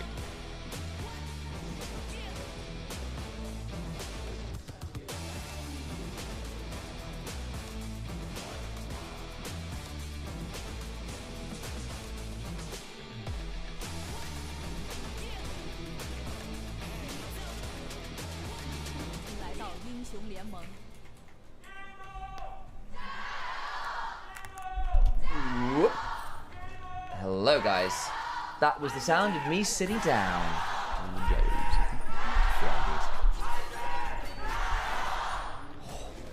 Those are some powerful chants, guys. Yeah. Understandably, the fans are here in force for this series. It should be white hot. Which is a complete turnaround from... Hang on, is it going to be a stop back? Because Pays has already taken one shot, missed on that Q, which means he won't have to blow anything like a cleanse. We had a game earlier between LGD and LNG, which had 0 crowd chants. Really? The one game in LPL I've ever heard without a single crowd chant. I wonder whether that's because all of the IG and JDG fans have got the tickets, but still, I have to say, it made me feel a little bit sad, actually, because I gyro for every team. Absolutely. But I do get it. Rookie, gets into melee range very early on. You're not meant to get in melee range this early on. That's a big difference. Luckily misses that Q3 from Scout's perspective, but this is still already a better start to the lane than Yone normally gets. He's going to get access to the wave as well.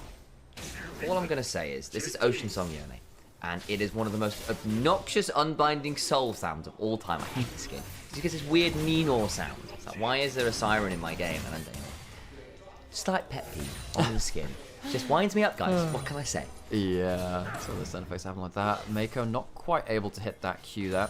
But of course, Ezreal Braum, strong laning phase. IG need to have good lanes, folks. They need to have strong lanes. If they don't snowball, I feel like, you know, Nidalee gets free reign. You get towards, like, MF, landing a Make It Rain, and then that, like spears and boomerangs and everything. Really easy to land. Not that IG can't burst you out later into the game, too. It just becomes harder, right? Because you just have to close that. Right? You have to close that distance, and then someone escapes the engage, and suddenly MF's ulting you while you're trying to kill off another person. It just becomes really quite annoying.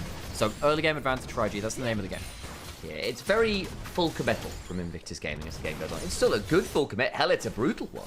However, you don't get to do it by half measures. You all go in, or someone is dying. And in fairness, for Invictus Gaming, we like them to all kind of be given the same task. They play that out really well. They've got phenomenal players. And just making sure that they are all firmly aligned has been a serious point of concern for the team in the past. This has been helping out so far today as Rookie gets a wonderful trade there on the Scout. Scout trying to push up to get some prior for Nidalee. Shun doesn't go for an early invade, and it makes sense, right? If someone roams over towards you, you're dead. So you can't be too ballsy about that.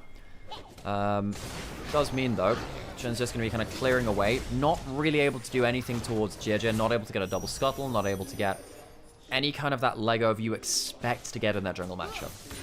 Doesn't appear to be. And we look towards bot lane. There's pressure coming on in there. Actually, Renekton's got the shove into the Nars. Sejuani's going to find Shun. He's got the one with the lane. Proud goes Arctic assaulting forth. Misses the Glacial Flail. The teleport's coming to through. Permafrost being stacked, but can just begin to space out these autos a little bit. Rookie now looking for an angle. Yeah, dangerous, because now they're trying to get something in this jungle matchup, but it's so hard when you have melee synergy with the Sejuani. JJ's going to get that fight on the bot side. That exactly missing. It's a bit of a chunk, but got a pot to work with. But now top side needs to be a little bit... Arlo's got Mega Gnar. By the way, I just completely missed the fact that the Shy had just like a complete weird flash in there. Oh yeah, when did that happen? Yeah, chat has enlightened me. Thank you, chat. Saying like, what was the Shy doing with that flash? Chat, I didn't actually see it, so no, I didn't either. Can't actually tell. What was he doing? Chat, you have to tell us. It's a great question. Was it on screen? Did we just miss it? I'm gonna go find out. You keep casting. That's fine. Arlo's being run down here. Gonna have to flash outside of that flail. Missing now on a decent roam timer. The Shy still going on forwards. Oh my days. Gets a bit of a hill. The Ignite cuts the healing on the Culver Meek though. Doesn't have the flash after earlier. There will be a Zenith Blade coming. Not slowed by the Glacial Flail. We'll need to try and find something here. Gets another heal. There's the Zenith Blade part 2. And Boomerang brings down the Crocodile. Oh, the Shy. Really good on the Ambassador recently. Tried to go for a burst combo at the level 3 to level 2 mark onto the Gnar. But he gets the hop away in time, so he can't get the full burst out. And the Shy, without that flash, as you rightly said, just can't escape that. So, IG, with their mission objective being early game dominance, lane dominance, have a bit of a speed bump to get over already. So it was, in fact, on screen. We just didn't clock it. Huh. Professionals, by the way, guys. See, I don't have the sound effects because you got the headphones. That's true. So I'm blaming you for this. That's probably fair, actually. I give you that. Turns out we've been doing a lot of casting recently, so it's easy to lose focus at points. But yeah, the Shy tried to really get control of that lane at the level 3 to level 2 experience mark. Now is down a kill. The kill given over to Arlo is bit frustrating. Yeah, not great because Arlo, you know, he can go towards maybe you know, early tabby. He would feel so happy at that point. The extra move speed, the full AD comp he's against is going to be nasty stuff for IG to deal with later on in the game. Does still have the teleport to work with, whereas the Shy doesn't. Arlo hasn't backed yet. It's sat on a door and shield and a biscuit. So right now the Shy's trying to get as much value as he can before the resets come on through. And those Tabi are absolutely built up, although they are steel caps now, Alex. You're years out of date. No, that's Abby, Sam. I refuse. I reject your reality and substitute my own. Yeah, it's, well, what's going on, bro? It's season 3, bro. Castedin's permaban, bro. It's like Kasanse, Zeri, Yuumi. What are you talking about? It's season 3. Lock in Castedin. It's time to go to Worlds with Najin Blacksword and SK Telecom T1K. JJ got both. Gets both. And yeah, he didn't smite the first one. Means he can smite the second one. Shun still has his smite for this, but still, honestly, in terms of the jungle matchup, JJ is much happier with his jungle matchup than you should be as a Sejuani versus the Nidalee. Yeah, because often we see Nidalee's able to take a Sejuani apart. Part of that's honestly been the fact there's been good lane prior for Invictus Gaming to make it harder for the Nidalee to just get 1v1s with the Sejuani. We saw it over the Scuttle Crab right when that first spawned. Normally, the Nidalee just goes, yeah, we'll have this, and that's not really been as viable this time around for Jingdong Gaming. So, still no real gold inroads made by IG, which is kind of gold. I don't really know where to go with that Austin Power. No, me neither, Sam. Me neither. My casting was the key. Don't get that one. It's instead of what would you replace casting with if you remember the movie? I can't remember it, Sam. I'm not. You know I remember gold, and that's about it, Sam. The man's genitalia may be gold. Yeah, I know that one. That's what he says in that moment. Sam, I know that, Sam. I just didn't get the quote you were saying. Oh, okay. I remember various plot points, like not running away from a very slow steamroller. Yeah. Anyway, like, I'm sure there are way more important things than variously questionable quotes. Rookie jumping forward again in the mid lane. I think JDG are really happy with what's happening here. You know, Shun, again, doesn't have like the biggest advantage jungle. I say that he has now gotten the XP lead starting to roll now. Not that Sejuani isn't going to have some camps to go towards, but it does feel like JDG aren't falling behind in lanes. Grubs, of course, went 2 over to IG, but I don't think it's that problematic. You didn't give all 3 over. Okay, Rookie. Looking for an angle. Forces the ult from Scout there with JJ around the corner. Well, that could have been really ugly. The Shy in a 1v3. Clears out the wave. Stays alive. That's fine. Uses the ult for it. Doesn't have to play that flash, I guess, importantly. That's the longer cooldown that would have been more impactful. And we have ourselves swap lanes for now. Lane 2. Oh, he jumped over the bullet time. Nicely done. Slice actually gets him out of the Pays MF ult. That's important. Could have died under that. JJ does have level 6. Stealing away a Gromp. Nice to get a camp away while you can away from them, because you don't really get that many opportunities to. The man who might in one other world be called Ale looks to get some damage down his forces away from his turret. It's pronounced Arla. Yeah, sure. I don't know, someone trips up.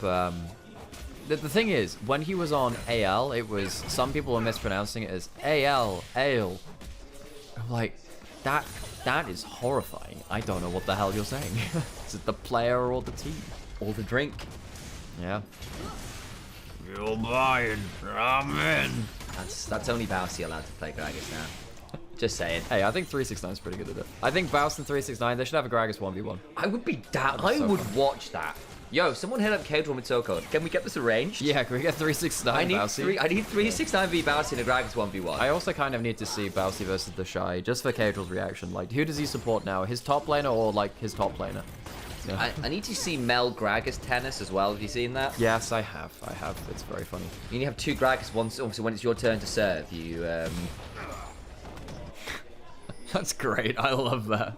Yeah, the problem is it just pings it directly back at the other person, so it doesn't. You don't actually get to reflect it in like cool angles. Yeah. But anyway, it's fun visually. As what's happening? 20 seconds till grubs both bot lanes and top side. Leona's roaming around the place a little bit. Looks like JDG are not actually angling for this one. Teleport's available for both top laners coming up to it. I was just coming off cooldown now, so I'll choosing to stay in bot side and get just some maybe guaranteed gold of a plate. I have some musings to share. Actually, I don't think I do have time to share musings with you because I'm seeing a lot of people looking to die for Shy, who clears out a wave, has got Dominus and Flash in a dream. Here we go. Scouts has no flash himself. Now, the Shy left under turret, as you said. Dominus available for him. Might need to use it. No one's coming to help him right now unless Rookie teleports, and I think he'd rather be on top side. I think they want to clear this out. Two-shot barrage, Flash and Pace try and get something there, fails miserably and dies. Teleport now, bot side, missing, goes flashing in, but the Shy still clears the wave and gets away! Slice, Dice, and JDG come up with nothing. So the cross map doesn't work from JDG. That was such a peculiar flash from Pace. He's never getting the kill there. As he just dies under turret. IG don't have an answer towards it. As it really does just feel like now that IG get the most out of this. Rookie still has ult. They might go for him now in a 1v1. He has the E to cleanse out of some of that CC. That chain doesn't come through just yet. Now he locks them up under turret. Holy moly, Missing's dead. Nicely played from Rookie. Flashes out. It doesn't get much better than that. IG gets so much in the cross map. The Shy doesn't die. Rookie gets himself a kill on one side of the map. On the other side, Pays goes down to Mako. It is close, Seb. It is close. Sam's worried about the door closing, so I'm looking over there. It is actually about as close as it can get. That's fine. As turns out when you start shouting, you do want the doors to be closed for sound insulation. That was really well played from IG. And, you know, we were talking about, hey, JDG, you've overcome the early game-ish. That's cool. The laning phase is done with, at least. But IG, they do manage to use their early power spikes to, and their early just playmaking potential, the amount of mobility that they have to get something done. They're slightly ahead in gold now. They have 5 grubs, and if they can get another mistake like that and get alone time on towers, then the gold actually starts to balloon. Not really sure what Pace was doing here. He flashes out of the Barometer. That's what happens. But it doesn't matter. It just was always going to die there, so a misuse of a summon spell. And the Shy, great flash over the shouldn't kill combo. Now there's and Rookie here just says, yeah, I don't believe you can manage this. Missing gets hit by the Q3 into the ult, ends up taking turret aggro, throws down the solar flare to no avail, and at that point the tower's heated up enough that Shun's taking nearly half his HP bar just from turret autos, so can't stick around for anything more. Scout gets a shuffle to the Shy, but he just slices and dices away and he's fine. Yeah, I mean, the Shy has to leave lane now. No, I actually think Scout makes the right play here. It's not a kill, but it means that Renekton, without teleport, has to back now. That's important. There's no teleports from IG to force a bigger fight. Scout gets some alone time in a side lane with the Nash's tooth. I think that's actually a win. Yes, Rookie is ending up going towards that lane, but the Shy is off the map and it still means some free tower time. And it does. Should be able to get half a plate, not too much more, and at least the timing from Invictus Gaming there in terms of the resets and the lane assignments works out well for them. Rookie was already on the move before that was going to come through into things, and we are now looking generally at first item completions in most places. Topside has not done that quite yet. Where else is what Missing's doing now? He's just being on call. Standing on that blast cone so he can quickly roam. Sees Rookie on topside. Waiting until the dash is used. Might end up hex flashing over here once that. If he uses another Q3, nah, he can easily get back to tower now. So he should be safe at this point. So Missing just shielding his lanes to see if there was a play to be made. Turns out there wasn't. Dragon now up. IG will claim that one and make sure that JDG don't get themselves too early dragons. And, you know, as a Nidalee versus Sejuani, you have not gotten grub advantage. You have not gotten yourself a farm advantage at this point. That's crazy. You haven't got yourself a dragon advantage. This Nidalee has achieved very little in terms of the actual jungle matchup. Basically, you're just banking on them being a really good poke point later. Absolutely. It's not been easy, and all the while, big chunks happening in mid lane. Rookies threatening topside. Invictus Gaming, they were asked to play these lanes quite aggressively, abuse the all-in combos they had, and outplay some of the dives as on top of that, just as a kind of cherry on top. This has been a pretty clean game, honestly, for Invictus Gaming. Yes, they're only 1,000 gold or so ahead, but they've got 5 grubs, they've got a dragon, they're in a really good spot to make this mid-game suffering for JDG. JJ spotted on a ward. There is a teleport ward. Here comes Scout. He has himself no flash, but he has an ult. Mako can try and jump to Gala here. Does so. Scout now looking for an angle. Great Glacial Prison, denies an easy invade. And on the other side, missing in action. Might be changed that one to killed in action. The Shy in a 1v1 versus Ale tries to deny the TPs. It's a close run fight, but a crunch on forwards. The wallop goes wide. The boulder does not. The Shy goes down as Ale drinks him under the table. Renekton loses the battle of the Kaiju. As in mid lane, IG do pick up a really good play. They stop Scout from getting a big play, and while all this is happening, Rookie ends up getting that top lane tower. I think the remainder of it, if there was anything there. 1,000 gold live for him now. He teleports towards bot side to clean up this bot side tower as well now. IG getting themselves some pretty good plays across the map. I want to see what happened in that Shy v Ale 1v1. I don't think it was a teleport interrupt or anything. It was just Chunks is missing. Steps forward into a bush he really shouldn't have sat in. Now going to have the permafrost and the Brawn passive procced on him. There is nowhere you can go, Leona. You are frozen in ice. Even with the Merc Treads, not enough CC to deal with that. Someone had to go Merc Treads to tank the CC. Sadly, missing goes for it means he doesn't have anything to protect himself against the auto attacks. And Shun has to just watch once again JJ make a better play than he's been able to make so far. The Nidalee doesn't work out in terms of the dives early. Has not got jungle advantage. JDG needed to survive through this part of the game. This is a great retreat from IG. Uses the shield to block out some damage from Mako, and then this pinpoint ult stops Scout from getting a shuffle onto one of these bot lane members. Stops them from getting any turnaround. The Brawl ult also stops them too, potentially going after that point. And then we get towards this 1v1. The Shy clears out the wave, and Arlo says, all right, well, Meganar, your rage bar is a little bit low for this point. I reckon I can walk into melee. Let's have a good look at this. And the Shy doesn't have flash either, what Ale does, so he can't even walk towards his turret. He has to stand and fight or it's over. Decent fancy footwork here. The Dominus burn alone actually doing a fair amount of work, but there's just too much in the tank for the Gnar. You still don't like being melee range, as Danny goes, Shiba. It's not, yeah, it's the one. Because you were doing the Japanese version. Probably, yeah, probably is actually. It's a little bit different. You can tell which... Yeah, Sam used to live in Japan. I did, yeah. Sometimes it shows through, but jumping balls gets a knock-up. Doesn't have ult to follow through, but it's still good damage. Gee, Scout's going to take a fair amount of damage. Oh my days, that pop back alone is about 5 to 10% of his HP now. Yep, Scout not really able to control the game you'd like to.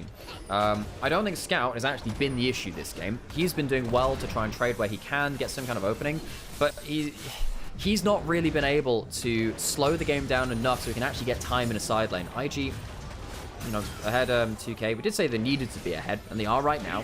Rookie, let's go on Scout again. Another knockup. Here comes the ult. Oh my days, that combo is brutal!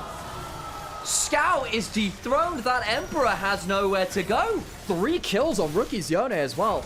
Not always a champion he's been that successful on historically. But this game, really making the plays, comboing up well with JJ. I think this Sejuani has been absolutely crucial to be the extra follow-up CC, but it's so hard to remove with that ball of HP as well. Yeah, Arlo's getting some good gold as the Gnar versus the Renekton, but IG controlling vast swathes of the map now. We said we liked Invictus Gaming when the game plan was a monolith for the team. That's what it is here. Rookie says, I've got an angle. JJ says, cool. It's Q3 over the wall into the ult of both. And what on earth do you do as Scout? You either have to pixel perfect ult the Yone away, or you've got nothing. There's nothing you can do at that point. So, Ruinous Atacon spawning in a minute 20. Dragon spawning in 40 seconds. IG have mainly been playing around top side, so they do need to get some quick setup here. It's not going to be, you know, the best setup, all things undone. They have the Herald. They can throw that into a lane if they would so wish. They have taken down the mid and top lane out of turret, though, so they don't have to chuck it into mid lane. They've already kind of got that harder to play objective. Important for this, just as we get up to this dragon, Gala has 2 items in the Muramana completion. That is so important. This Ezreal is going to be absolutely crapping out damage, and sadly for Pays, I think he had a very good split one. And I think that his game earlier today was very good too on the Kai'Sa. He's been kind of outshone right now. He's really not had much chance to play the game. Gala is going to be vastly stronger than him for now. He's got that transformer Romana, as you were saying. By looking at 1.2 to 1.3k leads in mid and bot, this is a very, very scary point. And Invictus Gaming in this mid game, the 20-minute mark, probably about as strong as this comp gets on paper before it gets a little bit harder. And they've got the leads to work with and are trying to stick the knife in a little deeper while they have the advantage. Scout gets some time finally alone with a turret. I'm not even sure he's going to get a chance to clear it out though, because Rookie's here. Unbind to Soul clears out the wave. They only get half a turret at most. Yeah, so you give up a dragon for the potential of an outer turret. That's not really a great trade, but what else can you do at this point? You're not ready to fight. No. You're not ready to fight. You're too far behind at this point in the game with these power spikes. You don't want to be fighting up against the Ezreal on this power spike, nor the Yone with 2 items. Sejuani comboing up so well with everyone. IG, split one. Not their best showing ever. Had some decent series, but it did feel like there was inconsistency to be found. Inconsistencies and just not everyone being on the same page. In fact, actually, apparently, as they lost their playoff series as Missing's quarters out, can't see what come through, but that'll be the end of it. Apparently, as they left the stage on their playoffs, lost to top esports, JJ and Rookie were arguing very heavily with each other. Really? And, you know, that's natural. You're competitors, but, you know, they was clearly not on the same page. They weren't viewing the game in the same way, and you could see that very well from that last series, where Rookie had a poor series to end things off against top esports, whereas JJ on that Zac in that last game, he was so damn good, but only so much you can do as a player alone in terms of on-form potential. Feels like they're on the same page a little better now. JJ, Rookie, so key to this team. Not necessarily the duo you think about the Shine, you think about JJ and Mako, but actually the mid jungle playing very well so far. JJ's so tanky now as well. Yeah, he is. Unending Despair and a Heart still makes that Sejuani a beefy old bull rider. It's a bit ironic, really, because that should be Pork, but I don't think Porky or Bull Rider is quite the same context.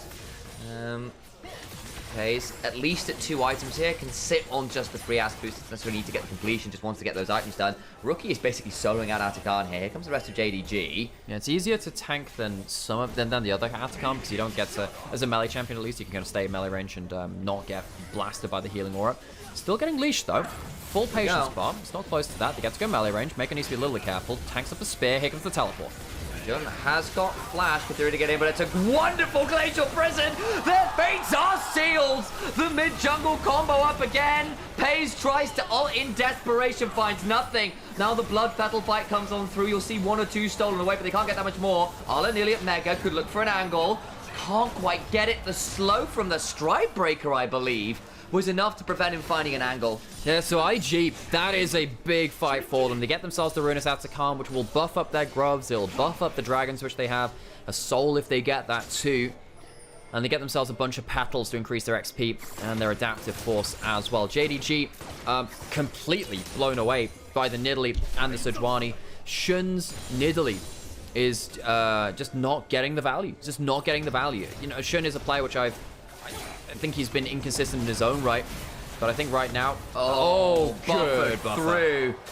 That's brutal. Scout has to flash as a result. The rest of the fight is still ongoing though as JDG do come along. Reminder, no ult quite up for Rookie yet, so I think he just dies, gets a decent heal. And shield with that W, but the Spirit Cleave and the Immortal Shield Bow will not keep the mid laner alive, and support turns up, and Scout's flash eventually turns into a kill on Rookie when everyone else comes around. Nice play from JDG to get that shutdown. They do get some gold onto the Misfortune. Here comes a play in the mid lane. The Shy could look for a stun onto Scout. Doesn't get it. Scout doesn't have a shuffle now or a flash. The chance they could just chase him down. Yeah, looking for a bit more what the cooldown's at. Can't be miles off having the soldiers back up, but the Qs keep landing. True shot barrage claims the mid lane. A nice shot from Gala. Turns out your E-cooldown is more important than that. Couldn't dash to him with only the first rank of it, and now suddenly JDG are without an Azir, and they are very much corralled. Rookie's got teleport. He spawns in 3 seconds. Can they look for more? Missing. Forced to go back the other way. Wonderful glacial fissure. knocks up Pace, who cleanses out, but they've still got Permafrost to contend with. And Nidalee got nowhere. You are outdated. Saber-toothed tigers went extinct a millennia ago. The Shy, though, on the Crocodile shows you exactly how long those ancient predators have been a threat. Arla tries, but there's nothing more he can do. Invictus Gaming really come to life when their big skirmish mobile combos come online. Everyone dashing into the play. All 5 members have a way to follow up. Even the Braum could start jumping forwards with the W. And JDG, we said, hey, eventually they'll outscale and they'll outrange. They've not gotten to that point, and they've taken fights that they can't really fight at this point in the game. Scout caught out in mid lane trying to push up. I feel pretty bad for Scout because it feels like Scout has been trying his best to make something out of the map. That top lane play where he forces Rookie back and he puts up the tower, trying to play around the sidelines. The game has just not been slowed down enough for him to get enough value out of this though. And Gala and Scout, old LNG teammates, facing off against each other. Gala takes a chunk out of his old mid laner for that one, as IG clearly starting to snowball beyond what JDG can deal with. And clean hands from Pace, manages to cleanse the Glacial Prison mid-air, so when he lands he can still move. I think otherwise you lose the Misfortune pretty sharply as well. I mean, she does eventually fall, but you tried to make it as hard as you could. I give you credit where it's due, Pace. Unfortunately, you can't run away from the Crocodile and Yone for that long.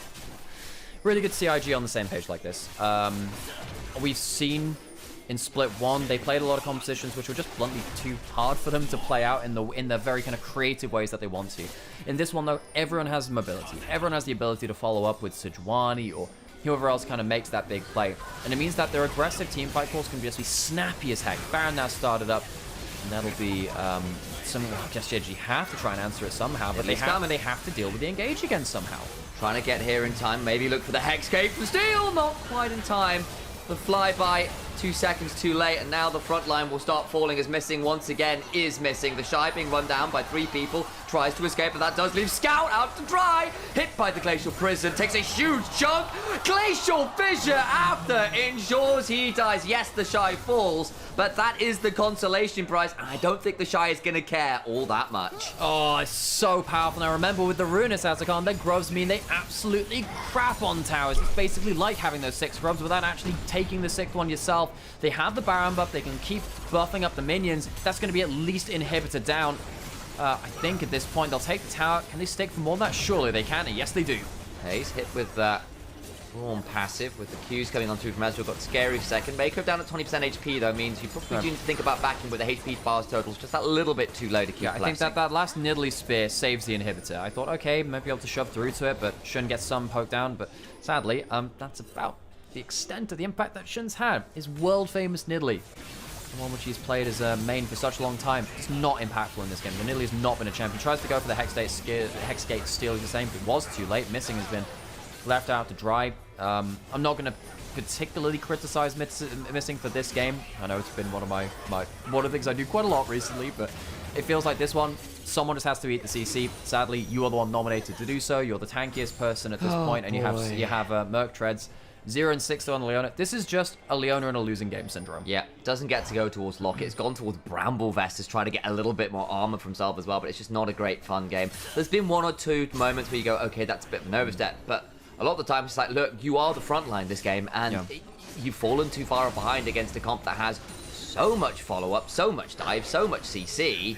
Yes, it is all melee range. Yes, it is all in. But if the all in works every time, you're the one that pays the price. If they have a really good way to make sure that they can get melee with you, it doesn't matter too much. Yeah, right. And on the other side of that, you know, the range champion of the Ezreal is doing so well. Gala's having a great day at the office. His Varus earlier, incredible skill shot accuracy. Same thing here with Ezreal. Really good ability to just keep chunking out damage. And great recovery from Split 1. Gala was pretty mortal in that first split. He didn't look all that legendary for a player who has been one of the greats of the LPL for a very long time, the Pentakill King.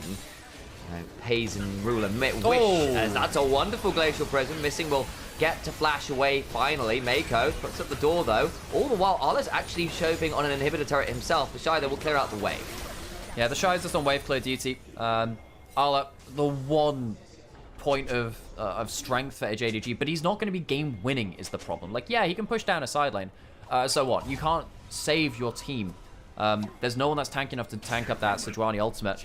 Right there, Missing was lucky to get out of it, but even then, I think they ended up blowing a flash for that too. IG, they don't take the inhibitor turret, but they're still just pushing JDG back again and again.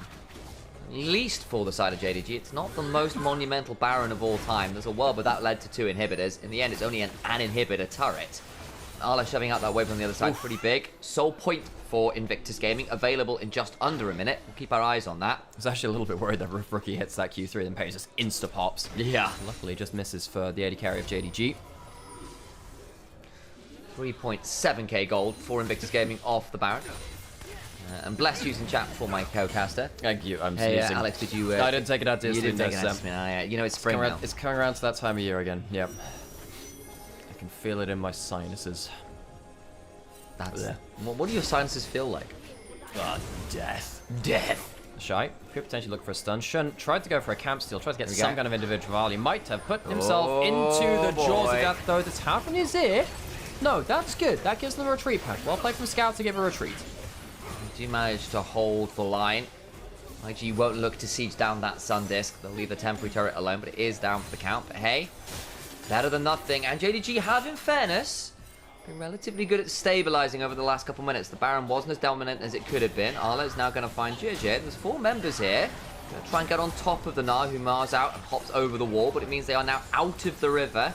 And Dragon started by Invictus Gaming. So, IG, they have no Ezreal ult, but that's, you know, going to be put lower and lower cooldown as more Qs hit. Gala, good skill check, actually gets something on from Missing. Another one here. Shy has his ult running. Oh boy, Glacier Prison just wide, but Missing is unfortunately left out of Dragon. The Primal Surge is just not enough. They kill off the Leona, they kill off Shun's Nidalee, and the rest of JDG have to run away. Another Arctic Assault forward flash, trying to get the permafrost onto Arla, who just about gets out with a flash of his own.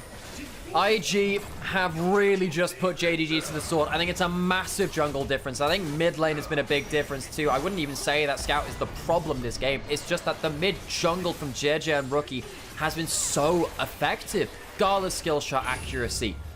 Also notable too, JDG have not been able to reach the point where they can play from long range. They have to deal with IG diving into melee range time after time. They do. Mako.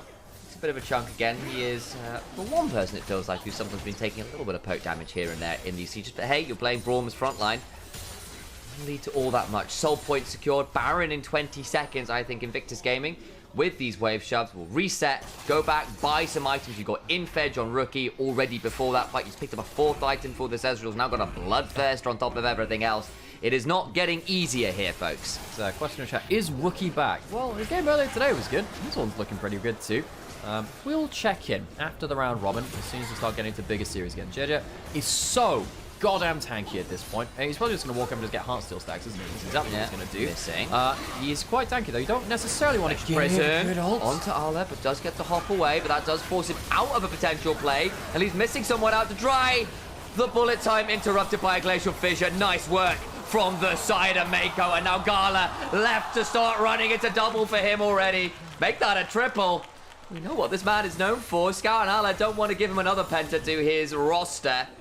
And instead, they'll look to get towards these inhibitors with 2 of the members down. 3, sorry. Every member of IG has really played their part, even the Shy. He's been soaking pressure as best he can. Mako's ult, everyone piling into the Nexus. Scout being jumped on, goes golden. Gala going to be given a potential option here. Arla gets at least one more. It's a glorified quadra, but Invictus Gaming in command from minute 1, put JDG to the sword. Invictus by name, Invictus by nature. JDG, despite being our 3rd place team in Split 1, are blown away. Absolutely blown away. This wasn't a particularly close game. I think that the draft became particularly hard to play as soon as IG managed to find their skirmishes. I think that particularly, they'll have to look back at what was happening with the Nidalee pick and what they wanted to do with it. If you're playing losing lanes with a Nidalee, the Nidalee needs to find value in that jungle matchup somehow. Find those gaps in that lane pressure. Couldn't do so. And sadly for me, Shun just did not bring value to the team to be that pressure valve, which is what they desperately needed. I mean, the other side of that coin is like, okay, so where the hell does the Nidalee go? If you got set up top, I don't know, conditionally you got to set up mid, well, maybe at level 6. Bot lane, well, if you get a chance with missing going forwards, but you're tracked the entire time, there's good pressure, the Sejuani constantly has another member coming to support us, it's always a 1v2. I don't know how easy it was to find the cracks. Were there cracks for JJ to get into? And then, of course, on the other side, it's really hard to pick an MVP. I think that Gala's a shout. I think JJ is a shout. I think Mako's a shout. I think Rookie's a shout. This is a very hard MVP to really start to pass. Well, folks, that is our 4th game of the day, and we have 2 more left. You've got 2 casters here as well. My name's Nymaera. I'm Initialise. It's Initialise. We're brothers. We cast the LPL because there's no official broadcast anymore. So we want to archive the league. We want to broadcast the league in more of a traditional way because we are professional casters. And we hope that you're enjoying the experience here. And if you are, let us know in chat. Let us know in the comments. And like, subscribe, and keep watching if you like what we're doing. And if you don't, and you can tell us why you don't like it as well. That's completely fine too. That's actually valuable market feedback. Yes, it is. But yeah, particularly with this victory, IG, I think they're likely now to go first in the group. We expected this team to be eventually coming online at some point through the year. We thought maybe they'd show a little bit more in Split 1. Sadly, they couldn't. They look much more on the same page today. Good games for them in the first 2. Yeah, exactly that. And there was a bit of a question in Onivia's chat asking, was this a best of 1? And yes, it is for now. This is basically just to seed groups proper. So you got a double round robin, best of 1, best of 1, double round robin. Yep. Is that the correct way of phrasing it? I have to think about that. So what this basically does is say, okay, you'll play against these teams which have somewhat been seeded from the original split. We've kind of got a number 1 seed, 2, 3, 4, and you're basically playing to see which group you end up in. There's going to be an upper group with the 10 best teams in the league, and then the bottom 6 teams go down into the Nirvana group, which is quite serious in its own right, because the top 4 do get to play in, or rather, so top 2 get to go back into playoffs. That's good news. Middle 2 get to play in split 3, but the bottom 2, your bottom 2 teams across the entirety of this split are just out for split 3. They're not playing at all, which is brutal stuff. So, 2 last games of the day. Let me just check what they're going to be. We have IG versus LNG, so IG stay on, so they'll be playing their last game of the day against LNG, who looked pretty dire earlier. Yeah. And then LGD versus JDG, which, I mean, I expect JDG definitely go in, and I think they definitely go and smash them, but it's still worth seeing whether they can kind of... Well, the LGD can punch above their weight. Yeah, stick the landing, really. Right, do you need a break or anything? I could use the bathroom. You go do that then. You. And then we'll hang around, folks. We'll hang about. Reminder for the adverts at some point as well. Yes, I shall do. I'll do that a little bit later. Okay, righty. Oh, it's been a long couple of days, folks. I'm starting to flag a little bit myself. Anyone had a favorite player performance so far in the last couple of days of LPL? Yeah, so, yes, sorry, I hope that someone was asking in Onivia's chat which games are coming up. I think we just listed them out. I can't actually remember what I even said, but IG versus LNG next, and then JDG versus LGD. So those are the 2 there, and they're in chat as well there, so you should be able to see that, hopefully. Hopefully that's fine for you. And yes, this was best of 1 casino. Oh, man, okay. Oof. Oh yeah, and as I said earlier, folks, thank you so much for 8,000 followers on the channel. It's very flattering to have so many people following us here on Twitch. Obviously, if you're on Onivia, you're watching on a different channel, so it's less relevant to you, but still, thanks for tuning in.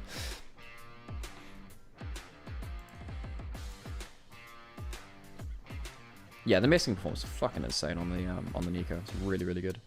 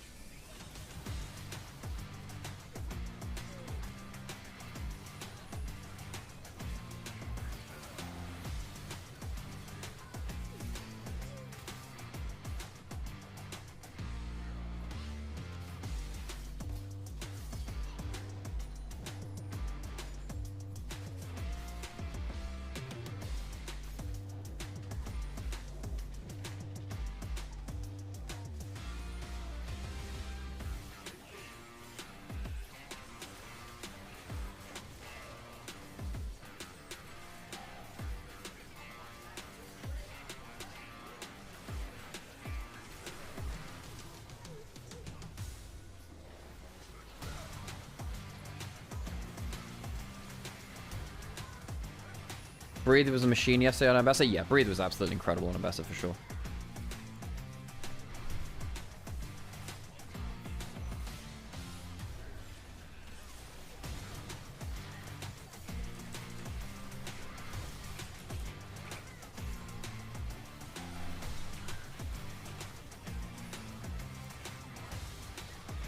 No, this is not best of 5, Magman. These are all best of 1s today.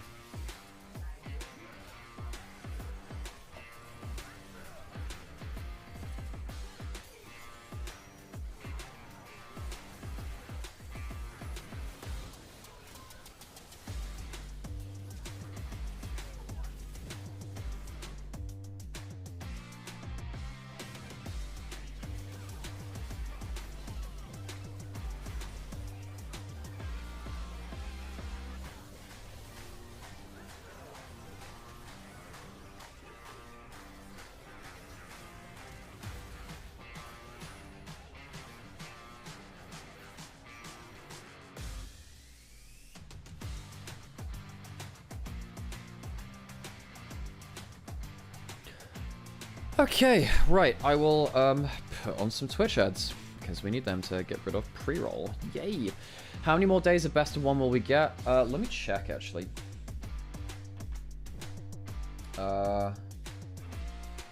Right, so we have 8 days of best of 1. So we have a week and a day, and we've done day 1. So we have from it'll be up until wait.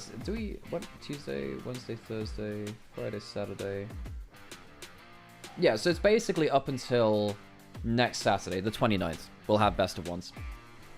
And then we have best ofs again, but I don't know if they're best of 5s or best of 3s. Because that's basically our Knights rivals, I think. Is it? What is that, actually? Are they best of 5s or best of 3? Ah, so the last Chaz promotion is best of 1s. It's best of 1s for like the non-elimination matches, and then it's like best of 3s for the elimination and qualification, right? Gala, yeah, Gala was really good. His skill shot actually was insane. It is very tiring, coconut water. Oh, yeah.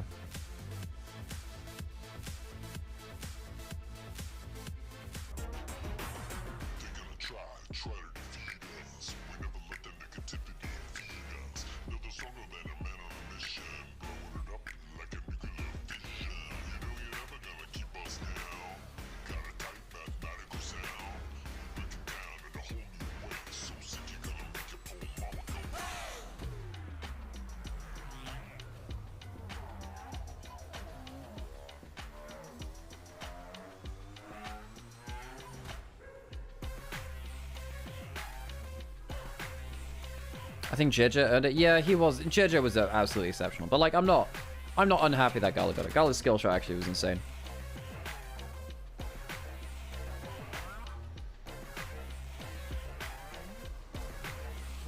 I think it's hard to choose an MVP for this one. I would imagine the MVP vote was split.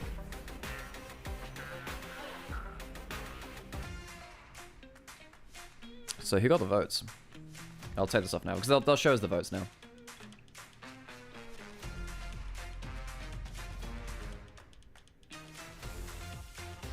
Okay, so there were 2 votes for mid, 2 votes for jungle, 4 votes for bot. Alright, okay.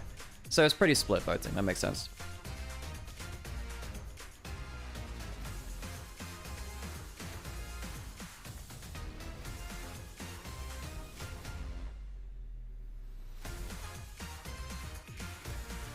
Okay, just 2 more days. It's not even, not 2 more days, 2 more games. It's not too bad in terms of actual game length and stuff.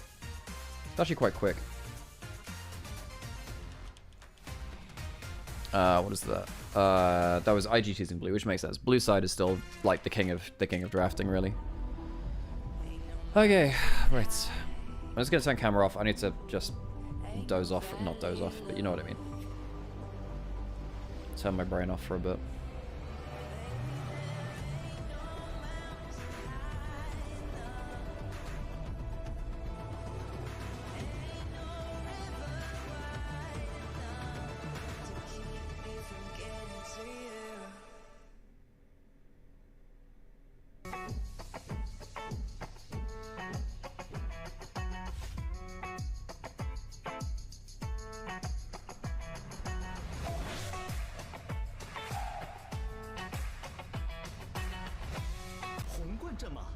更受中国电竞用户喜欢的能量饮料，更受年轻人喜欢的中国能量饮料。中国电竞，当然有我，有能量，当然战马。That's right. Let's go. Eat it up. I ate that, yeah, I slayed that. Keep shining, big fat beat jack. What you gonna do when I come through? Woke up feeling fresh, brand new. Insta up a new pack. Moving through with my click. Looking fine, looking thick. All my girls looking sick. Watching how I talk. Watching how I walk. Watching how I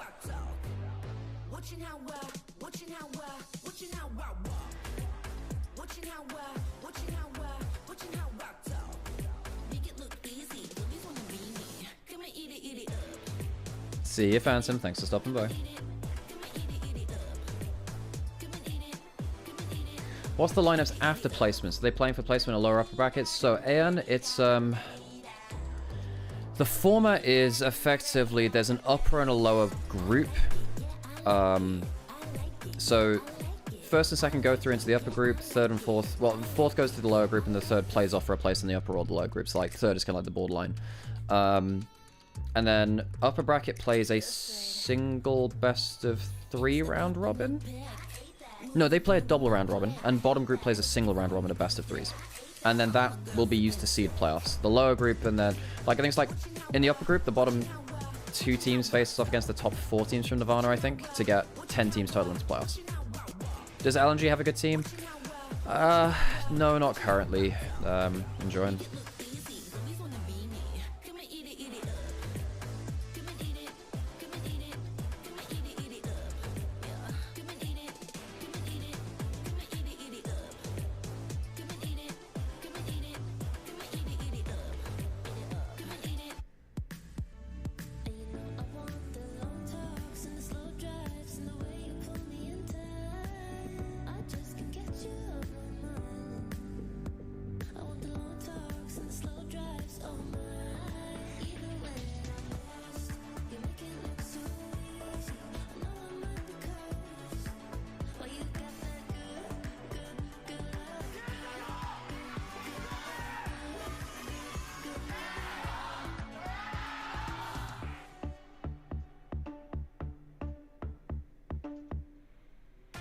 Very cool. There's a little look at the arena.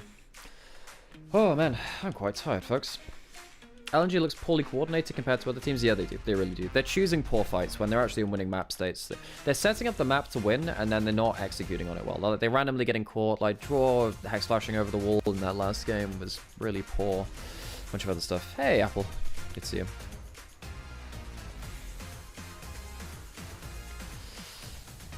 Oh, okay. Right. 2 more games. IG, LNG, JDG versus LGD. And those are 2 games. I just want anyone's legend in Ninjas in Pajamas to do well. I love watching new teams in internationals. Also Damien Shanks. Yeah, for sure. Shanks has been very good in the LPL for a while. He deserves a shot. He might get blasted at his first international. That's not unusual for first time international players, but I want to see it, you know.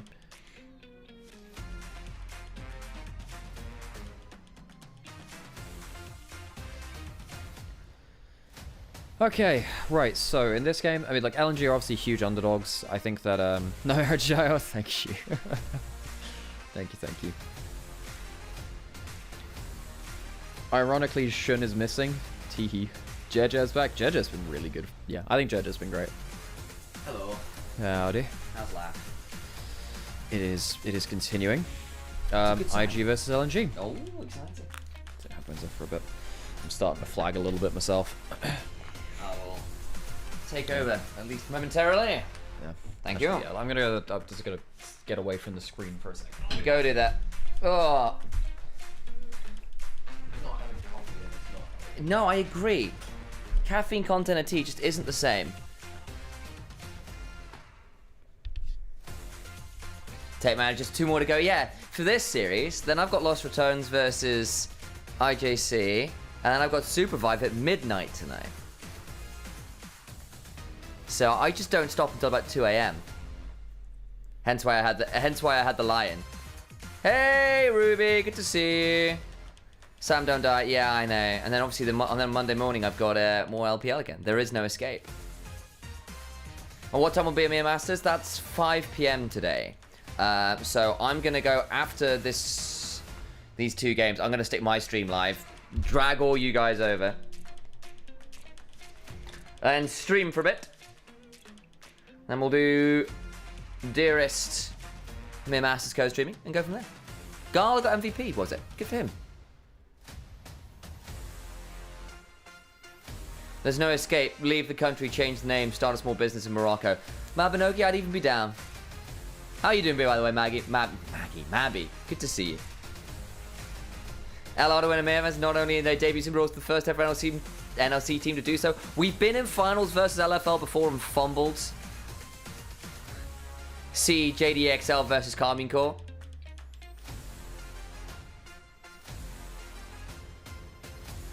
And that, you know, I've been hurt before, is what I'm saying.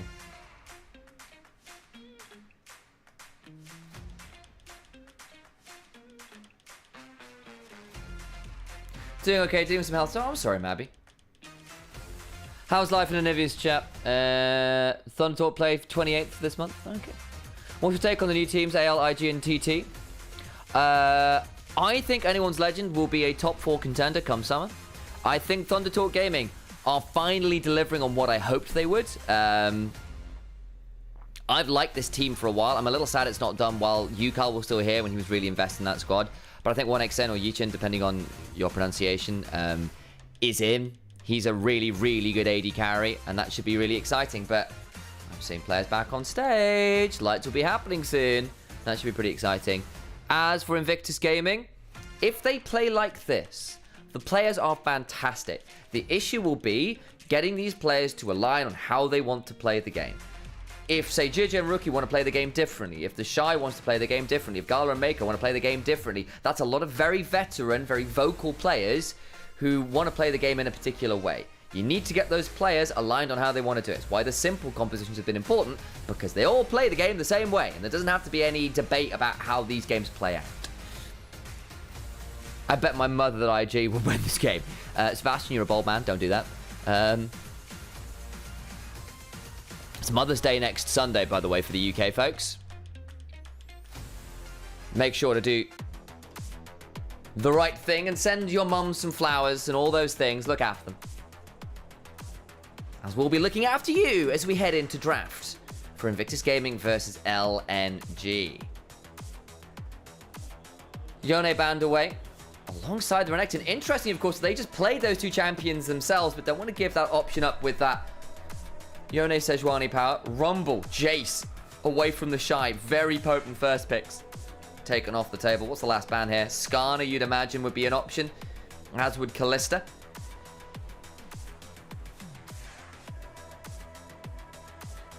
I'm seeing a bit of a question. Any chance that they make world stage repping LPL? I think possibly. I think there's a few teams that should be quite exciting. I think Invictus Gaming, depending on their trajectory, could do it. I think JDG, depending on their trajectory, could do it. I think obviously Top Esports, obviously anyone's legend, obviously BLG should all be in that mixing pot. Skarner let through. Skarner first picked. JJ on the Scorpion. Can Ixtal's grumpiest stone construct be as dominant as he has been pretty much the entire last year and a half, it feels like. Ever since that rework, he has been so very potent. Varus, a consideration for Photic. Had a lot of damage numbers in the last game, but really didn't feel like he was able to convert that into actual presence. The aura wasn't there. What's the response with it? Something to give some lane prior? A jungle option of your own? Hell, you could look for one of those big solo lane options still up and available. Azir an option, of course, for High Chow. Takes it away from Rookie. And there it is. Lots of range and zone control now with that double long-range backline. Rookie hovering the Ahri. I'm sure much to Nymaera's joyful heart. Galio a consideration here, though. Could be a top lane flex. Could be, of course, something else. Like the Orianna, of course, a rookie special. He has been one of the best Oriannas pretty much since Season 4. And Skarner, was that through? Skarner was first picked. Ah, well, that's a problem. And they didn't even hang on. Whoa. Okay, so I stepped out for a second to get some fresh air. Skarner, not even answered to by the Ambessa. I suppose they think that they can counter it with the Gwen. Zuka played the matchup very well earlier, but the Shy's Ambessa has been nuts. Also, like, there are some very fun combos now you can have with Ambessa dashing in with the Orianna ult. The Skarner can set up that if the Shy is very accurate with the ults, you can even do it unassisted. I think IG have a lot of good tools now, and I don't really think there's that much which can protect Haichao from that kind of combo. Haichao, good playmaker on the Azir. I just think there's way too many ways to get on top of him. I think if he does go in for shuffles inadvisedly, there's a lot of tools here which could pounce on him in pretty short order. Let's keep an eye on that one. Yeah. Phantom's pin coming through. I know there are going to be some comments in chat about Haichao's Azir. The thing I will say about Haichao is that he makes plays. The problem is he outplays himself as much as he actually makes plays. Look, maybe he can get a godlike shuffle. The problem is against this kind of team, shuffling his Skarner doesn't really help you that much because he just ults you back. What does IG want for a bot lane? I think you can look for... I think obviously Ezreal would have been good. You want something that can lane against the Varus effectively. Callista's gone, Ezreal's gone. You can potentially... Ashe. You can go for an Ashe, you can go for a Jhin. I think either of them are fine. I think if you go towards something like a Kai'Sa apple, which I do see the suggestion there, I think the problem is you often lose lane quite hard, especially with the last... Varus, yeah, particularly well. if you fourth pick jungle, and then you fifth pick counter pick support, you can really just shred bot lane. It's a big problem there. Yeah, I think the other option is to do something like pick the Braum yourself and break apart the Ashe combo. But actually, as I say, that Ashe is banned away. You are now looking a little bit further down the line. I think Jhin is an option. Gala plays it. There's the Shins out to go alongside the Vi. Two big early game bruisery engage options from the jungle. I think, you know, in another world, you could go for like a Ziggs bot lane for IG. I think you need some consistent DPS on this one. So I don't think that's the option there. Nocturne locked in for Weiwei. Yeah, I think Jhin for Gala feels like the best laning pick. You could go for Misfortune as well. Yeah, but, it's good with the Skarner. Very good with the Skarner. Yeah, I think you can also go for that too. Either of them is fine. Jhin, Misfortune, those are the two which I would settle on. Corki, a thought. The dash away from some of this stuff can be decent. You can lock it in with the Rel. It is the consistent DPS. It's just a little short range. But then again, if Skarner's holding people in place for a big fast bomb, I can still see the angle. And then you can go for either the Leona or the Rel. Get a little bit more extra engage through. I think that would really, really round out your composition pretty effectively. Draw could go towards a Braum last, but I think that, you know, the Corki's fine in terms of that laning phase. I was having this conversation the other day, but part of the reason why this Corki Rel combo was seeing a lot of pressure and a lot of power very early on in the year was you both shred resist when you all in pretty hard. Gatling gun plus the Rel passive. You kind of get half a last whisper early on. It means you hit really hard if you get a full combo off. Yeah, that's a fair point. And of course with Leona, you get to proc the passive like every tick of your Gatling gun, which is really, really nasty. So, Dwarf could go towards that Rakan. It's a very common pick for him, and it's one of his more comfortable picks. Does go towards that. Varus Rakan, strong laning phase. I don't think it's a dominant lane, but it's against Corki Rel, but it should still be slightly favored. Top lane, we've seen that Zuka doing very well against the Ambessa with the Gwen. And Haichao on the Azir. Look, there are questions about it, and I'm not going to, like, sugarcoat it too much, but at least it's something which you can make some plays with. LNG, I think their composition, quite hard to play, once again. They don't have... It's a fragile composition. You don't have tanks. There's a lot of damage from Ambessa and the shockwave coming in on top of that. So LNG need to find a way to not make mistakes, and that's not been something they've been particularly good at. IG have been very good at punishing and pulling the trigger. On the other side, though, you have still got 4 pretty heavy damage dealers. If you only end up, say, getting 1 with your big combo from Invictus Gaming, suddenly a Gwen gets to run over the back end of a fight. Suddenly an Azir gets to run over the back end of a fight. And the consistent number of DPS carries could end up being a little problematic here, assuming, of course, that fragility doesn't hurt them. I just see people adding random emotes to my shot 7TV. Yeah, you smilers right the way back into the game, folks. Who's doing this? People are, Sam. People are. Thank you, Amber. As we go into game for our 5th game of the day. And, yeah, our second to last game. LNG, IG. Really does feel like IG have turned up to play. They've been more coherent. Their drafts have been good, and it does feel like LNG have been making mistakes. They've also been drafting difficult to play compositions. They've been drafting low tank, high burst, but not necessarily playing well through it. They will need to find themselves a form that they could not replicate earlier today.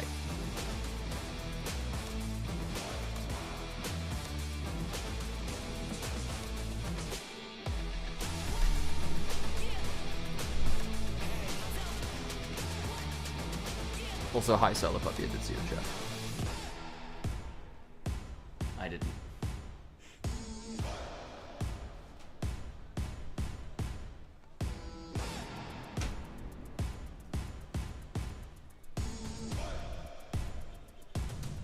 Looks like it's a little slow to get into the rift. Bit of an issue coming through. Makes me wonder if there's a pause. Nah, okay, that's the screen. You go straight before you go into the rift. IG vs LNG. Let's hear how the crowd feels and if LNG's got any fans in the audience now.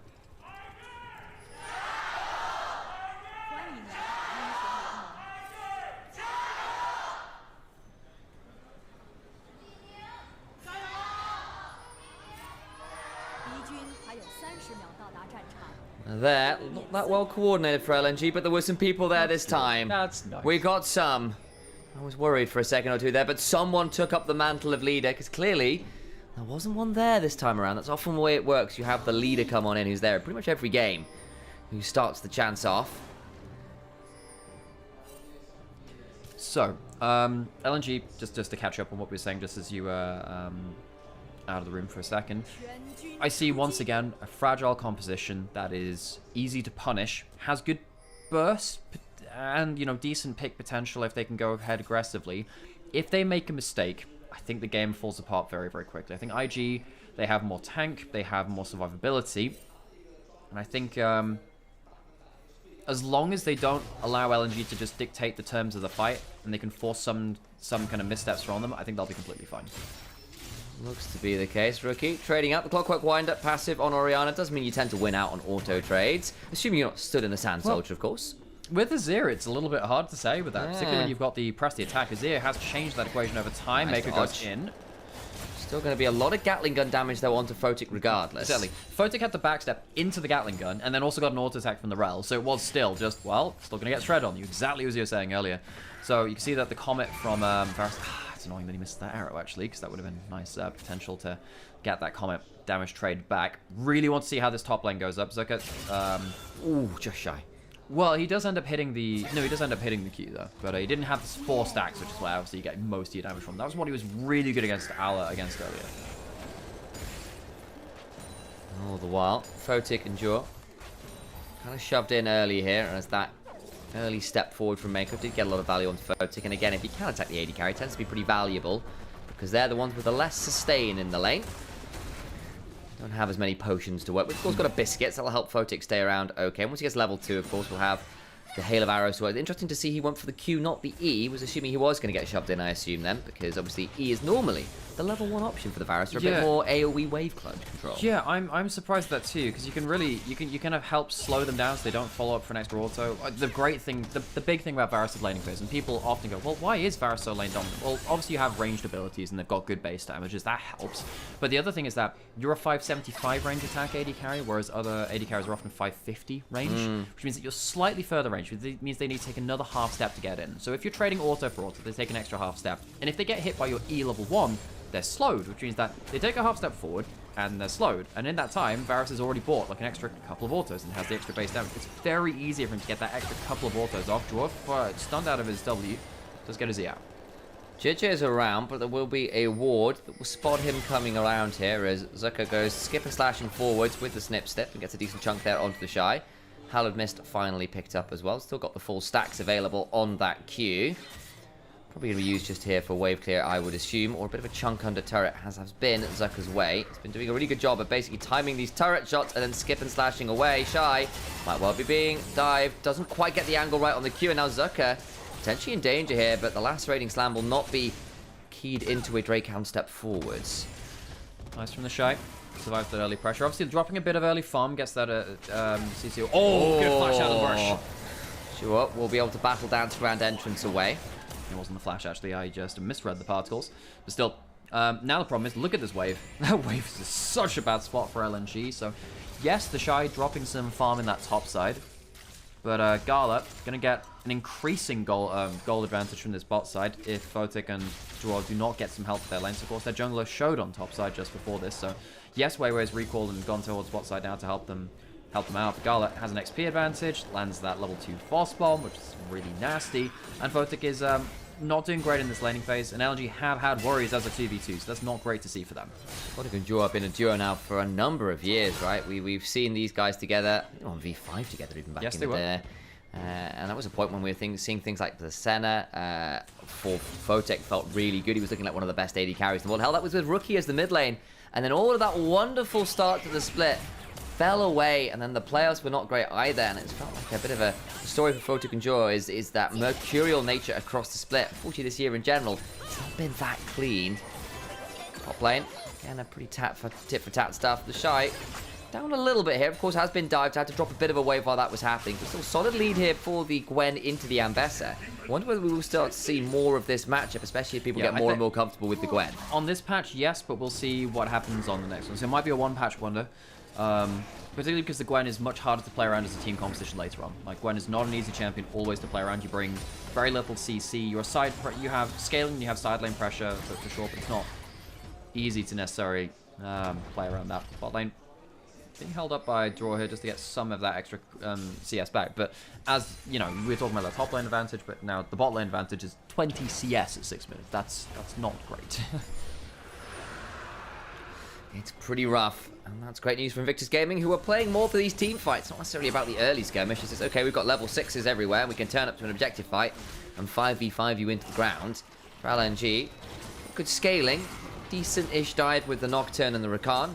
Follow-up from any lane you choose to go into, the damage will be there with an Varus, an Azir, and a Gwen, but yeah, it's going to be a little bit harder to pick your moment, I feel. JDG took the Dragon. Weiwei, once again, this happened similar to the last game IG were playing actually, for against Shun on the Nidalee.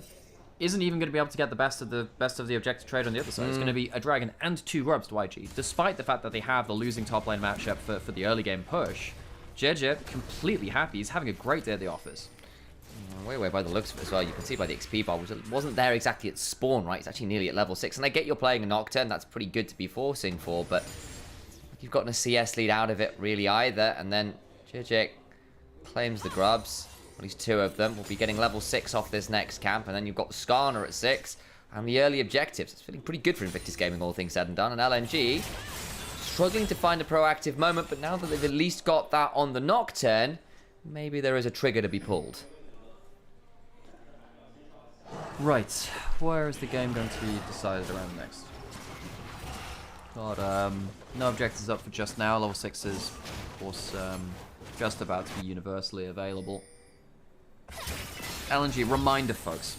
They're not really allowed to make mistakes in this game. Now, the first big fight of the game, they really do need to get good value out of. The Shy can dance around the ult a little bit. Ult's over 1, dodges one of the procs. That's pretty important. Look for the next one. There's a big chunk. The Shy's dancing well. R3 comes on through, gets the shield with the Repudiate, but the last auto and the passive is enough. Zucker wins the 1v1. Close. JDG has flash and will return it. Flash for flash. Zucker flashes late, and he'll die for it. The Shy makes that closer than it could have been. Remember, this is the losing matchup, but he manages to ult over one of those procs of the needlework, so ends up reducing some of the damage. At least it ends up being a 1-for-1. Sadly, the gold doesn't go towards the Ambassador, but for Zucker, he would have wanted that clean 1 kill, and to get that CS afterwards, he loses a wave under turret because he dies to the Skarner.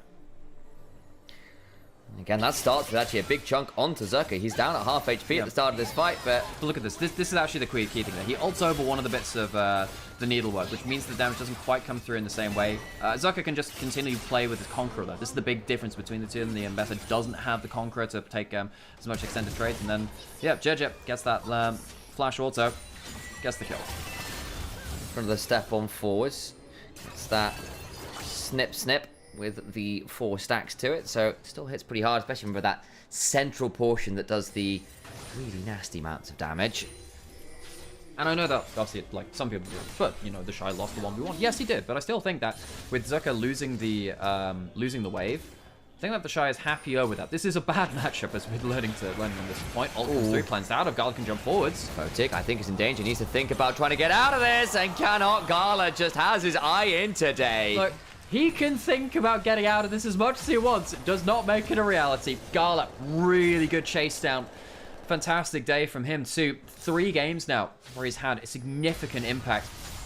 Great judging of his 1v1 there. And the Corki, which was picked later into that draft after a lot of bans went his way, getting a lot of value. This bot lane has been dominant from Invictus Gaming, even into the cannon minion.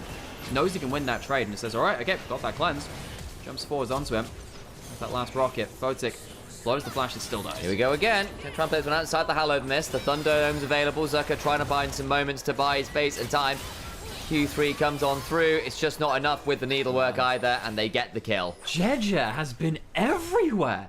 I think he's been fantastic too. IG, currently at 2-0, looking to go 3-0 in their first round robin. And a lot of the reason they've gotten to this point is, one, the Shy Zambassa has been disgusting. In this game, you know, it's not necessarily been... smooth sailing, It hasn't been smooth sailing so far. But where that difference has come through with the counter-pick matchup is JDG just being there more often and being there at the right times. Gets himself a kill and assist there, now gives a kill over to the Shy, who evens up the gold advantage. JDG has been everything that IG have needed from him in these games. He has. It's a solid early gold lead now from Invictus Gaming. And again, it does feel like a lot of the possibilities, the potential that was promised for Invictus Gaming when we saw this roster come together. It's like, oh my days, Rookie and the Shy reunited JDG on a team with laners he can play around. Gala and Mako, 2 of the greatest bot laners in not Invictus Gaming, but them too, but the LPL in general has ever seen. Hell, the world has seen. They've both been really exceptional champions of the game. And it didn't really come together properly in Split 1. We said it might take a moment or two for them to figure it out because it was a whole new roster being put together and some teams are faster on the draw, but there was some worries that maybe the team just wouldn't gel. They wouldn't sync up in terms of how they wanted to play the game. Players like Gala also just had very quiet initial splits in a way that was not what we were expecting. He was, honestly, for my money, quite poor, actually.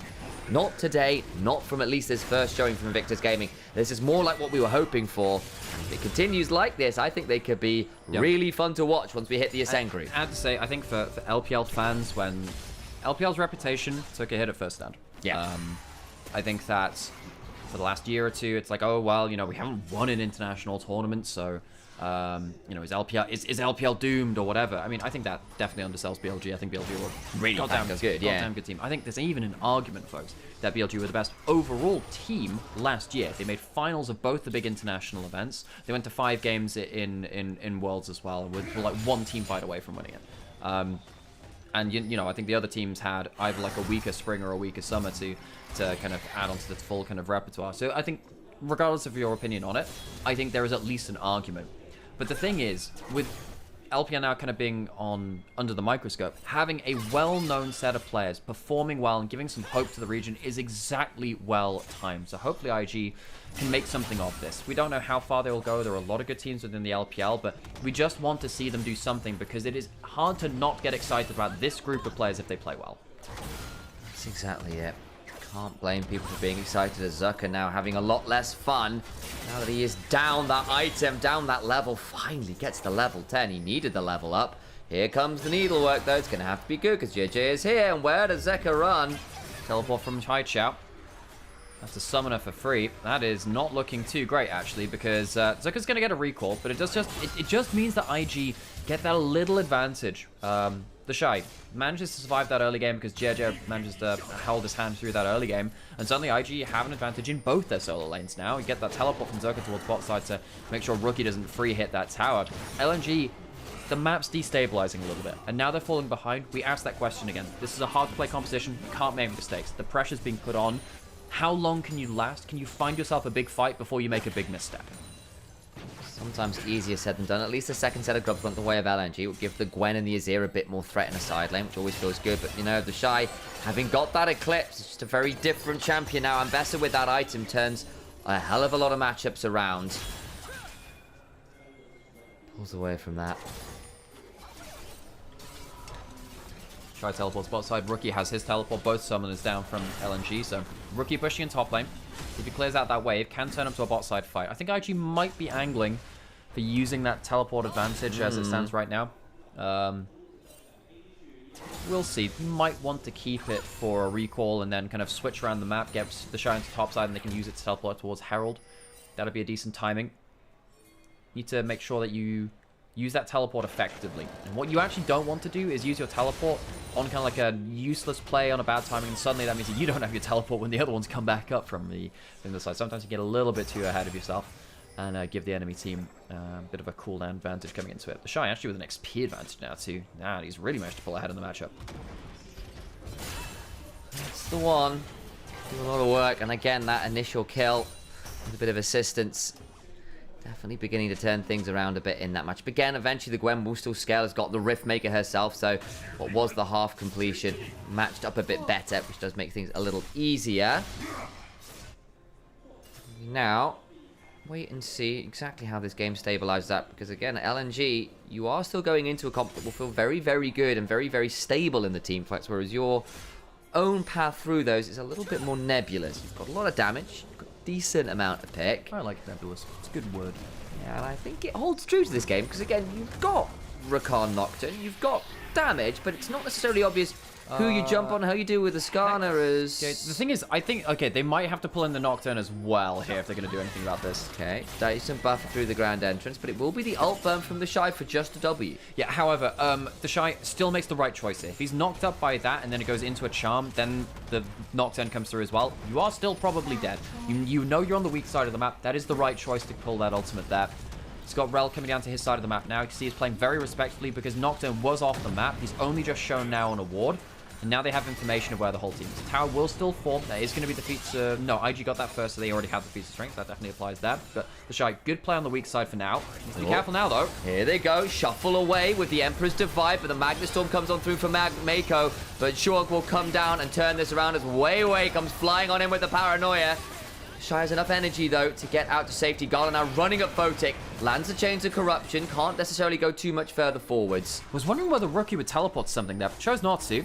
Still has his teleport available. I mean, there's some blue pings on what I believe is a ward. Yeah, I was wondering if it's a blue trinket or whether it's... yeah, I think it's a blue trinket, sadly, in the enemy blue side jungle. But I was wondering whether Rookie could make himself known there. Doesn't have a Seraph's completion, but still level 12 Orianna. Can get himself a lot of value there. Dragon spawned, IG choosing to save their powder for this instead. That they will. Again, turret was taken by LNG, but it was second to Invictus Gaming. You now have the feats of strength because they got the feat of martial mastery earlier as well with those first 3 kills. It's only been 3 kills to 2. It's been a relatively quiet game, all things said and done. That's the most action we've seen in a hot minute. Have a look at this replay because Mako thinks he's seen as an angle here.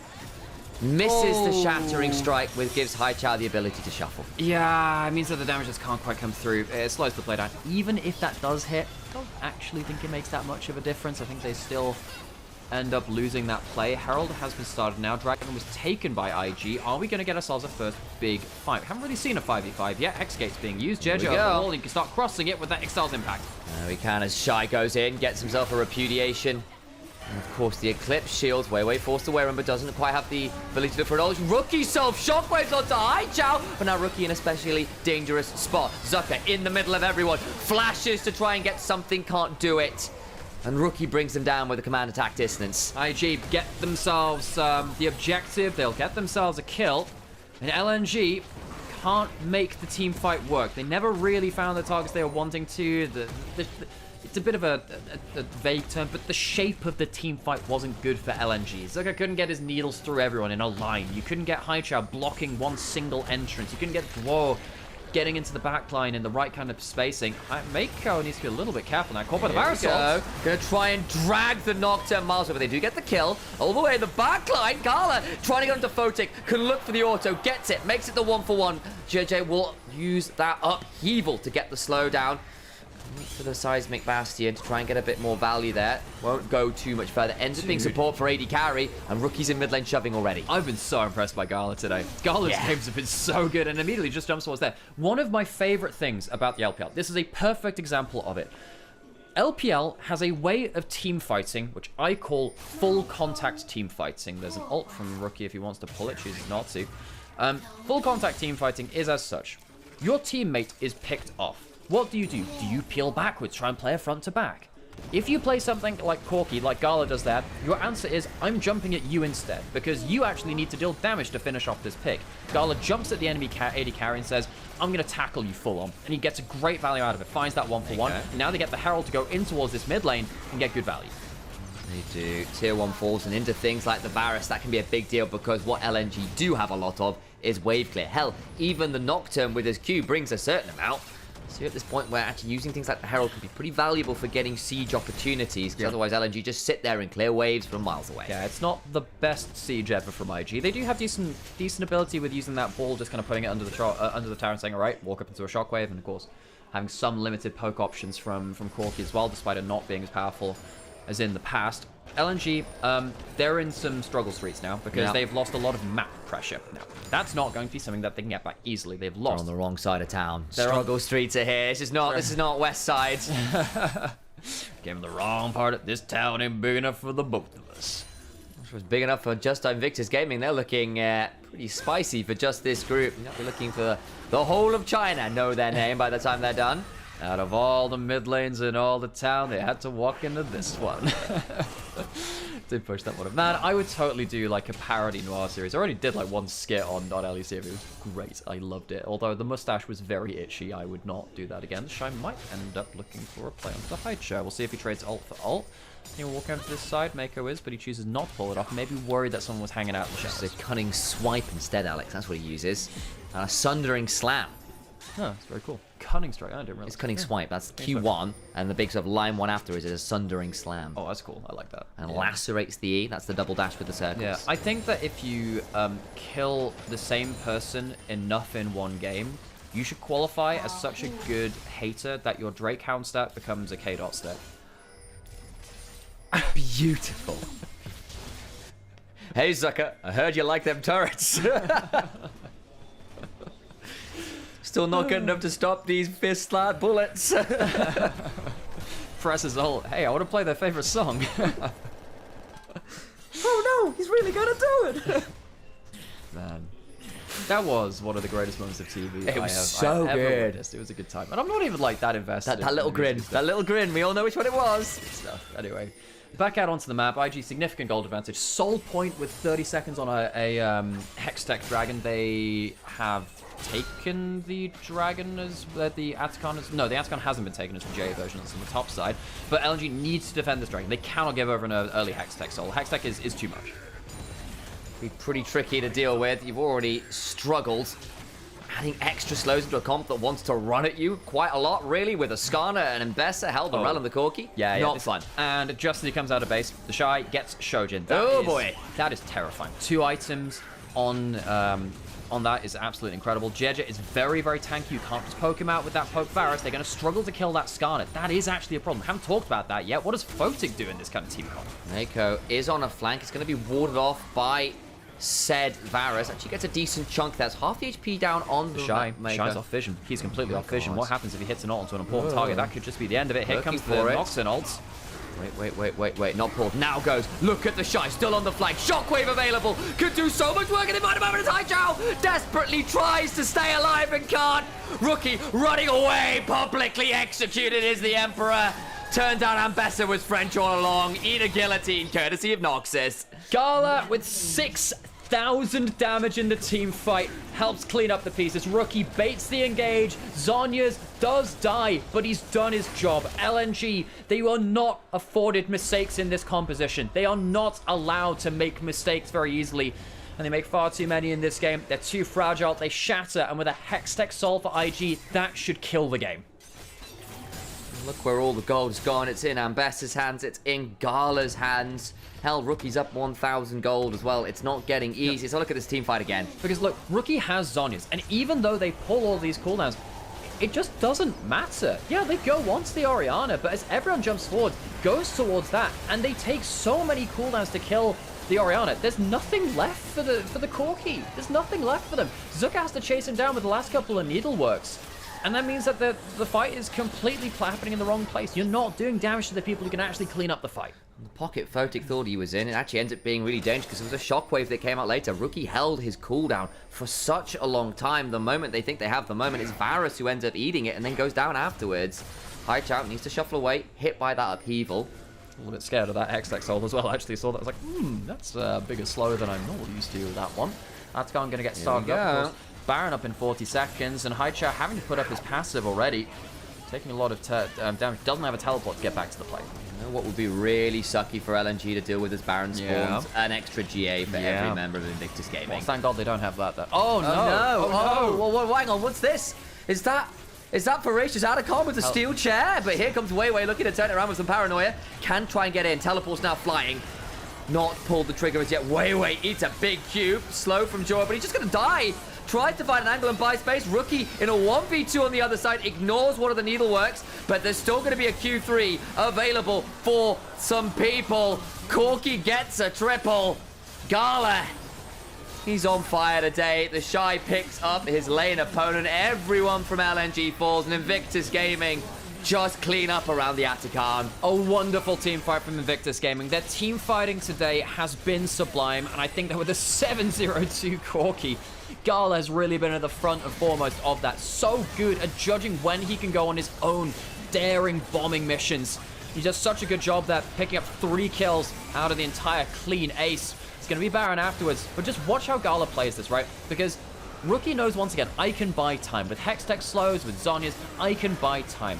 Watch how the carry splits somehow. Yeah, Draw ends up kind of messing his engage, doesn't actually get any combo up there, very disconnected from his team.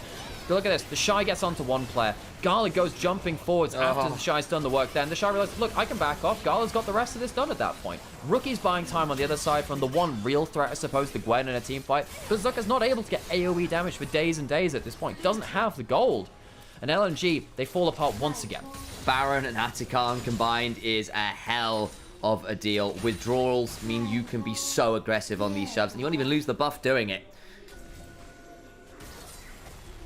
Gonna step forwards now. There's a ward there in that tri-brush. Is there anyone with a teleport who might want to take the risk? Haichao maybe, but do you really want to pull that? Do you just want to turtle up? But on the other hand, you're down Hexol, Atacon. So what he's doing now is he's doing the classic thing of, look, we're so far behind, we can get objective bounties. Azir with his Nash's Tooth, let's get some objective bounties. So he gets that at least, and he'll maybe get through to another half item after he has to teleport back to defend the face, and Zucker, he's got a knockdown, but I just don't think they win this fight. I don't know if they do. Joe tries to get onto the Shy, and they do, but the rest of Invictus Gaming are coming to defend their top end. And the Shy has got so much Omnivamp at this point. Haichao with a good shuffle. The Sundisk is up. Haichao trying to run away as the Ixtal impact drives the Emperor into a wall, and under the steely treads of Skarner goes the Emperor. They do get some withdrawals. There is that. And Zucker can stand and deliver, but look who's in the base. It's Rookie, who's taking an inhibitor, who's taking Nexus, and Zucker is not winning the fight versus a Skarner with Hexol. Solo kill for the Skarner versus the Gwen. Jet pummels them down. Rookie has a GA. Sadly, he'll have to use it. Will he? Almost Just takes about. that photo. Yes, he will. Does mean that the Orianna won't be here for the family photo. Dun, dun, dun. JJ might still be able to take the game anyway. We'll see. I think with Gala dying, the game will continue to go on, but it is a broken, shattered base from LNG that they're left with. Last inhibitor turret, or last inhibitor in mid lane goes down. One final inhibitor in top side goes through. It's the last inhibitor in mid lane. There's only one there. The point being, 2 inhibitors are down, guys, alongside a Nexus turret. The Shy's not left. It's a 1v3 and he just doesn't care. He finally gets feared and goes down. For God's sake. He's grinning, and the rest of the team is like, Shy, buddy, friend, pal. Just look at that grin. Oh. Look at that grin. It's like, stop laughing, you've just entered. Like, if you want to know where Baus learned to run, this was the Shy who taught him the way. I need to have a show match with the Shy versus shockwave onto Haichao. Baby.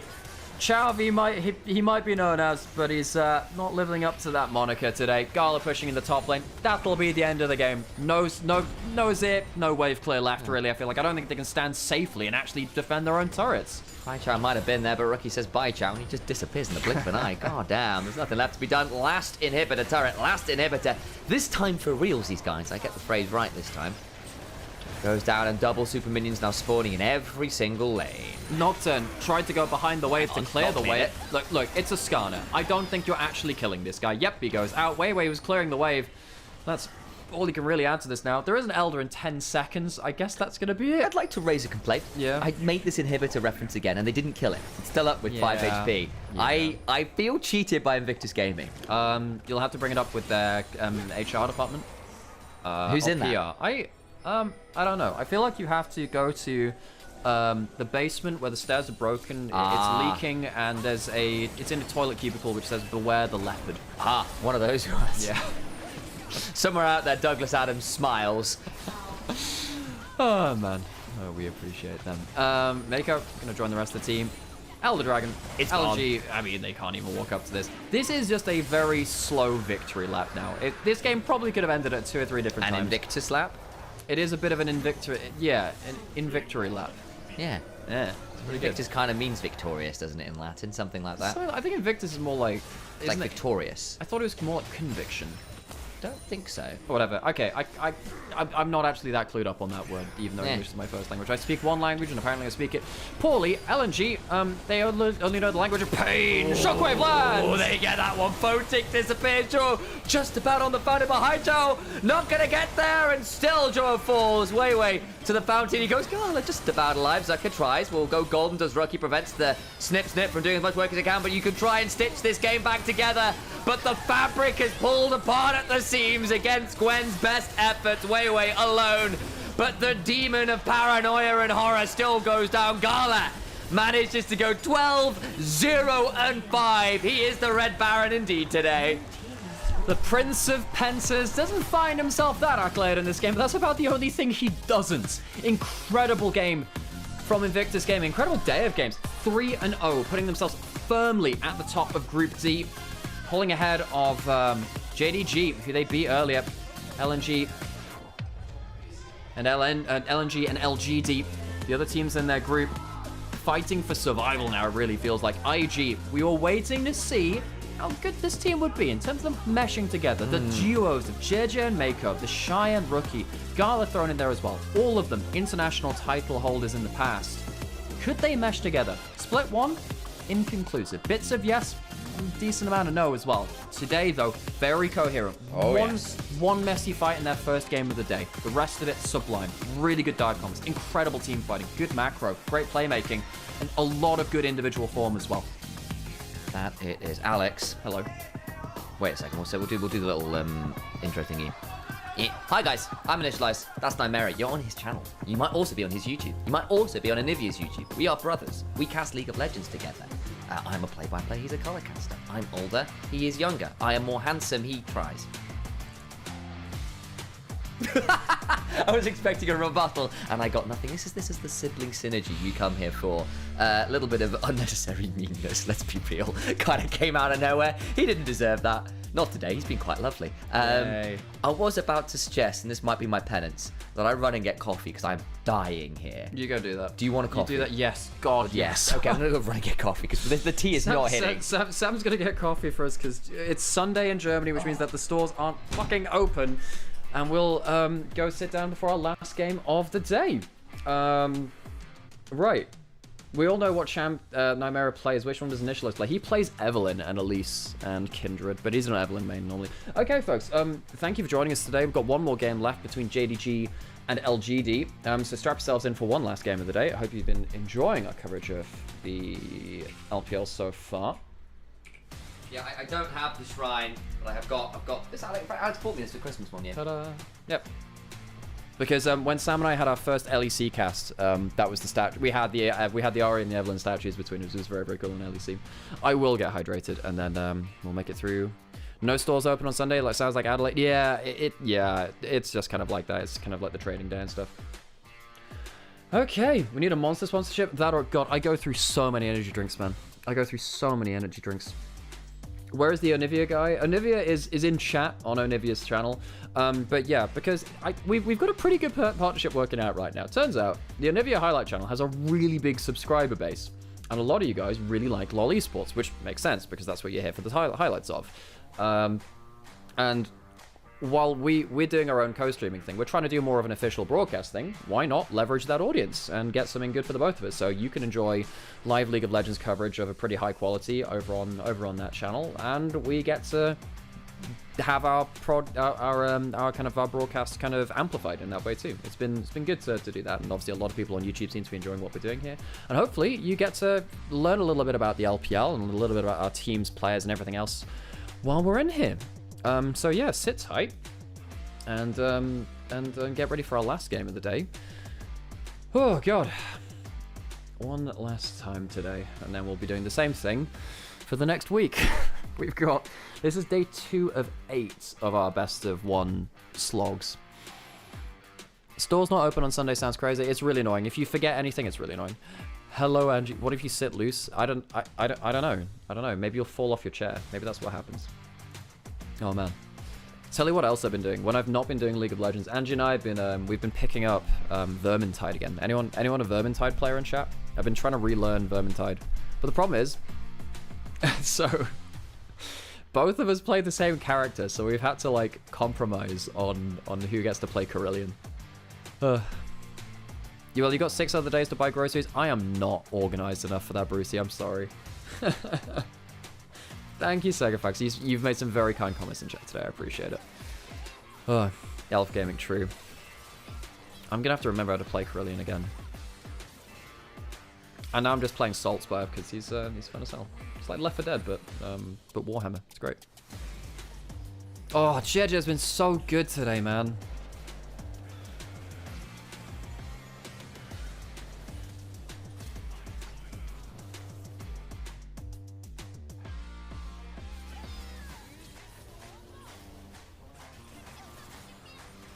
Six days to buy groceries, but people got to work, not be people do.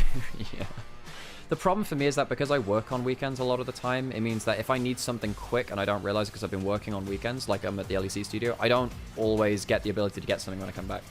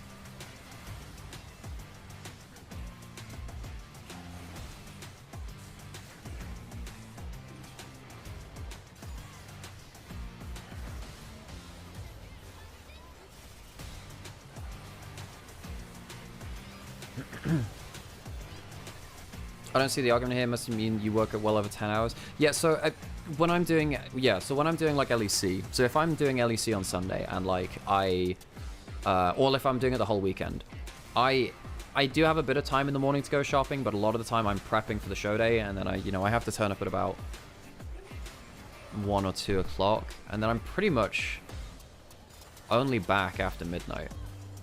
I work a lot, though, in fairness. I mean, I should be shopping better. Honestly, it's on me for being organized. I just don't want to put thought into that all the time, you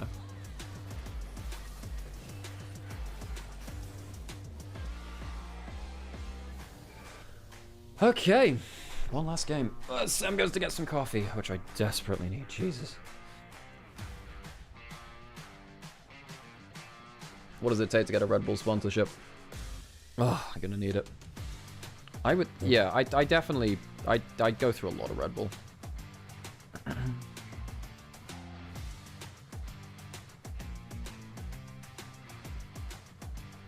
Panda C revealed there were a lot of problems in the LDL scene and said he couldn't reveal anymore because he still wants to be a pro. Oh, Jesus, what? The problems are match fixing, management abuse, contract disputes, threats, unpaid. What the shit? That's a lot of, wow. No, sorry, I know, Brucey. I know it's part of the large conversation, but yeah. Your poor heart in like 10 years. Yeah, I know. Best Red Bull flavor. I really only drink the original flavor. They don't do grapefruit anymore. That sounds nice. Yeah, Frey. LDL, it really upsets me because LDL was a really good talent breeding ground for a while, but it seems like it's marred by a lot of bad actors. There are other flavors. There's like the sugar-free ones and stuff like that. Player of the game? Gala. It has to be Gala for this one. I do think that in the other game, I think there was a shout for JJ. But Gala's he's had a fantastic day.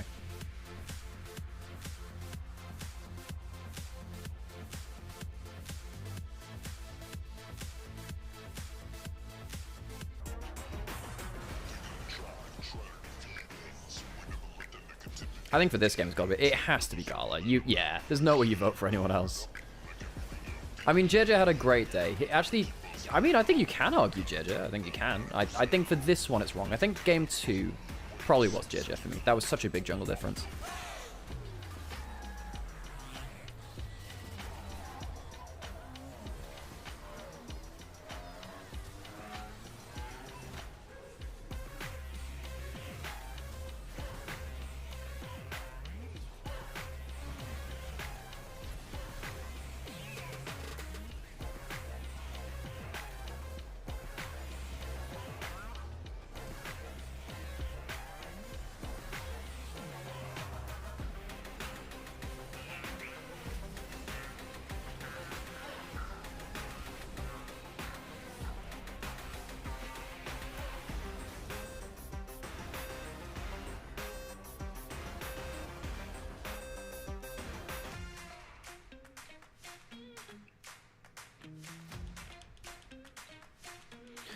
Alrighty.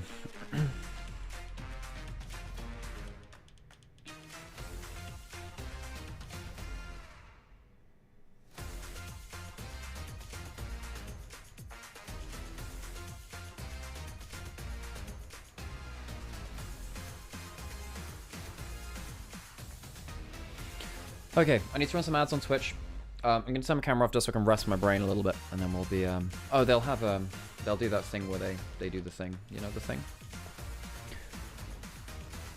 Mr. Streamer washes his Red Bull down with coffee. The next level, oh god, if you go watch the podcast switch, hang on, I can show you this as well. Actually, where's my thing? Is this the thing? 好的，欢迎来到我们的赛后采访环节，我是主持 Okay, 人 one thing, 小 I'll 叶。恭 show 喜 this. IG 赢下了第3场比赛的 Yeah, 胜利。 I do a podcast with Rich and Kira over on Rich's Draft. You can see that if you're on watching YouTube, watch that. You can watch me wash down Red Bull with coffee on that podcast quite commonly. Anyway, that's just a podcast. If you like watching LCK or LPL or LEC, you can watch that podcast. Also, Sam and I do an LPL podcast every so often as well. I'll leave it to the two for a bit. Yeah, it is kind of a habit now.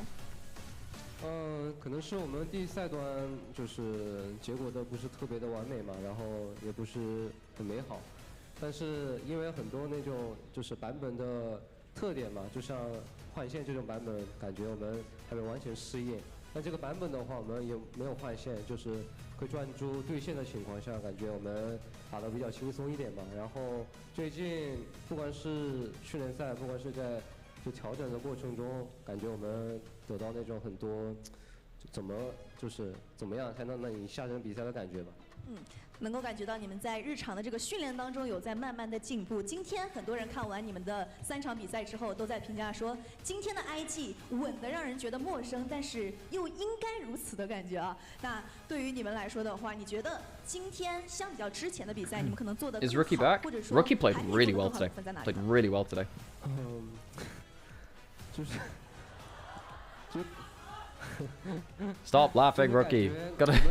状态也不是也可以不能说完美嘛，所以我们不管在训练赛就是优势的情况下，很容易把优势给送出去，因为我们确实打得比较激进，就包括比赛也是，今天也能看得出来。然后就是这种情况下，我们就是找到完美状态之前，就是至少就是另一个人不要去送，就尽量稳下来，对，这样就打法比较好。就5个人都要稳稳的去赢下来比赛。那最后一个问题，其实下一轮的话，对于你们来说也是还有几天的准备时间嘛。目前是3比0，有一个不错的顺位。对于下一轮有什么期待呢？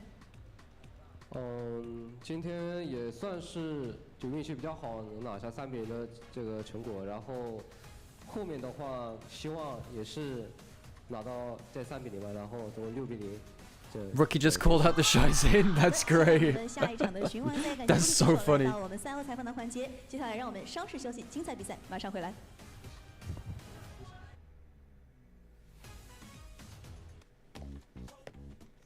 把生活玩出新意，自由自在，灵感随行。用个性的方式画世界，让眼界突破边界，让远在天边，近在眼前，让每一刻精彩不再等待。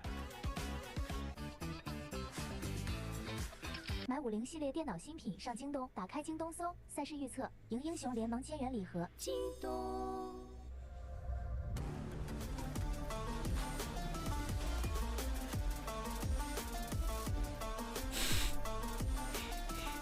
Was there anything else fun in that interview, by the way, from you? I think they're the only Mandarin speaker in chat, so. But it's really funny to see Rookie crawl out the Shies in. That's great.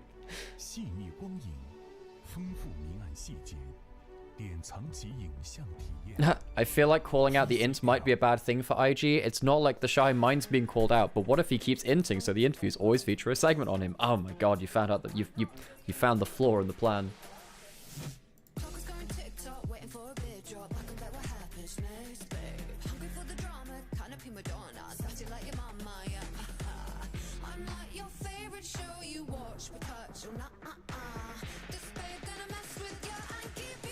Hey, Trespasser, good to see you. I'm good, thank you, I'm good. What about you? No worries, guys, no worries.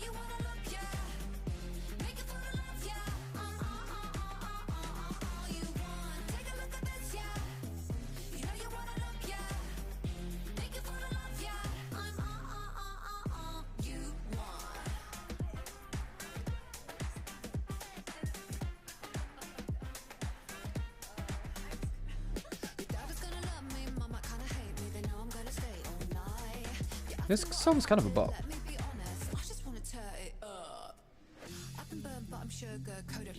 I'm harder than you think, I'll break your bite. So bold, so cheeky, sassy. I'm here to push your little buttons, cause I kinda like you.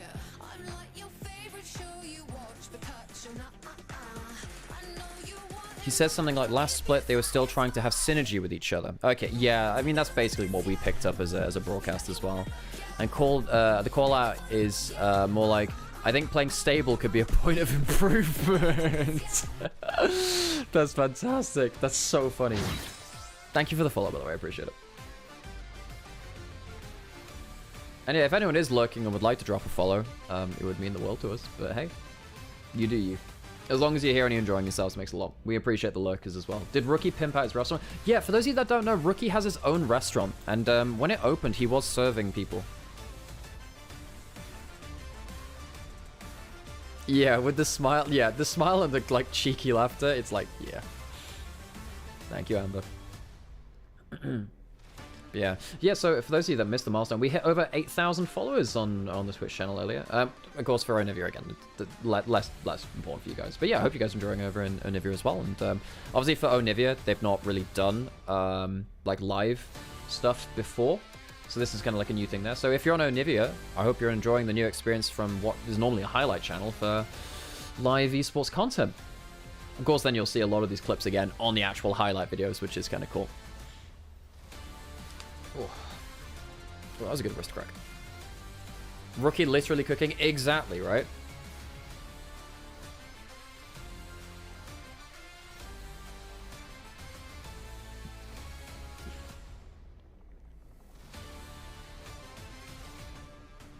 I am really excited to see how IG team fight against the best of them now. Their team fighting was so good. And also, like, I'm not going to lie. I don't think many top teams have fantastic... Well, that's not true. No, it is true. I don't think they have their fantastic jungle support right now. Nymaera, can you explain this new format in the simplest way possible? Why are we playing best of ones? Right now, we're playing in 4 groups of 4 to seed the next stage of the competition. So we're playing best of ones to quickly seed teams. I don't like it. I don't like best of ones, but hey, it is what it is. I would have preferred best of 3s, like a single best of 3 round robin or something like that. And what happens in the next stage is we have an upper group and a lower group. If you're in the upper group, it's the top teams versus the top teams. Lower group, bottom teams versus the bottom teams. So if you do well in groups, you qualify for the top one. If you do poorly, you'll go down to the bottom one. If you finish bottom 2 in the next stage of the competition, in the lower group, you are out for the year. Your year ends in July. That's how dire it is. Now, for teams like LGD and LNG, who've looked very poor today, that's going to be quite important. Of course, the next stage also qualifies you for playoffs after that point too. But yeah, the worst 2 teams in the LPL will be out in July. And there is even a chance they don't even get to see play in 2026. There is rumors that teams might get cut from the LPL. Another 2 potentially on the chopping block. Thank you for the follow, but Prime, by the way, Findelia. I really, really appreciate that. As we go into our bans. LGD JDG, last game of the day here for Group D in the LPL. Ambessa still available with the Jace ban, means that Ambessa likely first picked, but with the amount of Gwen that we've seen, we might just see the Ambessa Gwen trade again. We've seen a lot of Gwen today, comparative to a very long time before. The changes to the champion seem to have really ratcheted up the priority. Skarner, Kalista, Rumble, they are the red side bans. We've seen a couple of that shifted around depending on some different gambits. SQW, a big Yone play, but do you give up the Ambessa and pick the Gwen into it? I guess you'd have mixed damage solo lanes at that point, which is a pretty good thing to have.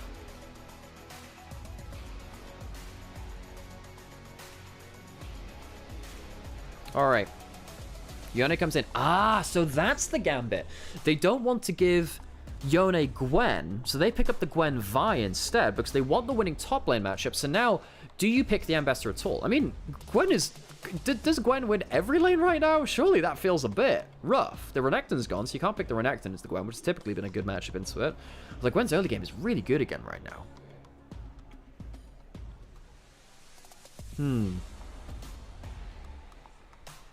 How's it looking, Alex? Well, some interesting draft stuff going on because, you know, Jace was banned, Ambessa was up, so I was thinking, okay, do you pick the Ambessa? But then it's like, well, actually, do you want to just let them pick the Ambessa and you pick the Gwen? But then Ambessa hasn't even been picked, and they pick the Gwen and just say, well, screw it, I'm just going to pick the Gwen in case you pick that Ambessa.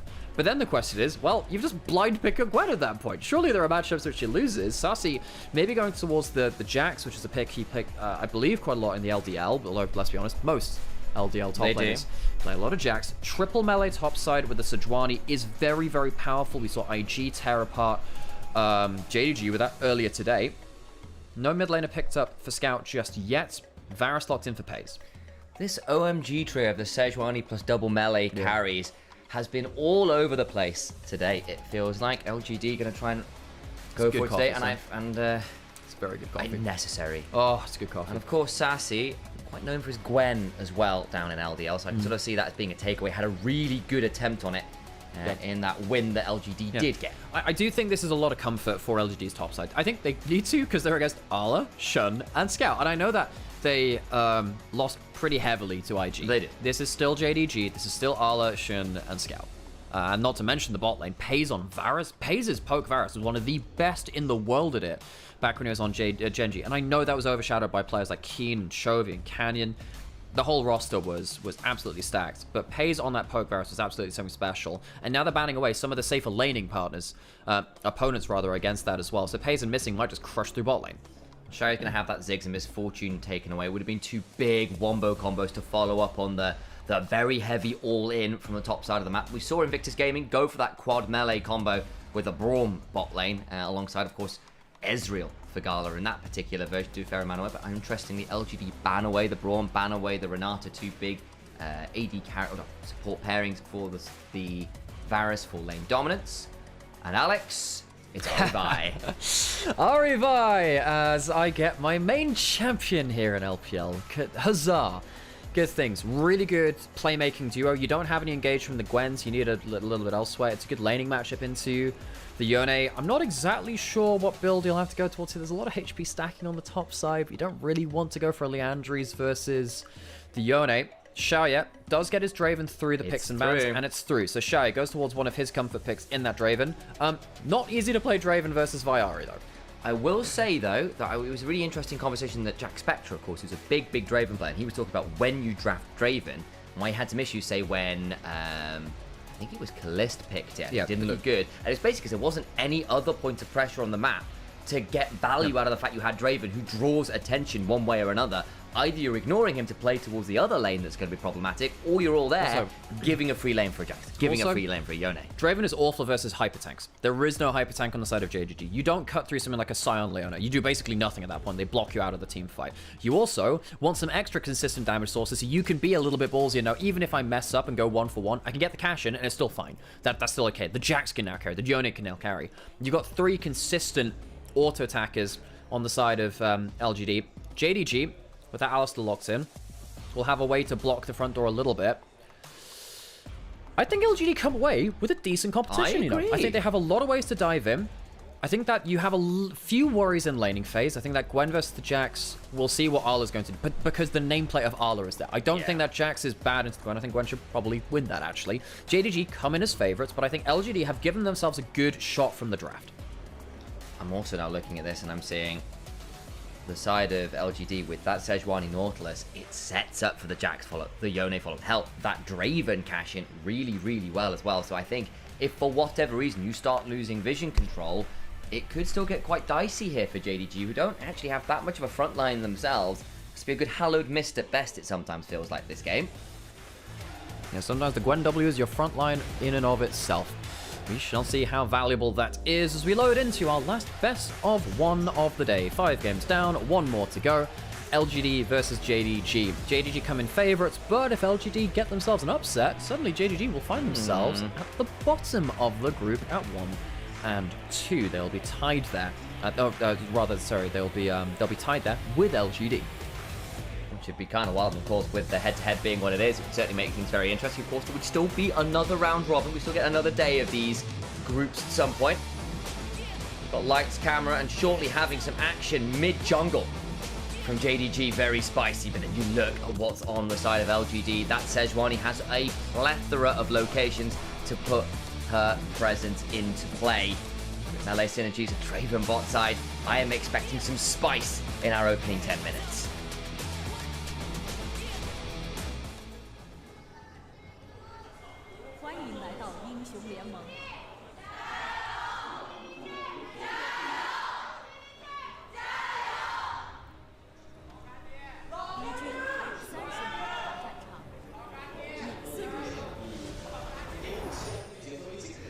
The LGD chants there, but a little bit uncoordinated. Trying to get those Lagandia chants out. That's how it's pronounced over there. They don't do LGD. They go for the old school name that it was named after. Same with the Jingdong. Or, I mean, somebody is some type. It depends where they are. When they're in Beijing, their crowd leader says JDG. Yeah. But then when they're elsewhere in Shanghai, I think it's Jingdong. Yeah. So it depends. It depends on who's leading the chant. There's a rift in the fan base. I think it's one of my favorite moments I had casting LPL back on the official broadcast. It was with Munchables. And there was just the Jingdong Beijing kind of the crowd leader was absolutely pipes of steel. Yeah. So we just like, God, he sounds like an Elden Ring PC because it just the Shadow of the Hood Tree just came out. Yeah. It's like a curse you, Bale. Oh, God, still one of my favorite moments for you two. It's fantastic. Folks, I'm just going to point this out as well. There is the Ignite on Arla's Gwen. Now, this is different than the Mbessa matchup. Really needs just that extra kind of stand and fight potential. We do have the Lethal Tempo, though, from Jackson, not the Grasp. So very different runes and summoner spells. Arla going for the E as well, actually, not going for the Q. Looking to get that extra mobility and also the ability to potentially engage and disengage. So very different start. Arla's showing that he knows the matchup. Arla was always good for going to play. He's always been a good carry player. Gets caught by the counter-strike. Not the best trade for him there. Sassy needs to hold his own in his laning phase. Needs to get, honestly, an advantage here because that Gwen for Arla could be so dangerous. I think when you're going into the counter-strike level 1, that ability to dodge out of it before Jax gets to leap strike can be pretty valuable. Bot side, though. Let's see Draven Nautilus winning that race to level 2. Not always easy into the Varus as we've seen, but hey, you're also an Alistar at level 1. Yes, you can body block a Nautilus, but not that easy to put down threat. Climber, gonna start going towards the other side of the map. Has gone Raptors, Krugs, Red to keep that red running as long as possible. Now we're gonna go over towards his boost, Jungle. Jumping in again. Sassy getting the early clear and the early push, which does help. Mid lane haven't had to focus on there again. Trying to focus. I apologize so profusely what's going to happen.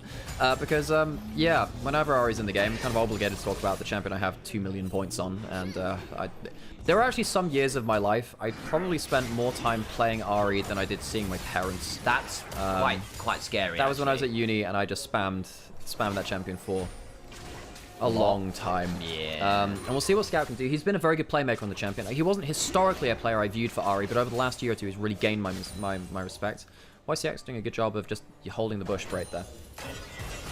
Nice hop forward from Sassy, gets inside the Hallowed Mist, but the Hallowed Mist did come down to give a bit of those extra resists. Nice stand aside, forces missing to flash out. Good combo from the bot lane of LGD. Yeah, Shoya's had his Draven banned away from him in both his other games today. Now, I haven't really seen his Draven achieve things at an LPL level, but the threat is still there and the respect is still there. He is very comfortable on the champion. I think sometimes we've seen some oversteps from him in the mid-game. Charm was great. Flash from Shun. Doesn't quite land with the Vault Breaker. Good flash from XQW. Could have been huge. Now suddenly under turret. If they can get the cash in here, that could be huge. She takes the aggro. Oh, that Nautilus hook goes wide. Trying to get one back. They want this cash in so badly. It succeeds, but Varus takes 2. It ends up as a wash. They're both even in gold. And Shaya only gets an extra 173 gold. He only gets 173. It's not a load of axes caught. Feels like a big mistake there. As Pace cleanses and goes away from that. 2 kills on the Pace. You'll absolutely take that. He is down flash cleanser, so if you can repeat that, maybe you can get some value back. And again, it's not like the Varus now has a gold lead or anything. It's just going to be even Stevens here. Again, not like that CS discrepancy that was there. Now going to be evened out. If you're Pace, you take that every day of the week. I think now with LGD say, okay, we burned the summoners. This has to be better the next time. Have a look at the replay because it was messy. So Shaya, of course, gets all of his spinning axes up, and then YCX tries to get himself the flash auto into the hook, but the cleanse the flash away on the other side of the turret is huge. This could be big, though. Gonna try and get another cash in. Looking for the last auto. Succeed. Shaya with another.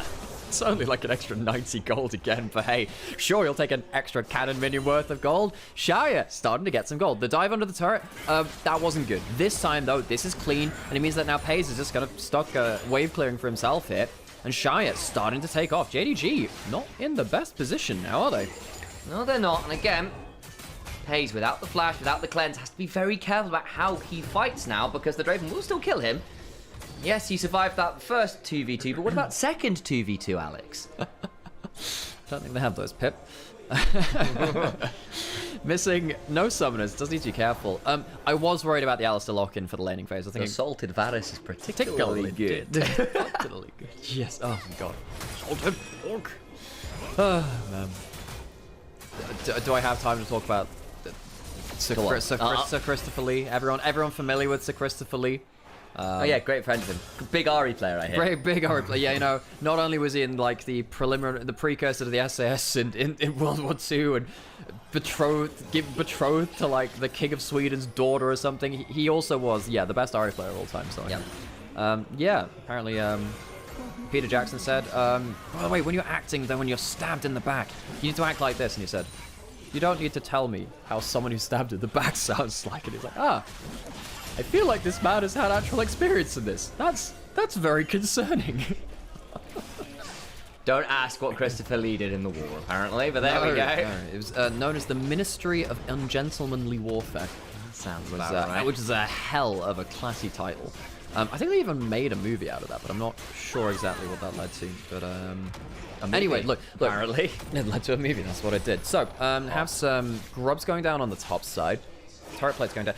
And now you can see JDG are just kind of avoiding the Draven now. They're kind of afraid to walk up to him, which makes a lot of sense. He has the early set of items coming in. I'm not exactly sure what he's building towards first. Bloodthirster, I'd imagine. I'm trying to remember if that builds out of a pickaxe. It does. Yeah, I forgot. I pickaxe, yeah. Dude, yeah. The problem is I play so much arena, which is just full build items. I don't build components anymore. So it's like, oh, which patch are we on? What does Bloodthirster build anymore? Shun. Good. Level 6. He's level 6, so he's ahead of Climber in terms of XP. Arlo needs to be careful here. He might need to just ult the wave. Yeah, that's what he's doing. Does so. Still gonna have 2 procs for needlework to work with, but they're still gonna get the stand aside. Whirling Death comes flying on through. Cash in for Xiaoye. He'll lose one, but I think that's worth again. Oh my god, and on the top side, Sassy gonna get arrowed down. Close stop. My days. The last auto was still blocked by the counter-strike. That would have killed Sassy. 60 odd HP gets away with. It would have been about an auto's worth required. So that is another cash in for the Draven now. 1,000 gold ahead. The cross map doesn't come on through. And LGD, this looks competitive. This is the angry charm by Scout there. Scout's always been pretty good at the RE matchup. The last couple of times I've seen it, it's been very good at landing those charms and the right kind of all-ins. Scout also, by the way, if you're an RE player, this is my tip to you. Always build a Dark Seal on your first back. That's what Scout has. You want to have a Dark Seal before your first big fight of the game. We'll see if it can snowball with that one. And his team might need it, especially against a snowballing Draven. You need some extra threat onto him. He's just gone back and built that full Bloodthirster. Very, very powerful. Scout and Shun need to have the power to shut down one of these big carries if they step out of position. That they do.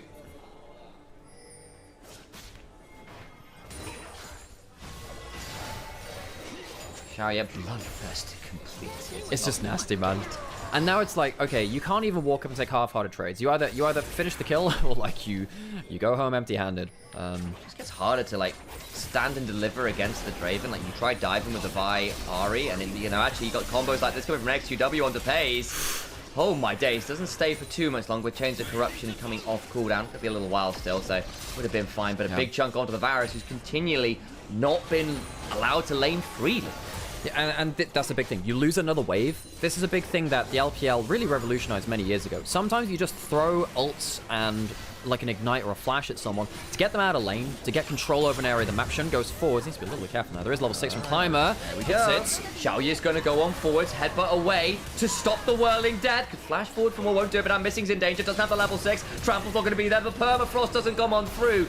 The flashes keep him alive. Now Climber's in danger. Wait, Pays needs to be careful. Gets the arrow flash back out. Those flashes saved 3 lives. Pays was so on point with his calculation there and just gets back. A good kill back. JDG bleeding a lot of gold right now. Sassy going for the all-in versus Arla. There is an ignite on the Gwen, remember? Coming up soon. Might come through. Sassy's in danger, but here comes YCK. Still another needlework to work with. We'll throw it on through. Gets the staggering blow. Shun coming on forward. Sassy doesn't want to step on forwards, especially with the Q stack available. Shun has a cease and desist to work with. Can look for an angle. Sassy doesn't go on forwards, and everyone holds their breath. Arla also holds the ignite, I'll note. And he does. Well, it only just came off the cooldown. I think if Sassy walked up a little further, would have gone for the Q into the ignite as well. That would have killed. YCX, though, bailing out his top laner. Would have been a big kill to give over towards that Gwen. Already got the first one, of course. Shun, I mean, yes, trying to get some value for himself. Very dangerous, though. If that Q hits, this could have changed so much differently. And that headbutt, it's incredible. That headbutt changes the angle of the ult coming back. Clutch from missing. And then, of course, the Varus ult hits as they all pile into the same choke point. The poke Varus gets a lot of burst down back. Didn't quite have the cooldown. That would have also been a kill back. You're absolutely right. Those flashes saved a lot of lives. Yeah, 3 flashes, 3 live saves, and they even get 1 back. That's about as close as it gets. Xiaoye still desperately strong. They're still going to get grubs. It still costs them a lot of flashes, which they're not going to have to play around either the dragons or this. It's actually, in goes Shun. Xiaoye doesn't have a lot of mana to work with here, I'll note, so they'll have to back off that and just claim 3 grubs to 3 grubs overall. Alrighty. LGD. Still ahead, slightly in gold. Very powerful Draven. Where do they go from here?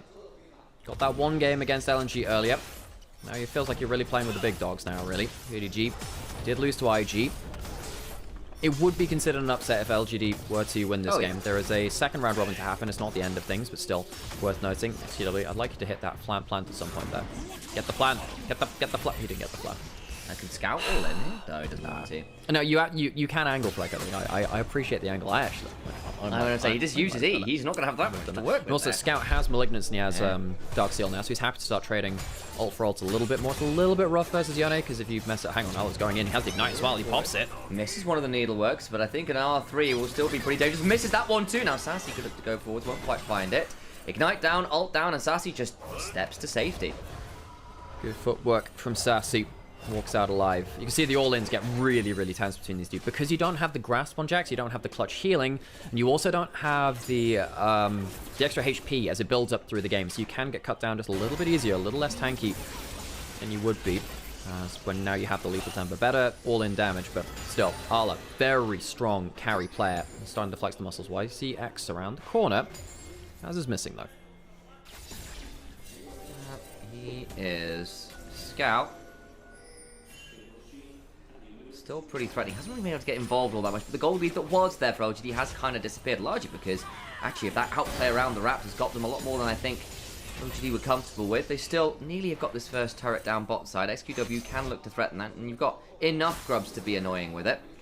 Look at this Draven ahead of curve, but the thing is, Pays now only 500 gold behind. Has actually managed to catch up a lot on those items. It's cheaper as a lethality build anyway, so a bit happier to work with on that front. Still a lot of gold for Xiaoye, but Pays, of course, has picked up a fair amount of his own. It's a very interesting spot.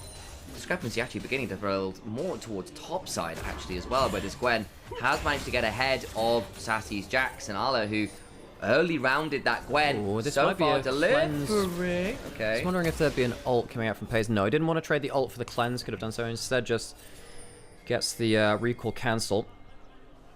XQW pushing up bot lane again. He will get himself turret hit. That would be the feats of strength for LGD. It would. And it's very likely to be that first turret coming through. Actually, Ari's going to be there in time. The wave's not coming through. So it won't be on this wave. Especially with missing on the same side of the map. You can maybe E4s. They have the 3 grubs. Climbers coming down. They'd like to get that. Feats of strength would be nice for the extra stats. So a little more bang for their buck in the early game. That forced Draven to upgrade his boots early. Shock horror. He can sit on 3-ass boots until like 4 True. Yeah, man, I hadn't even considered that. That's actually a very good point. Draven does not like the Feats of Strength, which cover his own bloody region. It's a Noxian thing. Hook onto missing. Hook. Might be forcing an ult here. Not quite. It's going to steal with just the aftershock. I get the permafrost down. So, JDG. Are they in position for this dragon? Don't really think so with missing, losing so much HP, and the only level 1 of that ultimate one needs to be very careful. That wow, it's a lot of, wow, he's really going for it. Got the ignite to work with, hops away, flash out from Sassy, takes some turret shots, does the side of Arlo, who now doesn't have the Hallowed Maze, whirling death, forces the skip and stash, ward to hop to, counter strike available, gets beyond the queue, you get the auto! Clutch, knowing that the E was down from dodging the whirling death, he makes the calculation and makes it into a kill. Technically a solo kill, but really assisted by the Draven. Shern will get the kill back though. Counter-strike comes on through, gets the slow, can hop to a ward. I don't think he's going to have that much further row. Also worth noting, SQW used the ult down bot side to junk out Scout, as Shun does finally secure that kill. Hook now in the mid lane. Fighting everywhere. Headbutts away, stand aside, forces the cow back, Pays, eats a big chunk, and Xiaoye decides he's not going to burn the clans, but eats a W-empowered Q on all of those blight stacks to lose about a third of his HP. So fighting coming across everyone now. Pays really good damage. You know, despite the early laning mistakes, Pays and missing. Decent presence on the map. LGD gets themselves the dragon. That'll be... And they did get the first tower on the bot side as well, so they have the feats of strength. Problem is, I'm now looking at Ala taking this turret on the other side and thinking, well, the solo kill was nice from the Jax. A lot of gold still going over the other side, though. Good landing. Does have the Nautilus ult if they really want to follow hard, but Praise with the flash is still pretty safe. Good warding off by missing that. Arlet not reset as yet, so takes half his HP as SQW steps on forward. Got the Blade of the Ruin completed now. Doing a turret for turret trade. This Gwen still very, very scary, of course. Of course, because Draven has the Bloodthirst, I was able to run over the red buff and heal himself up off that. Have a look in this top side as Arla went for the turret dive. And having it turned around in a very tight 1v1. Yeah, Arla just gets himself up to the you know, a couple of Q stacks, has the ignite, misses a couple of ult stacks again though, kind of firing them in the kind of wrong kind of axis there, kind of firing them kind of side on, perpendicular to Sassy, allows him to sidestep well. Using that E to dodge the ult is what really changes things here, because if you could get himself a quick dodge out of the counter strike, he can turn that play around. Yeah. Only works because of that very close run thing. Pays a little bit out of position. He does manage to get away, does have that Ghost Blade in the flash. I really think Pays is playing his angles very, very effectively currently, not giving LGD the easiest angle into the play. Pays has managed to, after being attacked quite a lot in the early game, really stabilized well, and credit to him. It's not been easy. Xiaoye, though, yep. Still very strong, still the most gold in the game, you know still building towards Infinity Edge. Scout is actually not in a bad position to start hitting turrets. So if he lands a charm into the Jax, we potentially force him out of lane, so Sassy needs to be a little careful there, especially without that grasp HP as we called out before. A little less tanky as the Jax. Teleport coming in from Scout now, pushes in bot lane, goes up top. Sassy needs to recall before he does the same, but the Herald shouldn't be going down before he can join the fight if he wants to. Top by Pays, and it is a JDG with much better river control right now. They've got wards everywhere, and LGD have to kind of face check their way through. Got some champions that can do it. Down to 2,000 HP, good all onto Pays, forces the cleanse. Alistair, though, going to try and buy as much time as he can, is missing. Depth charge onto the Gwen, who just immunes it with the Hallowed Mist. Whirling Death picks up the stake, though. Fate Seal to the back end of it allows Sassy to pick up another. JDG on the run. Scout needs to back on out. Arla tries to snip someone down. Can't quite do it, but does actually pick up at YCX. I speak a lie. Now Pei's in danger. Has to flash. Xiaoye blood rushing his way forwards. Flashes for the last few autos. There's nowhere for Pei's to go. Eat another axe, baby. Another cash in for Xiaoye's Draven. Scout flashes away from Sassy as well as JDG misjudged the team fight hugely. Great engage coming through from LGD with a massive whirling death coming over the entire team of JDG from that fed Draven. He did upgrade his boots early, by the way. He got himself those swiftness boots, which is why he was so quick at chasing down with the blood rush active too.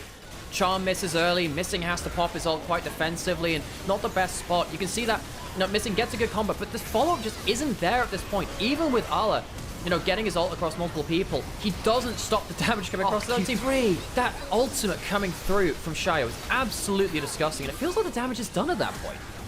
Credit as well. What set it up was the Q3 from Yone got 3 people to make sure they just sat there and ate the whirling death. That Draven is down 2,000 gold.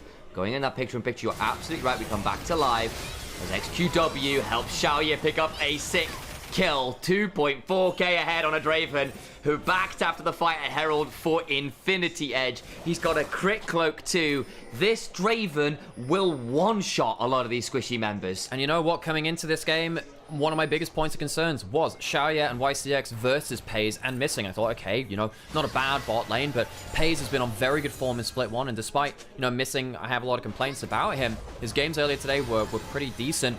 I mean, the Alistar is just a punching bag for LGD now, really not working well into this composition, and Pei's, while he's doing good value, has just been absolutely left behind by the afterburners turned on by the Draven. I don't even think Pei's is playing poorly. No. Xiaoye has just been accelerated so much. It's not about AD carry versus AD carry matchup. This is about Draven. It's ripping through your whole goddamn team. Yeah, and I think there were some changes in the latest patch as well. I couldn't tell you what they are. Don't read Mandarin. I apologize, folks.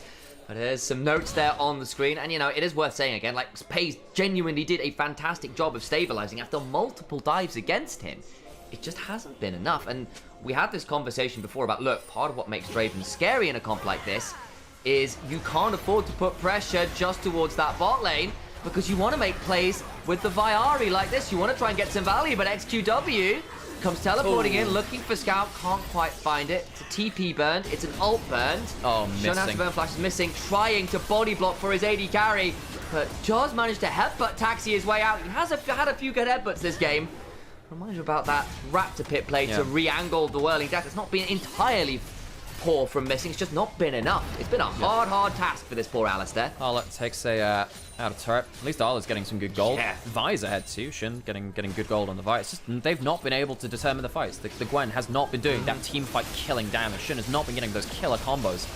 Arla goes back and gets himself a Cosmic Drive. It's a big item completion for him. Teleports and now goes on to Sassy. Do they? Playing for tier 2s. I mean, they are. Can Sassy clear this out? There's a threat of a charm coming through from Sassy. Needs to be onto Sassy. Does clear it out all the same though. And by the way, that change to Draven is actually a slight nerf. It's slightly less Draven adoration stacks per kills that he gets on minions. And, he could be 3k ahead. Could be. It's like a tiny amount less, but well, not a tiny amount. It's a decent amount less, but you actually get less from the stacks. Shin, Pei's maybe angling up here. Spell Shield and Pei's makes it harder to land a random hook onto him. Y6 though, good game from him. Good hook stuff up. Really good showing from LGD's bot lane in a way which I didn't expect. Well, Atakan and Dragon taken for LGD as well. They are in a fine spot now this game. Yes, your Gwen is still strong. She has got 3 kills. She's got a gold league. Yes, your Vi is also pretty strong. But again, Shun hasn't pulled the trigger. He's up 50 CS to what end, right? Your Ari's gotten involved in 2 assists. That's 2 stacks on Darkseal, but that's kind of it. It's going quite a defensive build because it's bluntly got to be really afraid of diving forwards because there's so many tools to pounce back on the Fox girl. I think that Scout has the right idea about this. I was questioning earlier on, what builds are going to go for. Go straight onto the One charm, comes through, clean kill. It's going to be another stack onto the Darkseal. Don't really want to chance that one in terms of giving the full stacks over to Scout because you need that kill to happen quickly. Good kill through that. But they did end up using their ultimates, which means maybe LGD can find themselves a play back. Missing will pop his own Unbreakable will, but again, Alistair, even with all that damage resist, looks quite breakable to me there. He doesn't have that much HP total to go with. I have to say, I'm loving how scrappy this game is. Look, I like how each team is saying, right, their cooldowns are down, let's go try and make a play now, even though we've lost a member. That's been a fun thing to see. It's a big thing within the LPL again now. Cooldown management. West needs to be a little bit careful. He has no flash. Oh, he has it now. Chains of Corruption land. Flash for the charm! Ensures the Nautilus is sank under. Now looking for a combo. Good stand aside from Xiaoye. Denies the Vault Breaker and turns around with a hell of a lot of damage. Yeah, Xiaoye knew that Shun didn't have flash. Couldn't flash over it. Didn't have his ult to go through it as well. So it's nice stand aside to keep himself safe. Suddenly, Scout gets a couple of big plays back-to-back, comboing up with different members of his team. 5 stacks on the Dark Seal. And what I was saying, you know, I was questioning what item build he'd go towards. I think he realizes he needs to be a playmaker. You can't jump forward into this team without having the stasis, I don't think. So I think that makes a lot of sense to me. He's getting some good value here. So we'll 30 see. CS as well, which is a big deal. Yeah, he's been getting a lot of sideline play, whereas, you know, I think LGD have been snatching and grabbing at plays, trying to use those cooldown gaps from JDG when they find a pick. You can just see that JDG slowly eking ahead now. And they've actually got a gold lead now. In fact, like, the big plays, the flashy plays have been LGDs, but the extended map has been going towards JDG, which has been getting more resources. Look in the jungle, look at the farm lead there. Look in mid lane, look at the farm lead there. Look top lane, and realize this Gwen has been getting more pressure on the towers, has got a few CS to her name as well. Yes, this Draven is still ungodly strong, has 3 items. In the 5v5s, you still have to be desperately terrified of Draven. Scout not going to do the most damage versus the Sejuani, but just nice enough to just potentially combo people into it. Remember, Scout is part damage, part setup really. Wants to be using his HP as a resource. Scout has always been a very good engaged player for his teams, something which our veteran mid laners always do very well. So we'll see how much he can bring to that part of his game. LGD, they see the, you know, blackout jungle. They get some wards back, but JDG getting some good wards in. I'm a little bit worried for LGD now, because it feels like they are falling apart a little bit in their side lanes. Ala, Scout, very good, efficient side laners themselves, as you said. Good CS advantage coming through from Scout before. And we saw this 1v1 just before that, where Yone is forced to ult away from Ala, who's getting a lot of damage at the 2-item spike with the Ignite. Ignite was really valuable into the Yone as well. I can see it stops a lot of his healing and extended plays, which could be really problematic. Shun, nice Q into the Blast Cone to get out to safety. A minute until Ocean Drake. That will be sole point for LGD, and they've got the Atakan, which would amplify that. Of course, it's the Ruinous variety, so those amps on neutral objectives you picked up. Valuable here as the game goes on. And again, for all we're saying, JDG have done a good job of coming back into the game, but still LGD have got quite a lot to their name still as well. And also, you know, Shia is still 6-1. Yeah, still got a 2.5k gold lead. If you make a mistake and you... Look, JDG are playing around side lanes, they're playing around quick movements around the map trying to get picks. If you make a mistake in that, Shia gets a kill, or gets an ability to hit you, it's likely a kill, rather. He's got so much strength now, especially with all the... Hang on, this is an important pick, though. Can they close this out in time? Flash over the wall, Whirling Death comes on through. Arla now in danger himself. Glacial Prison's coming on down. He does not have another needlework to work with. And they get a big kill onto the Gwen just ahead of Ocean Drake. That's a big mistake to make, because suddenly Alistair's out of position. You don't have the side lane play. You can then suddenly leave your side lanes alone, push up towards this mid lane. Pays would love to wave clear this. He can do, actually. I was wondering whether he'd be under a bit of threat, but that spell shield makes him a lot more safe. LGD, good pill to just buy some pressure on the side lane. SQW leaves the side lane as well, pushes up that bot lane. That will grant them Dragon. Well, still only got 1 turret in this game, though. JDG, again, with Scout on the roster. We're always going to have pretty good pressure in those side lanes, really good wave management. Xiaoye and Y6 don't join for the Dragon. They look to hold on to mid lane. Hook comes on through onto Missing, who aftershocks with the Hellrise himself. Chains of Corruption land. Scout can now lurk.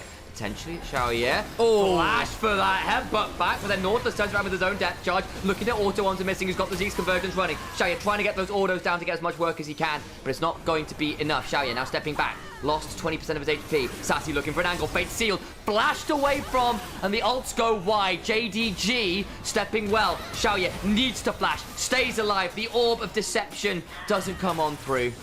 Oh man, LGD losing a lot of tools there and not finding their mark. That's a big bummer for them. And yeah, I think with that spawn, I think they can go up towards it. I think they can. You know, you have a lot of ability to tank it with the Vi passive shields. LGD, do they have anything to fight this back with? Well, they have a teleport from SQW. They're checking it with a Whirling Death, and they land a charm. Needs to try and hop out, but there is the cease and desist. And JDG, it looked like in some ways they were on the back foot. They were having to play response game, emergency critical management game, and that's not been what's happened now. They get the 1 moment, they can't quite go for the Baron, but they get an extra kill. They're now up 1,000 gold. Yes, they're still down so point, but LGD struggling to actually gain and control a lead. Yeah, and JDG, some really good gold going over towards them now. Shun is in an incredible gold lead with that number there is kind of nasty. Also, another thing noting too, Ari's gone back and instead of using that needlessly large rod to upgrade the Seekers into his Zhonya's, goes straight towards the Shadow Flame. I think that makes a lot of sense. Hasn't had to use the Stasis. Has a lot of damage at this point. Great play from Missing to headbutt YCX back. Bit of a mistake from him to kind of allow him to walk up. I think he actually should just cast the ult and walk away, honestly, before the Alistar can give him that kind of threat. Good early game from YCX, but it hasn't led to the mid and late game that they've needed. Great charm onto the Yone. Of course, he's in the middle of his ult animation, so it doesn't make that much of a difference. But that's a big missed play from the side of LGD. Scout then just runs forward and gets a ton of damage down, and then suddenly they can't defend anything. They've lost too much HP. Xiaoya down flash.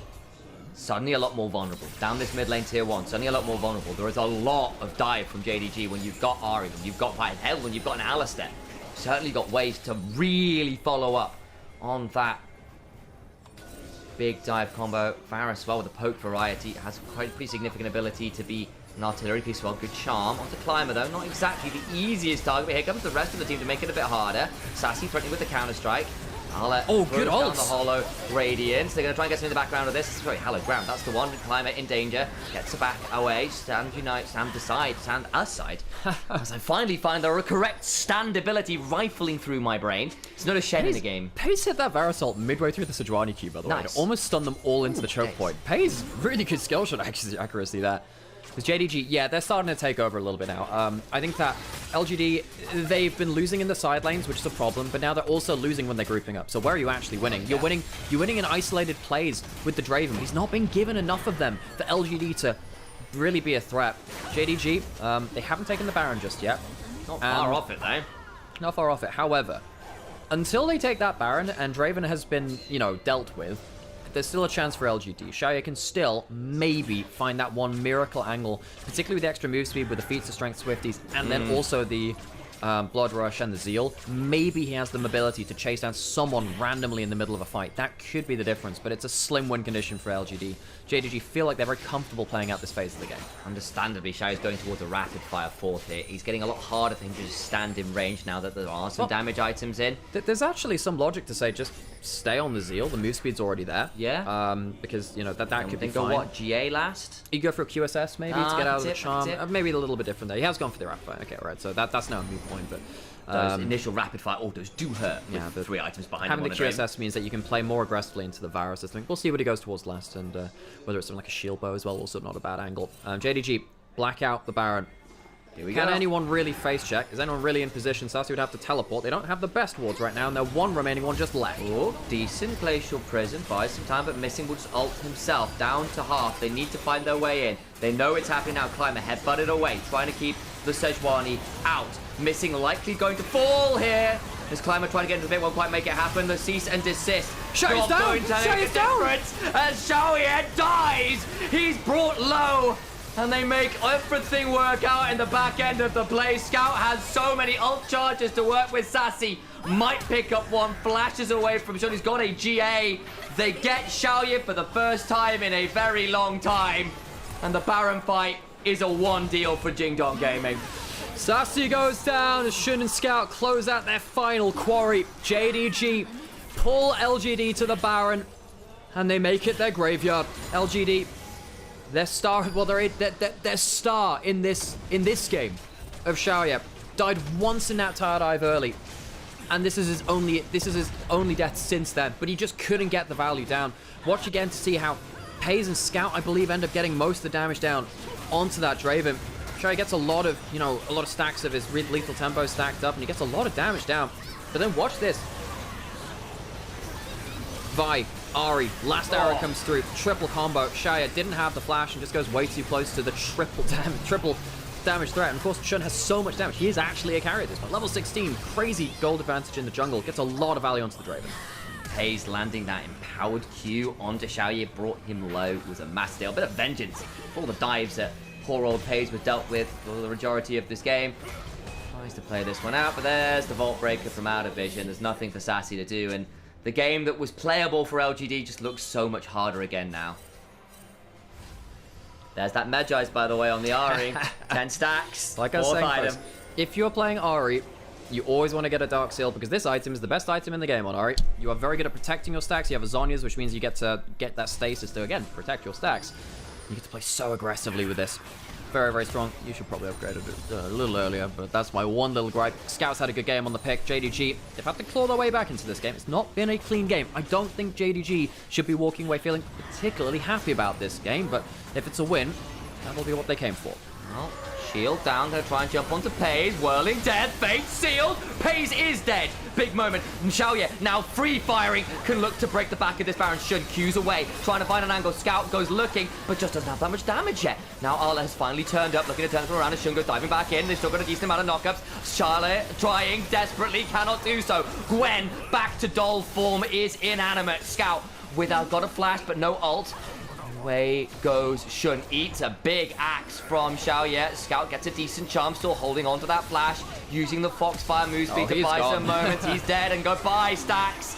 Right back down to nothing on the book. JDG, what did we just say? Well, you know, it's not a game they'll be happy about, but at least it's a win. Well, now they've just lost a big fight. It puts things into question. Again, they overpush. And Pays gets caught out by a great combo from YCX. But the question is, why was he positioned like that in the first place? Pays, a big misstep from him, puts his team into the dumpster around that bot side inhibitor. XQW and YCX do the dirty work. Bad recall from YCX, though.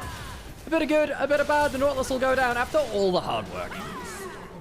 One back, and it's Shun who picks it up, who is unstoppable. 6-1 and 5. So look at the replay, because YCX lands this, and Pays he can walk forward because he's got the spell shield. Doesn't stop the depth charge afterwards, does it? That's the thing. If the hook lands, then you're free fire for the ult, and he's within range, and he doesn't flash out of the range of the ult. I wonder whether he had to flash back at that point. Chooses not to, and Arla comes back, and you think, okay, well, you know, Arla started to scale, but he has to use his E very early on because the Nautilus hooked and sticky. And yeah, Arla gets immediately CC'd. Sejuani Q, Counter-Strike, everything else flying through very, very quickly, and suddenly, there's no way out. You've bought yourself into this fight. Questions about Pays on where he was positioning that. That felt very unnecessary. You can play from a longer range, wait for your next cooldown. No point getting into hook range like that of Nautilus. A reminder, of course, you've got the upgraded boots, and people with Swifties at that point, I mean, you can run down an Ahri, however fast you might be. With that additional move speed on a Fox fight, you're going to be quite as quick as everyone else. And now that is a full build Draven. GA completed. QSS now on XQW with the ONA2, and the game right back to playable. Soul in a minute and a half. Worth noting, it's still near enough a 5,000 gold lead. There is the skill order on the Draven, which is basically what you're expecting. Yeah. Q into W2. Wow, we really learned about that one. This one's more important in terms of the actual items of it. Very, very powerful. GA, yeah, now the problem is your burst combo has to delete Draven twice, potentially. Shun has enough damage to hang around and potentially get a second Q in a fight. 5,000 gold advantage in the jungle with his own GA. That is the gold nice for JDG. It's a huge amount. But the question is, can Shun get enough value onto Shai through the GA at this point? 1 minute until that dragon. Sassy going in, forces the E out. Missing's ult down 2. Xiaoye cleanses, begins to walk away on the other side. The side of Sassy and FQW have to try and get on out. They do so. Missing's ult down, gonna die to the axes. Another cash in. In goes Sassy, look for the counter strike. Goes Golden himself. Oh, knocked up. Permafrost comes up through, gets his Zhonya's this time, trying to buy some time. Sassy, low, not quite down. Scout gets into the backside, 2 down. Trying to play this one out. Xiaoye is down to his GA, and Scout has so much rushing to do. He's got the spirit. It's cheerleader style Ferrari. That's the spirit. Scout rushes into the backline and reclaims the Death Note stacks he lost in the last play. Scout Ahri online. The 9-tail fox takes 5 lives. Xiaoye desperately tried. What a Draven game from him. But JDG across the mid game never fell truly behind. It wasn't clean. It wasn't easy, but it was tenacious. They go to 2-1. Not a happy game from JDG. They won't be particularly comfortable with the way that they won, but they still end at 2-1. LGD, they will be kicking themselves for parts of that game. Early leads, a comeback potentially in the making later on as well. Good showing for Shire on the Draven. It really feels like JDG are the ones walking away feeling less happy about this, all things said and done. A sigh of relief at best. Scout, great Ahri game. Pays, very solid defensive Varus game, with the exception of that one really egregious overstep. Actually, was quite hard to deal with for a lot of this one. It was not easy stuff. Harambo, we are currently in placements. So this means it's best of 1 for now. Most of the split will be best of We series. have 8 days of best of 1s, including this day and yesterday. So we have another week of best of 1s to seed ourselves into the next round of the competition. And then, of course, we'll go out to best of 3s. But yeah, best of 1s, that's been a point of topic here, it has been. Hello, folks. My name's Nymaera. This is my brother Initialise. And yes, we are actually brothers, and we actually cast the LPL for you, and hope you enjoy yourselves catching up with this wonderful region with whatever the hell that kind of game entertaining there. Yeah, I mean, JDG clearly had some individual performances which were lacking a little bit today. I think that missing in that last game, it's kind of a shame to see that, because actually his Nico game was very good earlier. Choosing some poor fights here and there. Yeah. JDG not firing on all forms. They were definitely outclassed by IG earlier in the day. But folks, that has been all of our games today. So thank you very much for tuning in. Sam, are you going to go stream today? I am indeed, because I'm going to go do that. I've got Lost Ratones versus IJC Finals for EMEA Masters. So those who want to continue your competitive League of Legends enjoying experience, I'll be streaming for a bit and prepping for that series. And if you do want to watch LPL with an English broadcast, we do that. There are other people who do it as well, but we do that. And if you like our content here, drop a follow, drop a like. Watch Please on do. Onivia's highlight channel on YouTube as well, because restreaming this through to a very large subscriber base, which is very cool to see there as well. Helps us get a little bit of bump in terms of our rebroadcasting and amplification of what we are doing. Thanks everyone for joining in today. Really appreciate Sam's it, gonna guys. go stream. I'm going to gonna raid everyone on Twitch over to there. If you're on YouTube, that doesn't apply to you. Hope you've enjoyed yourselves today and watching through Group D and watching that first round robin here. They will be playing again sometime in the next week. It will be pretty much the same schedule. I will get hydrated, actually. Thank you very much. And then I'm going to go full... I'm going to flop down and rest, I guess, for a little bit. But yeah, thanks to everyone for hopping in. IG looking pretty good, and JDG have some problems to work out.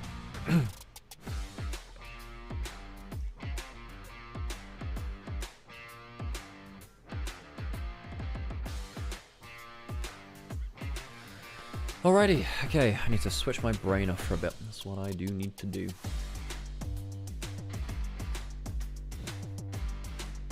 And yeah, and if you're watching on Onivia as well, I'm sure you'll see things on the highlight channel too after this. But yeah, I hope you've been enjoying yourselves over there. Always nice to have a couple of different channels over. What's happening on my YouTube chat? I didn't check that for a while. Whoops, I should have done that at some point. I'm really bad at checking 3 chats at once. Turns out it's quite hard to do that.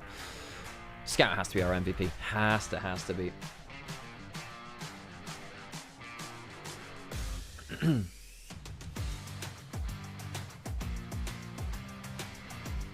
Wait, was that actually Rookie's wife interviewing? I didn't realize that. That's hilarious.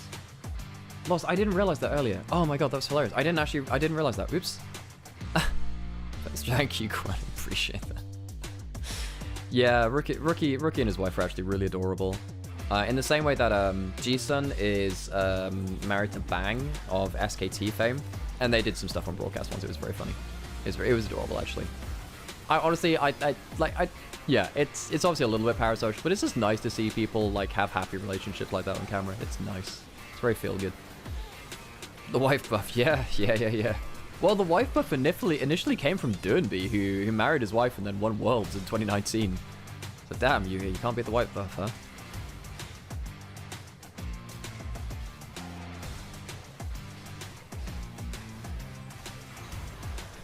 Well, okay, folks.